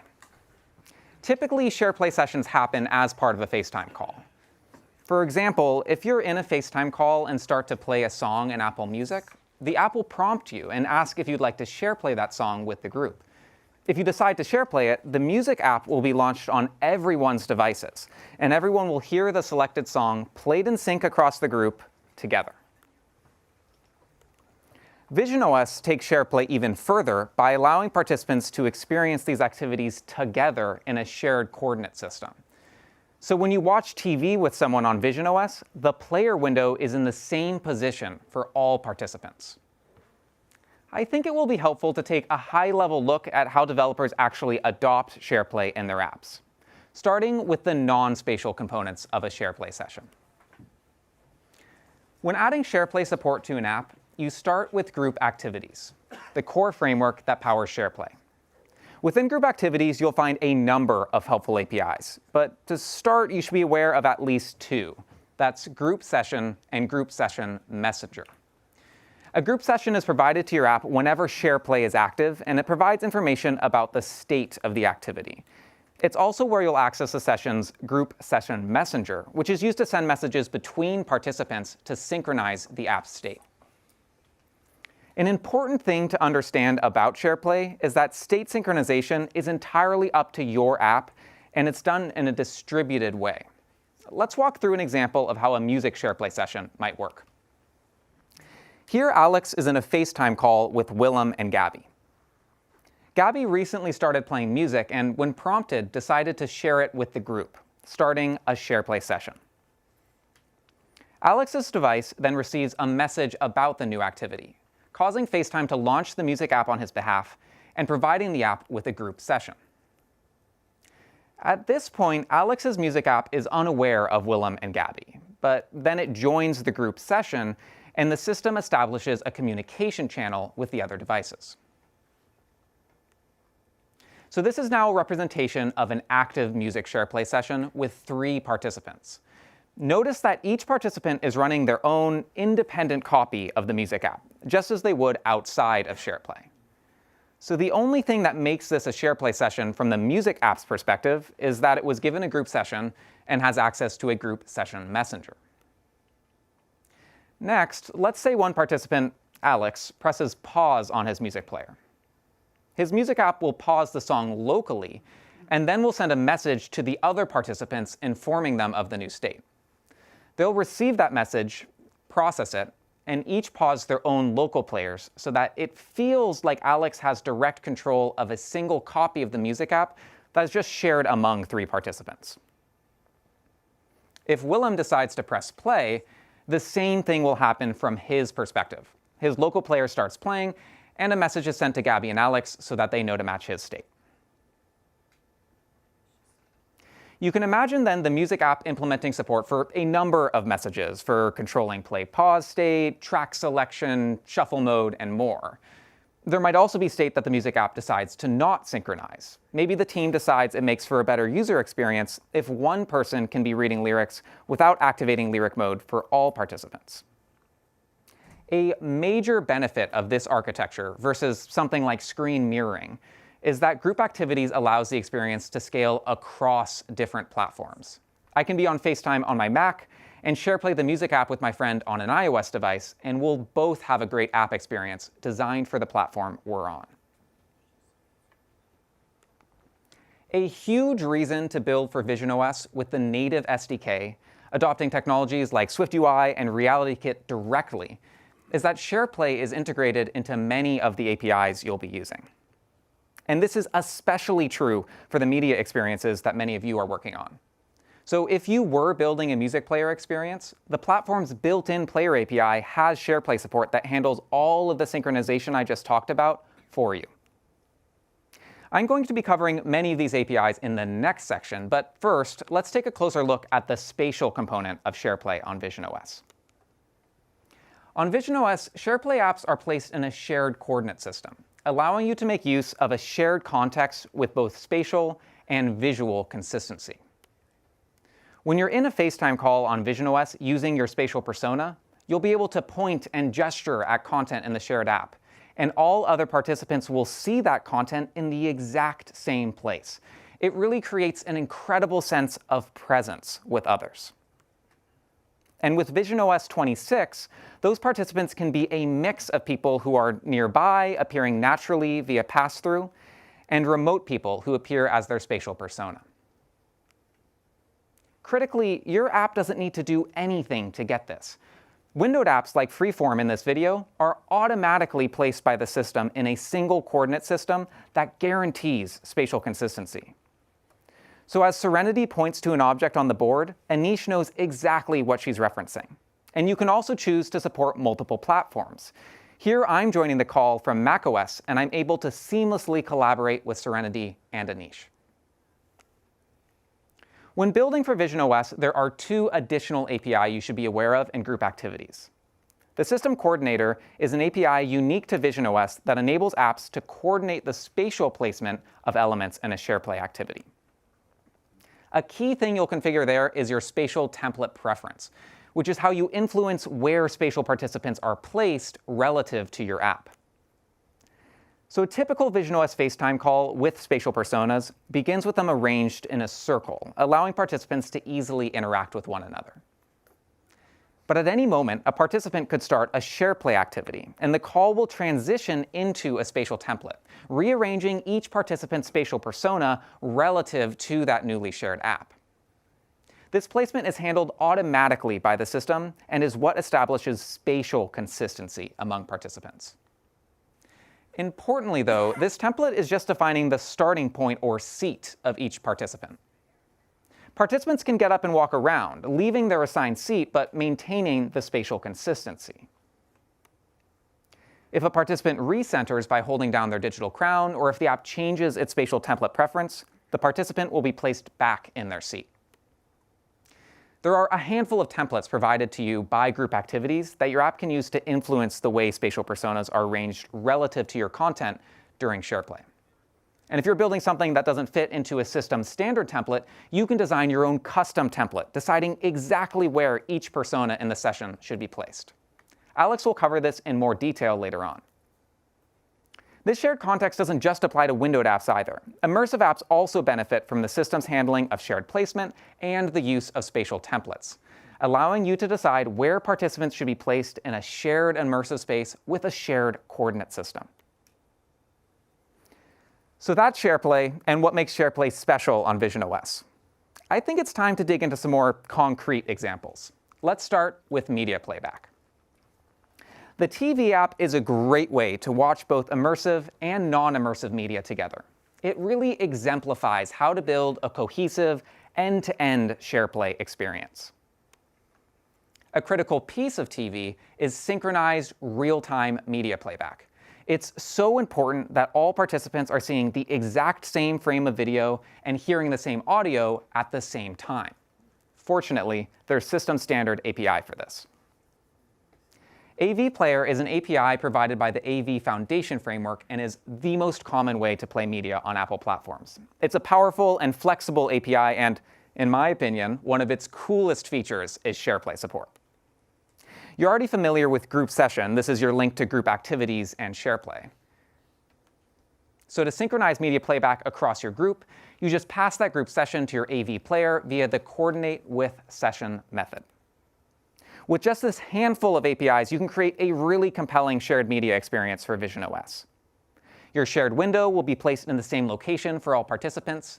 The correct spatial template will be applied to give every participant a good view of each other and the app.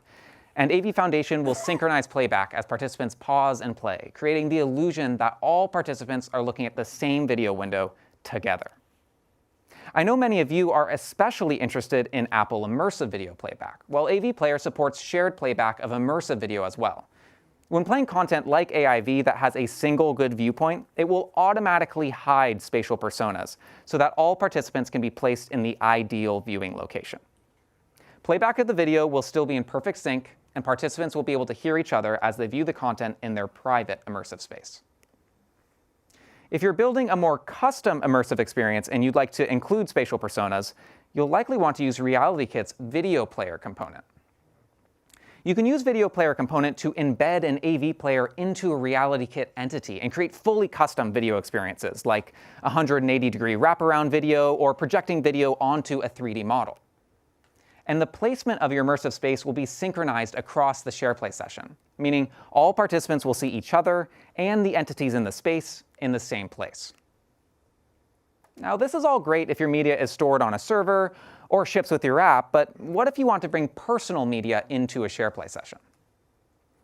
Experiences like photos that involve sharing your own media can be really powerful, especially when combined with the feeling of physical presence provided by spatial personas and nearby sharing. Group Activities provides a dedicated API for use cases like photos where participants can share larger files with each other.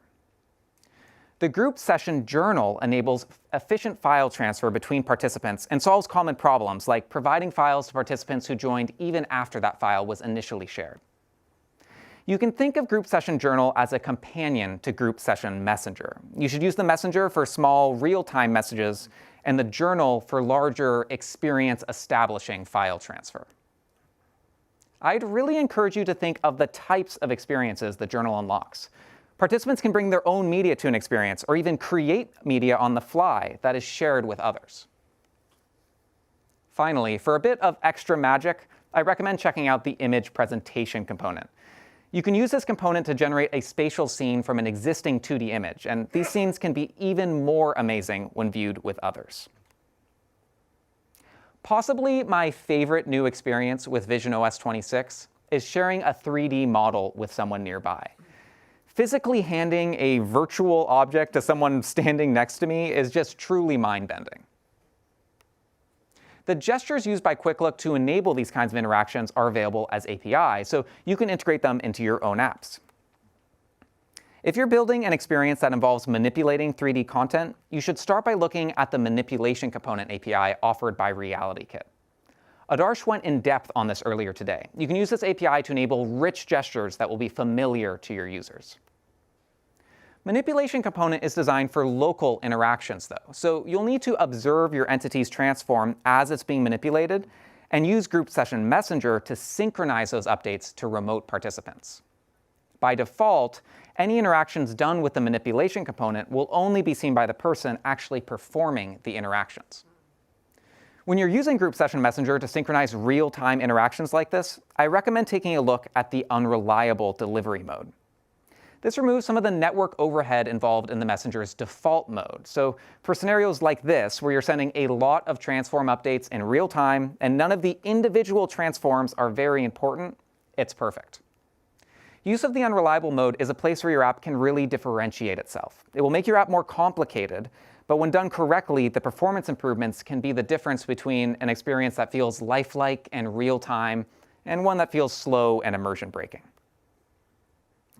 Game Room is a standout SharePlay experience on the platform. I love getting together with friends who might be across the country and playing Hearts or Battleship or chess while catching up and feeling like we're all actually together.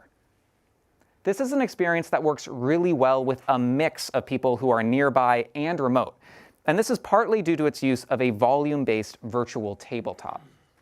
This design pattern of placing interactive elements on a virtual tabletop is a great one to consider when building any kind of interactive experience for visionOS, whether it's a game or not. With visionOS 2, we released a new purpose-built framework to make it even easier to build experiences like this. It's called TabletopKit.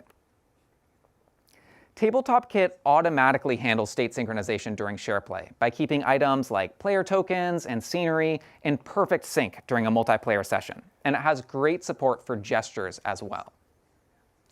If you can think of a way to model your experience in the language of a tabletop game, TabletopKit can solve a lot of problems for you. Beat Punch is one of my personal favorite SharePlay experiences. It's a great example of an app that really pushes the limits of what's possible with shared experiences on visionOS. And the result is something really special. It's thrilling to look over and see a friend struggling to keep up with the beat in perfect sync with me and my experience. And it scales really well, up to 5 spatial personas, making it great for group get-togethers. I think this example is really relevant for this audience in particular, even if you're not thinking of building a game. The combination of a custom spatial template with a large virtual environment where the app is placing personas and custom locations around the space is really inspiring to me. Beat Punch is the first app we've looked at today that uses a group immersive space. Group immersive spaces are really powerful on visionOS. When your app has an active SharePlay session and opens an immersive space, the system can automatically position your space so that its origin is in the center of your spatial template and all participants have a shared context. To opt into this behavior, you just set the Supports Group Immersive Space flag on the system coordinator, and the system will move your immersive space to a shared origin. This means that with no additional changes to your app, you can go from an incredible solo environment to a shared one. You can combine this with a custom spatial template to place participant spatial personas in specific positions of your immersive space. So in Beat Punch, they are able to place each player on their own platform while maintaining the immersion of a fully custom environment. Finally, if you're considering building an immersive interactive experience, I would definitely take a look at AV Delegating Playback Coordinator. This is maybe the API I'm most excited about for this audience. It's an API from AV Foundation that gives you direct access to the underlying system that powers AV Players Sync and allows you to apply it to any time-based synchronization. So for example, if your immersive space contains some animations, you can use AV Delegating Playback Coordinator to guarantee that everyone in the session sees the same frame of that animation at the same time. Okay, so that was a lot. Before I hand things off to Alex to take us through the prototyping process for designing a new SharePlay app, I'd like to really encourage you to check out our SharePlay sample code. If you go to the sample code section of developer.apple.com and look for Guessing Game, you'll find the Guess Together sample app, which is a really great end-to-end example of how to build a SharePlay experience for visionOS. I think it will help put a lot of the API I've been talking about in context, and it's the way I recommend all developers get started with SharePlay on the platform. With that, let's see how we can put these APIs together in a new app my colleague Alex has been working on. Alex?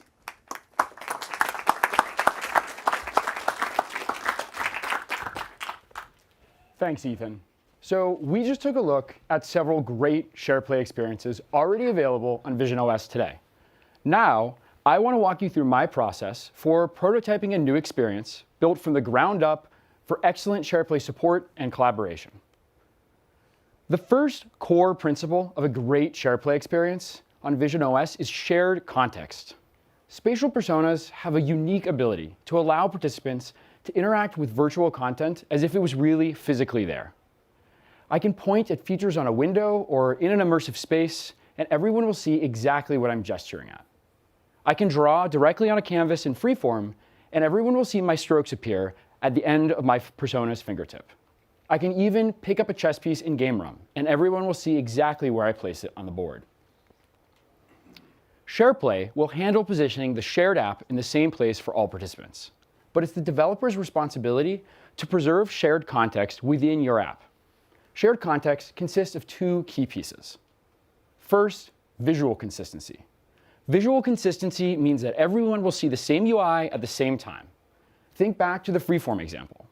Freeform handles placing each sourdough image in the same place for everyone. So when one person resizes a drawing, everyone will receive an update, and freeform will resize the image as well. Second, spatial consistency. Spatial consistency means all content will be placed in the same place for all participants. Think of the quick look example. When one participant picks up the airplane model, the others see it in their hand directly. The developer must preserve both of these types of consistency by syncing transforms and state updates to maintain shared context in their app. The second core principle is to avoid surprises. SharePlay and visionOS let developers control so much. All of the API we've explored today enable amazing custom experiences, but I can easily overwhelm a SharePlay participant by trying to do too much all at once. So here's a few good strategies for trying to avoid surprises in your experience. First, it's always best to minimize transitions. For example, let participants initiate big transitions like switching their template seat. BeatPunch does a great job of this by offering a dedicated button to allow players to enter their custom spatial template. Second, consider placements of all content in your experience. Don't assume anything about a player's physical space. They might be in a small bedroom or in a giant conference room. When you place your content, don't require the players to have to physically move to interact with your UI. Either present your UI close enough to read and to touch, or offer ways to virtually move throughout your space. And finally, if your app is immersive, it's always best to start out simple. Try starting with a window or a volume before you transition into your immersive space. BeatPunch starts its SharePlay activity with a window, which gives players a great chance to get set up in their physical space before diving into some pretty intense punching. And the final principle is to simplify whenever you can. We have talked a ton about all of the excellent API available to build exactly the experience you're imagining. But that doesn't mean you have to customize everything all the time. APIs like AV Player give you great SharePlay experiences out of the box. And system templates like Side by Side often are a great fit for the type of window you're trying to share. So where do I start? Maybe you have a great single-player experience you want to bring personas into. Or maybe you're starting from scratch with a new multiplayer story. Or maybe you're just excited about a type of interaction you've imagined based off of some new visionOS API. Let me show you how I prototype my SharePlay experiences by bringing together storytelling and the unique capabilities of visionOS as a platform. Today, I'm going to go into design a sci-fi themed escape room that uses all of the API we've talked about today to tell an exciting story with 3 great interactive puzzles. My players are a ragtag crew of astronauts adrift in space. Their warp drive is broken when all of a sudden an alien craft appears. Players will first work together to decode a secret message the aliens are broadcasting. Then they will work together to use the transmitter to respond to the aliens. And finally, if the aliens are satisfied with their response, they will lend them a battery so that they can repair the warp drive and return to their home planet. So, to give an overview of the prototype I'm designing, I'm going to start out with a waiting room, where players can get set up before they enter their immersive space. Next, I'm going to design the space itself, and all of the mechanics necessary for the players to move between puzzles and start solving the escape room. For the puzzles, I'm going to work with our AVKit APIs to play the decoded message. Then, I'll work with the player's local content to transmit the message. And finally, I'll make each piece of the engine manipulable, so players can interactively work together to repair it. But before we throw players into the deep end, I want to make sure that I give them a good, simple experience to start. I'll start my app with a window where players can get started, talk about the game, and hear about the background story of the escape room. So first, I'll start out with a simple text field where players can enter their username. I'll also add a start button so that players can start sharing their game. And when they do, I can call activate on the group activity to start SharePlay. As players join the SharePlay activity, I'll be able to display their username on the window, just like a waiting room in any other game. Then, since I now have an active group session, I can use AV Player and AV Playback Coordinator to coordinate with the session to play synced playback. Here, I can now play a video from ground control, where they tell the astronauts about their mission and the broken warp drive. This way, if players arrive late, the team can pause and rewind and make sure that everyone's seen anything they might have missed. And then finally, I'll add a liftoff button so that everyone can mark themselves as ready before they jump into the escape room. Once everyone presses it, I'll give a final countdown and we'll jump into the immersive space. So that's the waiting room. Now I have to build the ship's actual immersive space. I'm going to start out with a little bit of brainstorming using Image Playground to get a futuristic spaceship that I have in mind for my escape room. So now that I have it, I can jump into Reality Composer Pro to construct a reality scene, just like you just heard about. And Reality Composer Pro will give me all the amazing abilities like scene editing and timelines and animations, but it will also let me place excellent assets for each one of my puzzles throughout my scene. First, I can place a futuristic monitor in one corner where players can go to decode the secret message. Then, I can place a radio in another corner where players can transmit the response to the aliens. And then finally, I'll have an engine model where players can come together to reassemble the engine before they return home. So, with my spaceship complete, I now need to configure my group session to support an immersive space. This way, players will be able to see the ship's immersive space with shared context. When one player starts and enters the ship, all the rest will automatically follow, so that everyone preserves their shared context, whether that's the window or the ship itself. And then inside the spaceship, they'll see each puzzle in the same place. And if one points to a puzzle, everyone else will see exactly what they're pointing at. Now, I have the immersive space itself, and I need to design the mechanics for players to be able to solve the escape room. So I'm starting out with 3 puzzles spread out throughout my immersive space: the secret message, the transmitter, and the warp drive. Now, I can leverage custom spatial templates via spatialtemplatepreference.custom to allow players to move throughout the room. I first need a place for players to arrive when they enter the space, so I'll set up a row of seats facing all 3 of the puzzles. I'll pre-configure 5 seats so that no matter how many players are spatial in FaceTime, there is always enough seats for everyone to enter the immersive space. Next, I want to be able to let players move from the starting area to any puzzle they want to work on. So to do this, I can set up specific seats next to each puzzle with spatial template roles. In visionOS, participants with spatial personas can have spatial template roles. These roles assign a purpose to a participant, whether that's a specific team in a board game or a presenter in a slideshow app. I can then specify seats with these roles in my custom spatial template and allow participants to move into the correct position for their role in the shared experience. In the context of my escape room, participants will have roles corresponding to the puzzle they're trying to solve. Then I can add seats next to each puzzle for those corresponding roles. So let's take a closer look at my custom spatial template. I'll start out by putting 5 seats next to the message monitor. This way, if everyone wants to come work on the monitor at the same time, there's enough space for everyone. From there, I can add 5 seats by the transmitter, and then another 5 seats by the engine. So for my escape room, players are going to come together to solve these puzzles one at a time.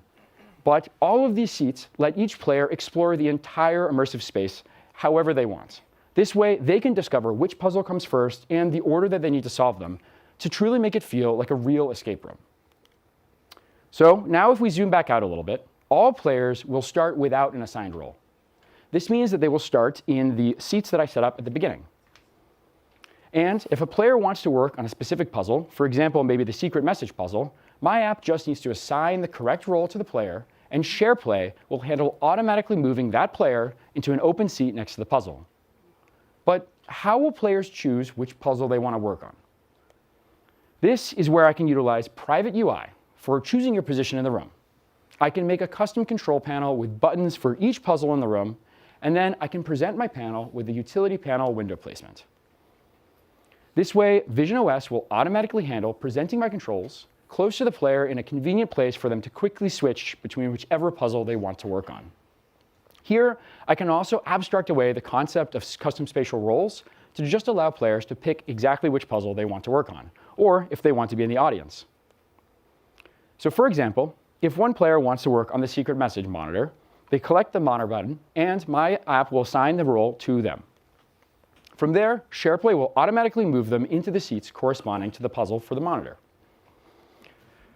Great. So now we have a rich immersive space and a great set of mechanics for players to easily move between puzzles and explore the spaceship. Let's jump into building some of the actual puzzles themselves. We're going to start out with the secret message puzzle. For the first puzzle, players will receive a cryptic transmission from an alien craft. And just like I did in the waiting room, I can use the AV player coordinator to coordinate with the session, to sync the video across all the players as the aliens play it. This time, though, we're inside of an immersive space, and I already have an excellent 3D asset for my monitor. So here, I can use the video player components to actually render the video itself inside of my monitor model. This way, the secret message puzzle will truly feel like part of the immersive space that players are in. But it's a trick. Aliens don't speak English, so the players can't possibly understand what they're saying in the recording. So I'm actually going to encode the secret message via Morse code in the monitor's power button. I'll make a monitor light blink the code of the message, but then how will I sync the message for all of the players? I can't just use AV player here because it's not a video. This is where our AV delegating playback coordinator comes in. By coordinating with a session, I can sync any time series content between players in the group session. That way, I can play the power light blinking for all players in sync so that they can work on decoding it together.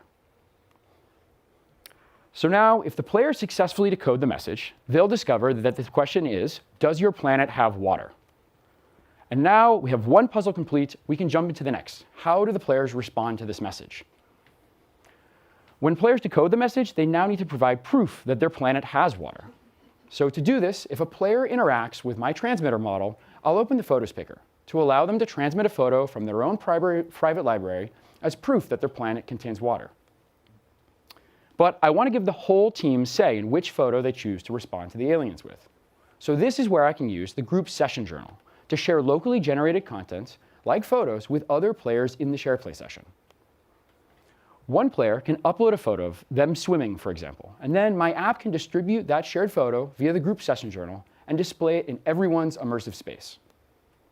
So even though we're building an experience for a great SharePlay interaction, we can also utilize all of the other frameworks available on visionOS. So when the team agrees to transmit their image, my app can use the Vision framework to classify the image.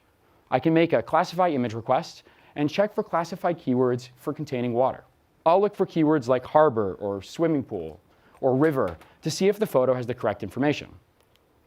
Then, if the players succeed in choosing the correct photo, I'll apply the image presentation component to convert their picture into a spatial scene. This will give a satisfying conclusion to the puzzle and really make the photo feel like part of the immersive space. So now we only have one puzzle left, the engine itself. So thanks to the players' smart decoding, the aliens have been kind enough to donate a charged battery to return to Earth. And so my first step for this puzzle is to make sure that each piece of the engine becomes interactive. To do this, I can apply the manipulation component to each engine entity to let a player directly grab and reposition pieces into the right configuration. But there's a problem. The manipulation component is designed for local interactions. So if one player comes to visit another while they're working on the warp drive puzzle, they won't see each other's movements if one is holding and moving around the engine pieces. This is where shared context gets broken. And it's so critical to SharePlay to preserve shared context in visionOS that we must make sure that we sync this context. Players will end up very confused if they come see and one player is moving a piece that they can't see. So here, we need to make sure that we have collaboration. So I need to sync each piece of the engine as it's being manipulated. So the group session messenger is actually a perfect use case for this, since it's easy to send quick updates of the positions of each piece. It even has the unreliable delivery mode so that I can get the best network performance and the smoothest movements as players move the pieces. This way, as one player moves an engine piece, they can quickly send the position to other players who can then have their apps update the parts in real time. It'll really feel like players are working with the same exact pieces. So now players can finally come together to complete the warp drive and finish the escape room. So as they finish the escape room, they can return back to Earth, and hopefully they make sure the aliens don't follow them, because that would make for a pretty interesting sequel to my escape room. So earlier, Ethan showed you some of the amazing visionOS apps available today, and some of the powerful API that back those similar experiences. And now I've taken you through a prototype process to conceptualize a similar SharePlay experience. We started out our prototype using AV Player and coordinating with the session to play our tutorial video.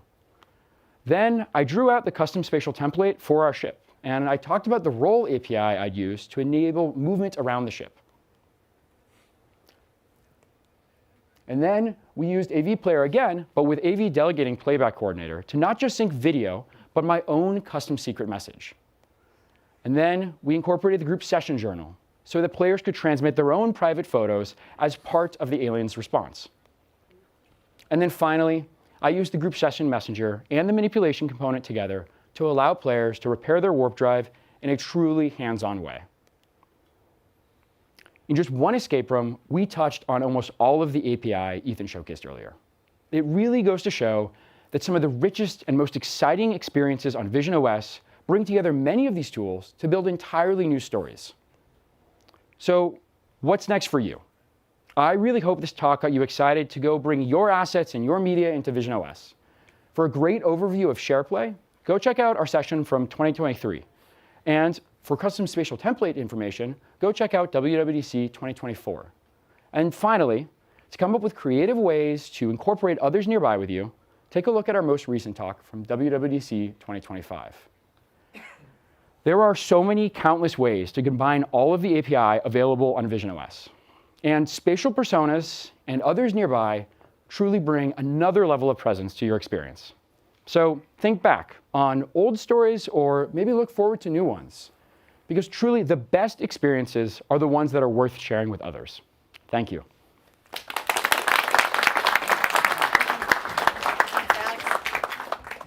Oh gosh, well, that is almost day one, everybody. Thank you so much for coming. We have one final thing here in the theater today, and that is a Q&A. Now, all day people have been sending in some amazing questions. We've got questions. I'm going to move around here so I don't get knocked over by a chair. We've got some amazing questions that folks have been submitting and upvoting the ones that they're really excited to hear about. So we've got these ready to answer you today, and we've got all of the panelists that you will see here are the same, in fact, presenters that you saw all day today. I just want to call out one thing. We got a number of questions on Apple Immersive Video production workflows. We're going to hold those questions till tomorrow's Q&A, since all day tomorrow we're going to be going into the depths of production, post-production, all that good stuff. So we want to tie it to those sessions. But for today, we're going to talk about some of the content that we saw on screen and some of your great interactive questions. So without further ado, I'm going to bring our panelists up on stage if they're ready, possibly. Here we go. Yes, here we go. We've got Elliot coming back, as well as Tim, Adarsh. Thank you. Nathaniel and Ethan.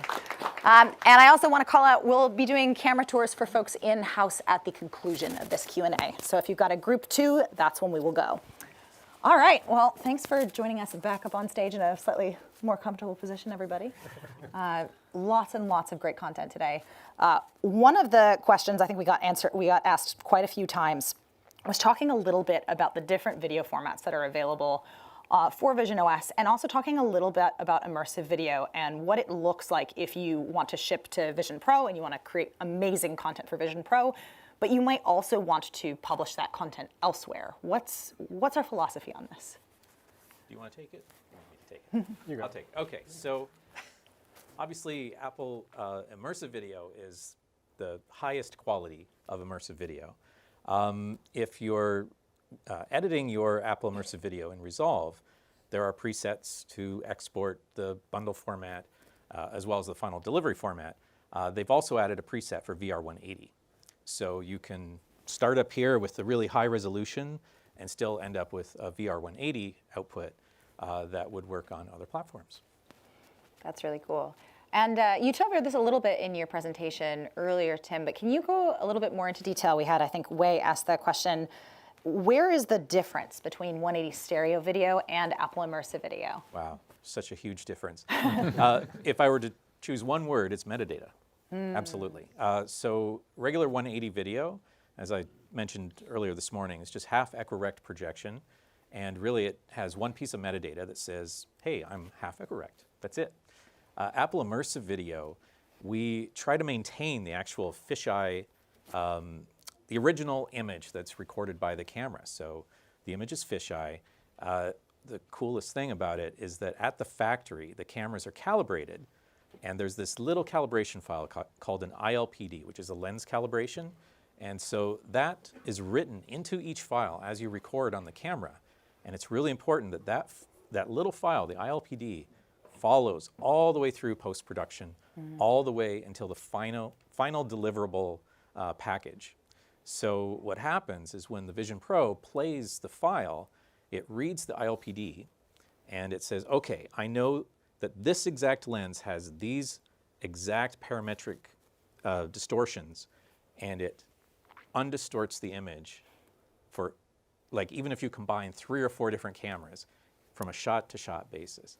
And then we have all kinds of other cool stuff like dynamic transitions and dynamic flips and the edge blends and static foveation. There's so much going on. It's very rich in metadata and, of course, extremely high resolution. Yeah, I'm very excited about the static foveation. Yeah, tomorrow we'll have Ryan Sheridan joining us on stage, so he'll be able to give everyone the deep dive on that format. It's pretty powerful. Yeah. Elliot, speaking of the formats, I know that we've got quite a number of them available on visionOS right now. Do we have any samples that we can share with people so that they can check out? Yeah, it's a good question. Yeah, if you're looking to test out these formats, we do have sample streams available on developer.apple.com. If you search for HLS stream examples, you should find some pretty cool examples across APMP content, AIV content, spatial content. And if you're on the front end of that, if you're looking for kind of what those files look like, how they work, I'd invite you to check out some of the sample content you can download from the Blackmagic Design website. That way you can get your hands on some B-rolls if you don't have access to an Apple Immersive camera at the moment. That's awesome. Yeah. Let's switch over to interactive for a moment. Nathaniel, you did a great job kind of talking us through all of the impacts in Xcode and Reality Composer Pro. We had a couple of questions, and I want to call out one from Jerome about how you define whether the project starts as fully immersive or starts in a window. Where is that for people who are newer to these platforms? So that's going to be in the info.plist of your Xcode project. I believe it's in the application scene manifest section of your info.plist, and it's the preferred default scene or something like that. So you'll need to set that for like a volumetric window or an immersive scene. And if you recall in the demo, the first version of the demo was this fully immersive scene, and I had to transition that to a volumetric window for the second demo. So I went into the info.plist. I found that key value pair, the application scene manifest, and I changed that. One thing I will call out is that you need to make sure you have the correct window group in your app, or else you'll get an error. But yeah, that's all you need to do to convert your app to one of the other types of spaces. Awesome. And Adarsh, as a technology evangelist, do you have any sessions that you can recommend people who are excited to learn more about starting to create immersive media? Oh, there's so many. I would definitely recommend checking out the Swift UI sessions. There's a lot of them, like with visionOS 26, there's Better Together, Swift UI, and RealityKit. It really gives you a good sense of the 3D interfaces, interacting with the 3D content. a really useful session for a lot of the storytellers here in the room. Awesome. Talking a little bit about resolution here, Tim, you called out the Blackmagic Immersive camera has an incredible resolution. And then also, if you're thinking about creating high resolution content for a custom experience, whether that's 3D content or whether you're bringing in existing formats. I know we can use Metal via compositor services to get a little bit higher resolution of the device. Adarsh, can you talk a little bit more about how you can kind of push the resolution if you want to create like a fully immersive game or share some existing media? Yeah, there's actually a new API called Render Quality in Metal Compositor Services. And you can tweak the values of render quality. If you set it to 1, it will give you the highest resolution over there. It'll also work with foveation, so it uses the head-based foveation when you set it to 1. But it will come at a cost. You'll consume some GPU and CPU resources and memory. So make sure that you profile for your app when you do that. But yeah, you should get the frame buffer up for that, and you should get a high resolution. Awesome. Ethan, I want to throw a SharePlay question your way. Yuri reached out and was asking, when you're doing a shared experience, when you're thinking about latency and data rate, what should you keep in mind and what should you design for when you're considering like fast quality interactions? Yeah, so in general, we designed SharePlay and the Group Session Messenger API in particular for these kinds of real-time interactions. So I would start off just using the Group Session Messenger in kind of its default mode. But then as you start to push things and you're doing things more real time, like I said in our session, take a look at the unreliable delivery mode. And you can think of this as a bit like a TCP/UDP divide, where we remove some of the network overhead to reduce latency, but also provide less guarantees on the delivery of the message. So a mix of those is what we tend to use to create kind of the best, most real-time feeling experiences. Awesome. Let's go back to video for a second. We got a couple of different questions on capturing different video types. Elliot, Tim, I'll start with you and then I'll go to Elliot. Tim, Steve wants to know, do you have an ideal workflow recommendation for shooting and editing spatial video from iPhone 17 Pro? Well, I would recommend Final Cut Pro. I'm shocked. I'm shocked, I tell you. Yeah. Resolve also supports it as well. Final Cut Pro, I think we did a pretty good job at designing a very easy workflow. So you can just bring that spatial video in. It just looks like regular 2D video when you first bring it in, but then there's a bunch of different viewing modes. So even if you don't have a Vision Pro to check stuff, you can, as an editor, you can edit stuff even with anaglyph glasses. There's difference mode. All that stuff is just in there in the viewer. And then the really cool thing is you can add any titles. You have convergence control. You can place those titles anywhere in space, and then export a video directly to NVHEVC. That's awesome. Are there any tips you'd share for folks who are shooting like iPhone specifically as they bring it into this post workflow? Get closer with the iPhone for spatial, but not too close. So you're shooting with 2 lenses, but they're of different focal lengths. So they actually have different depth of field. So if you're about that far away from your subject, you're going to get pretty decent depth, but still have everything pretty much match as far as field of view. As soon as you start getting closer and the focus comes in closer, then you'll notice that the depth of field is a lot shorter on the 1x lens than it is on the 0.5x lens. So there's a couple of things to watch out for. And maybe if you are looking to get closer, some of the Canon lenses can do that really nicely. Yes, that's right. The distance between the lenses is even a little bit smaller than is on iPhone, so you can get just a fraction closer. Yeah, and those lenses are exactly the same. Yeah. Cool. You're talking about other ways to capture spatial video. Mark Swanson had a particularly fun one. How is spatial video capture with using Vision Pro itself? What are the opportunities there? Should I take that? Yeah.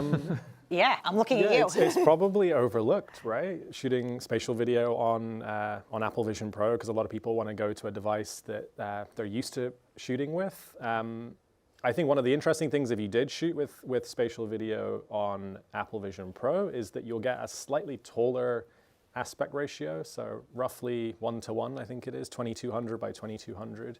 Still 30 frames per second, but that slightly taller aspect ratio can be pretty helpful at revealing just a little bit more of the scene than perhaps you get on iPhone or on some of the Canon lenses. So yeah, I mean, if you were going to do something creative or you wanted a POV, you know, someone like cooking or maybe doing a sport of some sort, and you were willing to wear a Vision Pro whilst you're capturing it, then it could be a pretty cool thing to check out. That's awesome. I haven't thought about this before, and now I kind of want to try it. Although maybe not with the sport. I feel like that might be challenging. Thinking about how to bring video into an interactive experience. Adarsh, I'm looking towards you, Elliot. You might have some tips here as well. Michael was asking, is there a way to use transparency with 3D video inside an app? For instance, have a 3D video of somebody appear in the viewer space. From what I know, I think you'll have to create a custom material or custom shader to render transparency, and you would have to use a custom shader in RealityKit or Unity. I think I would start there. Elliot, do you have something that you want to add more? Yeah, I mean, depending on where the question's coming from, if it's like you have an idea and you just want to execute it, I think the biggest gap sometimes we see is if you're working in a creative capacity, is try find a really keen developer, someone that's comfortable in Xcode with RealityKit or perhaps a game dev in Unity. They'll be comfortable with that type of language and the engineering documentation that Adarsh and the team have to be able to get to the bottom of it and hopefully bring it to life. Hopefully that's helpful. Yeah, I think that makes a lot of sense. For developers who do want to include other video formats in their experiences, is there a way to have an entity, model entity, like component system for wide field of view or APMP? Trying to understand like what you need to do to show APMP video inside a RealityKit experience. I mean, RealityKit supports video playback across a lot of formats, and there's a feature called Video Player Component, and Video Player Component also has support for wide field of view video. So I would start there. I think that should give you good support. If you want to learn more, I would also point you to support immersive video playback on visionOS session. That's a WWDC session from this year. Do check that one out. It'll give you a good understanding of like what Video Player Component supports. Yeah, and that shows you how to adopt it into your apps as well, correct? Right. Yeah, it goes through all the API. Very cool. Thinking about, again, more interactive experiences, Nathaniel, I think I've got one for you. Frank is asking, can visionOS find the light sources in the room and use them to add light and shadow for virtual objects? Sure. So one of the ways that Vision Pro is able to render things very realistically in your space is it can take the light that's in your room and create an IBL or an image-based light to kind of light models and materials in a way that the color is realistic in the environment. But I think what this question is getting at is maybe like detecting a stage light in your environment and then having it cast a shadow. That isn't something that happens automatically on Vision Pro. So you'll get these really accurate colors, but you're not going to get just out of the box shadows casting from maybe like a point light, like a lamp that you have in your room. I wouldn't say it's not possible to achieve this. I'm sure there's clever solutions, but it's not something that we offer out of the box. Yeah, that makes a lot of sense. Ethan, when we were thinking about doing SharePlay for immersive video on visionOS, can you talk a little bit, just as a broad scale, when you're talking about SharePlay and you're moving into AIV, what does that look like? How's that different than some of the experiences that we showed on stage earlier? And then also, Ali had a specific question about handling drift and late joiners. Yeah. So what's great is because AV Player supports AIV out of the box, and AV Player has great SharePlay integration, a lot of this doesn't change when you go to AIV. So I'll talk about like the AV Player integration first. So I talked about that a bit in the session. But when you have a group session, you can coordinate your AV Player with it, and it handles things like late joiner catch-up or somebody seeking the video. It's also optimized for nearby sharing. So when you have two Vision Pros in the same room who are nearby sharing with each other, the latency tolerances are very tight, so that audio playback is very in sync and you don't hear bleed or anything. So there's a lot of great optimization built into AV Player. When you bring AIV in, all of that still applies. You get the great sync and audio playback and catch-up support. But whenever you're watching content like AIV that has a single good viewpoint, we will hide spatial personas.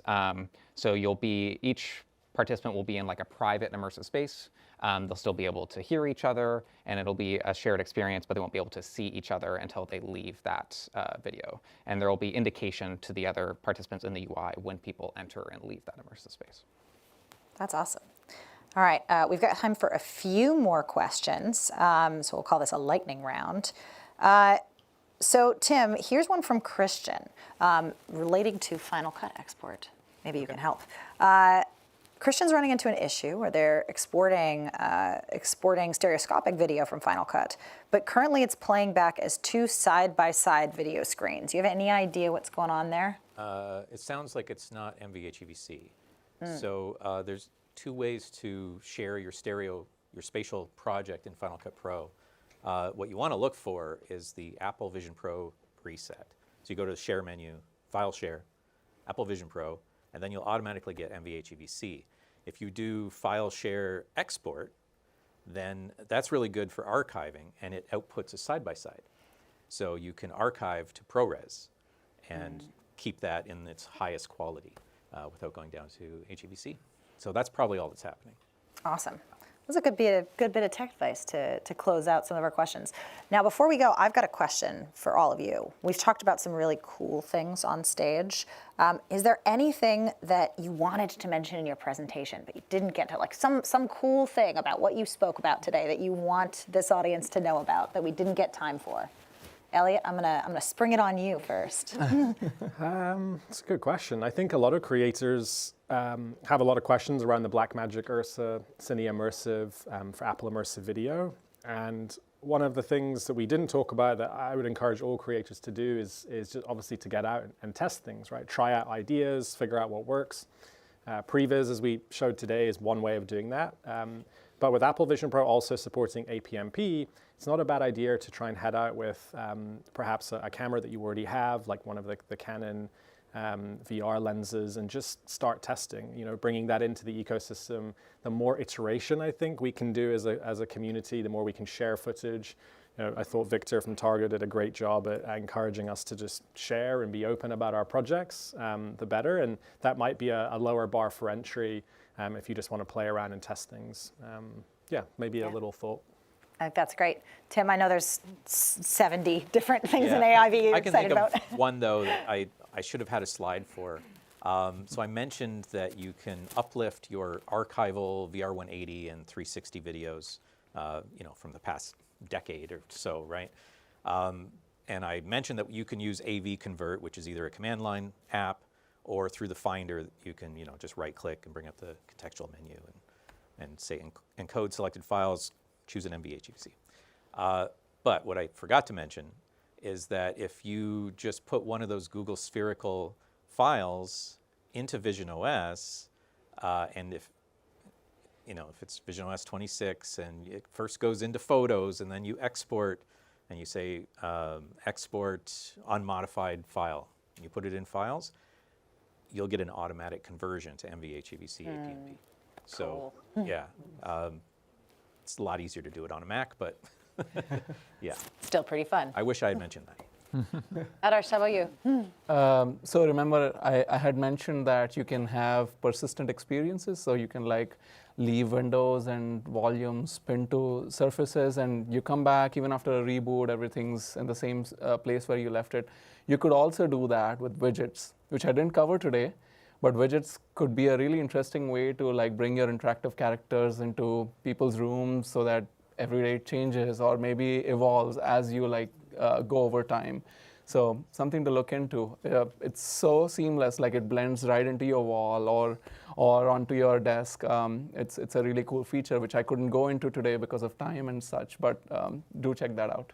Awesome. That's cool. Nathaniel? Yeah. So I think one of the things that I really would have loved to talk more about in this demonstration was, so I'm a programmer, game developer at heart. I would have really loved to talk about how we built all the different shaders that we created for petite asteroids, especially the squash and stretch shader for the effect. But I just want to highlight how these are available to you on the Apple developer website. So you can download the complete project for petite asteroids. We also have another sample that we released, Canyon Crosser, and these use so many different pieces of all the different Apple frameworks and how they work together that you don't really get from just sort of like a small sample or an isolated sample. So I really hope that you guys are able to check out the complete code base on your own and are inspired by it. Yeah. Awesome. What was that, Ethan? Yeah, so Alex and I covered a lot of APIs, but one of my favorites we had to cut. So there's a new API in visionOS 26 for dynamic scene association. So scene association is specific to SharePlay on visionOS. It's what, like when we show that freeform example, it's what gives you that spatial consistency. You have one scene that's associated with the activities that everybody sees it in the same place. And new in visionOS 26, you can dynamically change which scene is associated. So you could start with a vertical scene and switch to a volumetric scene, or you could start with vertical scene and enter an immersive space and unassociate the vertical scene. So you have a lot more power and flexibility in visionOS 26, which is exciting. That's really cool. And thinking about the prototype that you and Alex were playing around with an escape room, I can definitely see some cool opportunities there. Yeah, it unlocks a lot. Awesome. Well, thank you all so much for joining us back on stage again. And thank you all for coming to our first day of media experiences. Tomorrow, we will be back at 10 a.m. Pacific, both in person and online, to dive deep into Apple Immersive Video. And I am not using the dive deep metaphor lightly. I think we have a full day of AIV content for you all. So we're really excited to share all of that. So please join us again today, both in the room and online. And for now, to the folks online, thank you for sticking around. If you're calling in, viewing, live streaming, what is this, a radio show? If you're live streaming and it's late out there, have a good night. If it's your dinner time, go have some dinner. Otherwise, good morning and good afternoon to all of you. We'll have some camera tours right after this. Please check the back of your badge. We'll start with group 2 and also a nice little community mixer. See you all out there.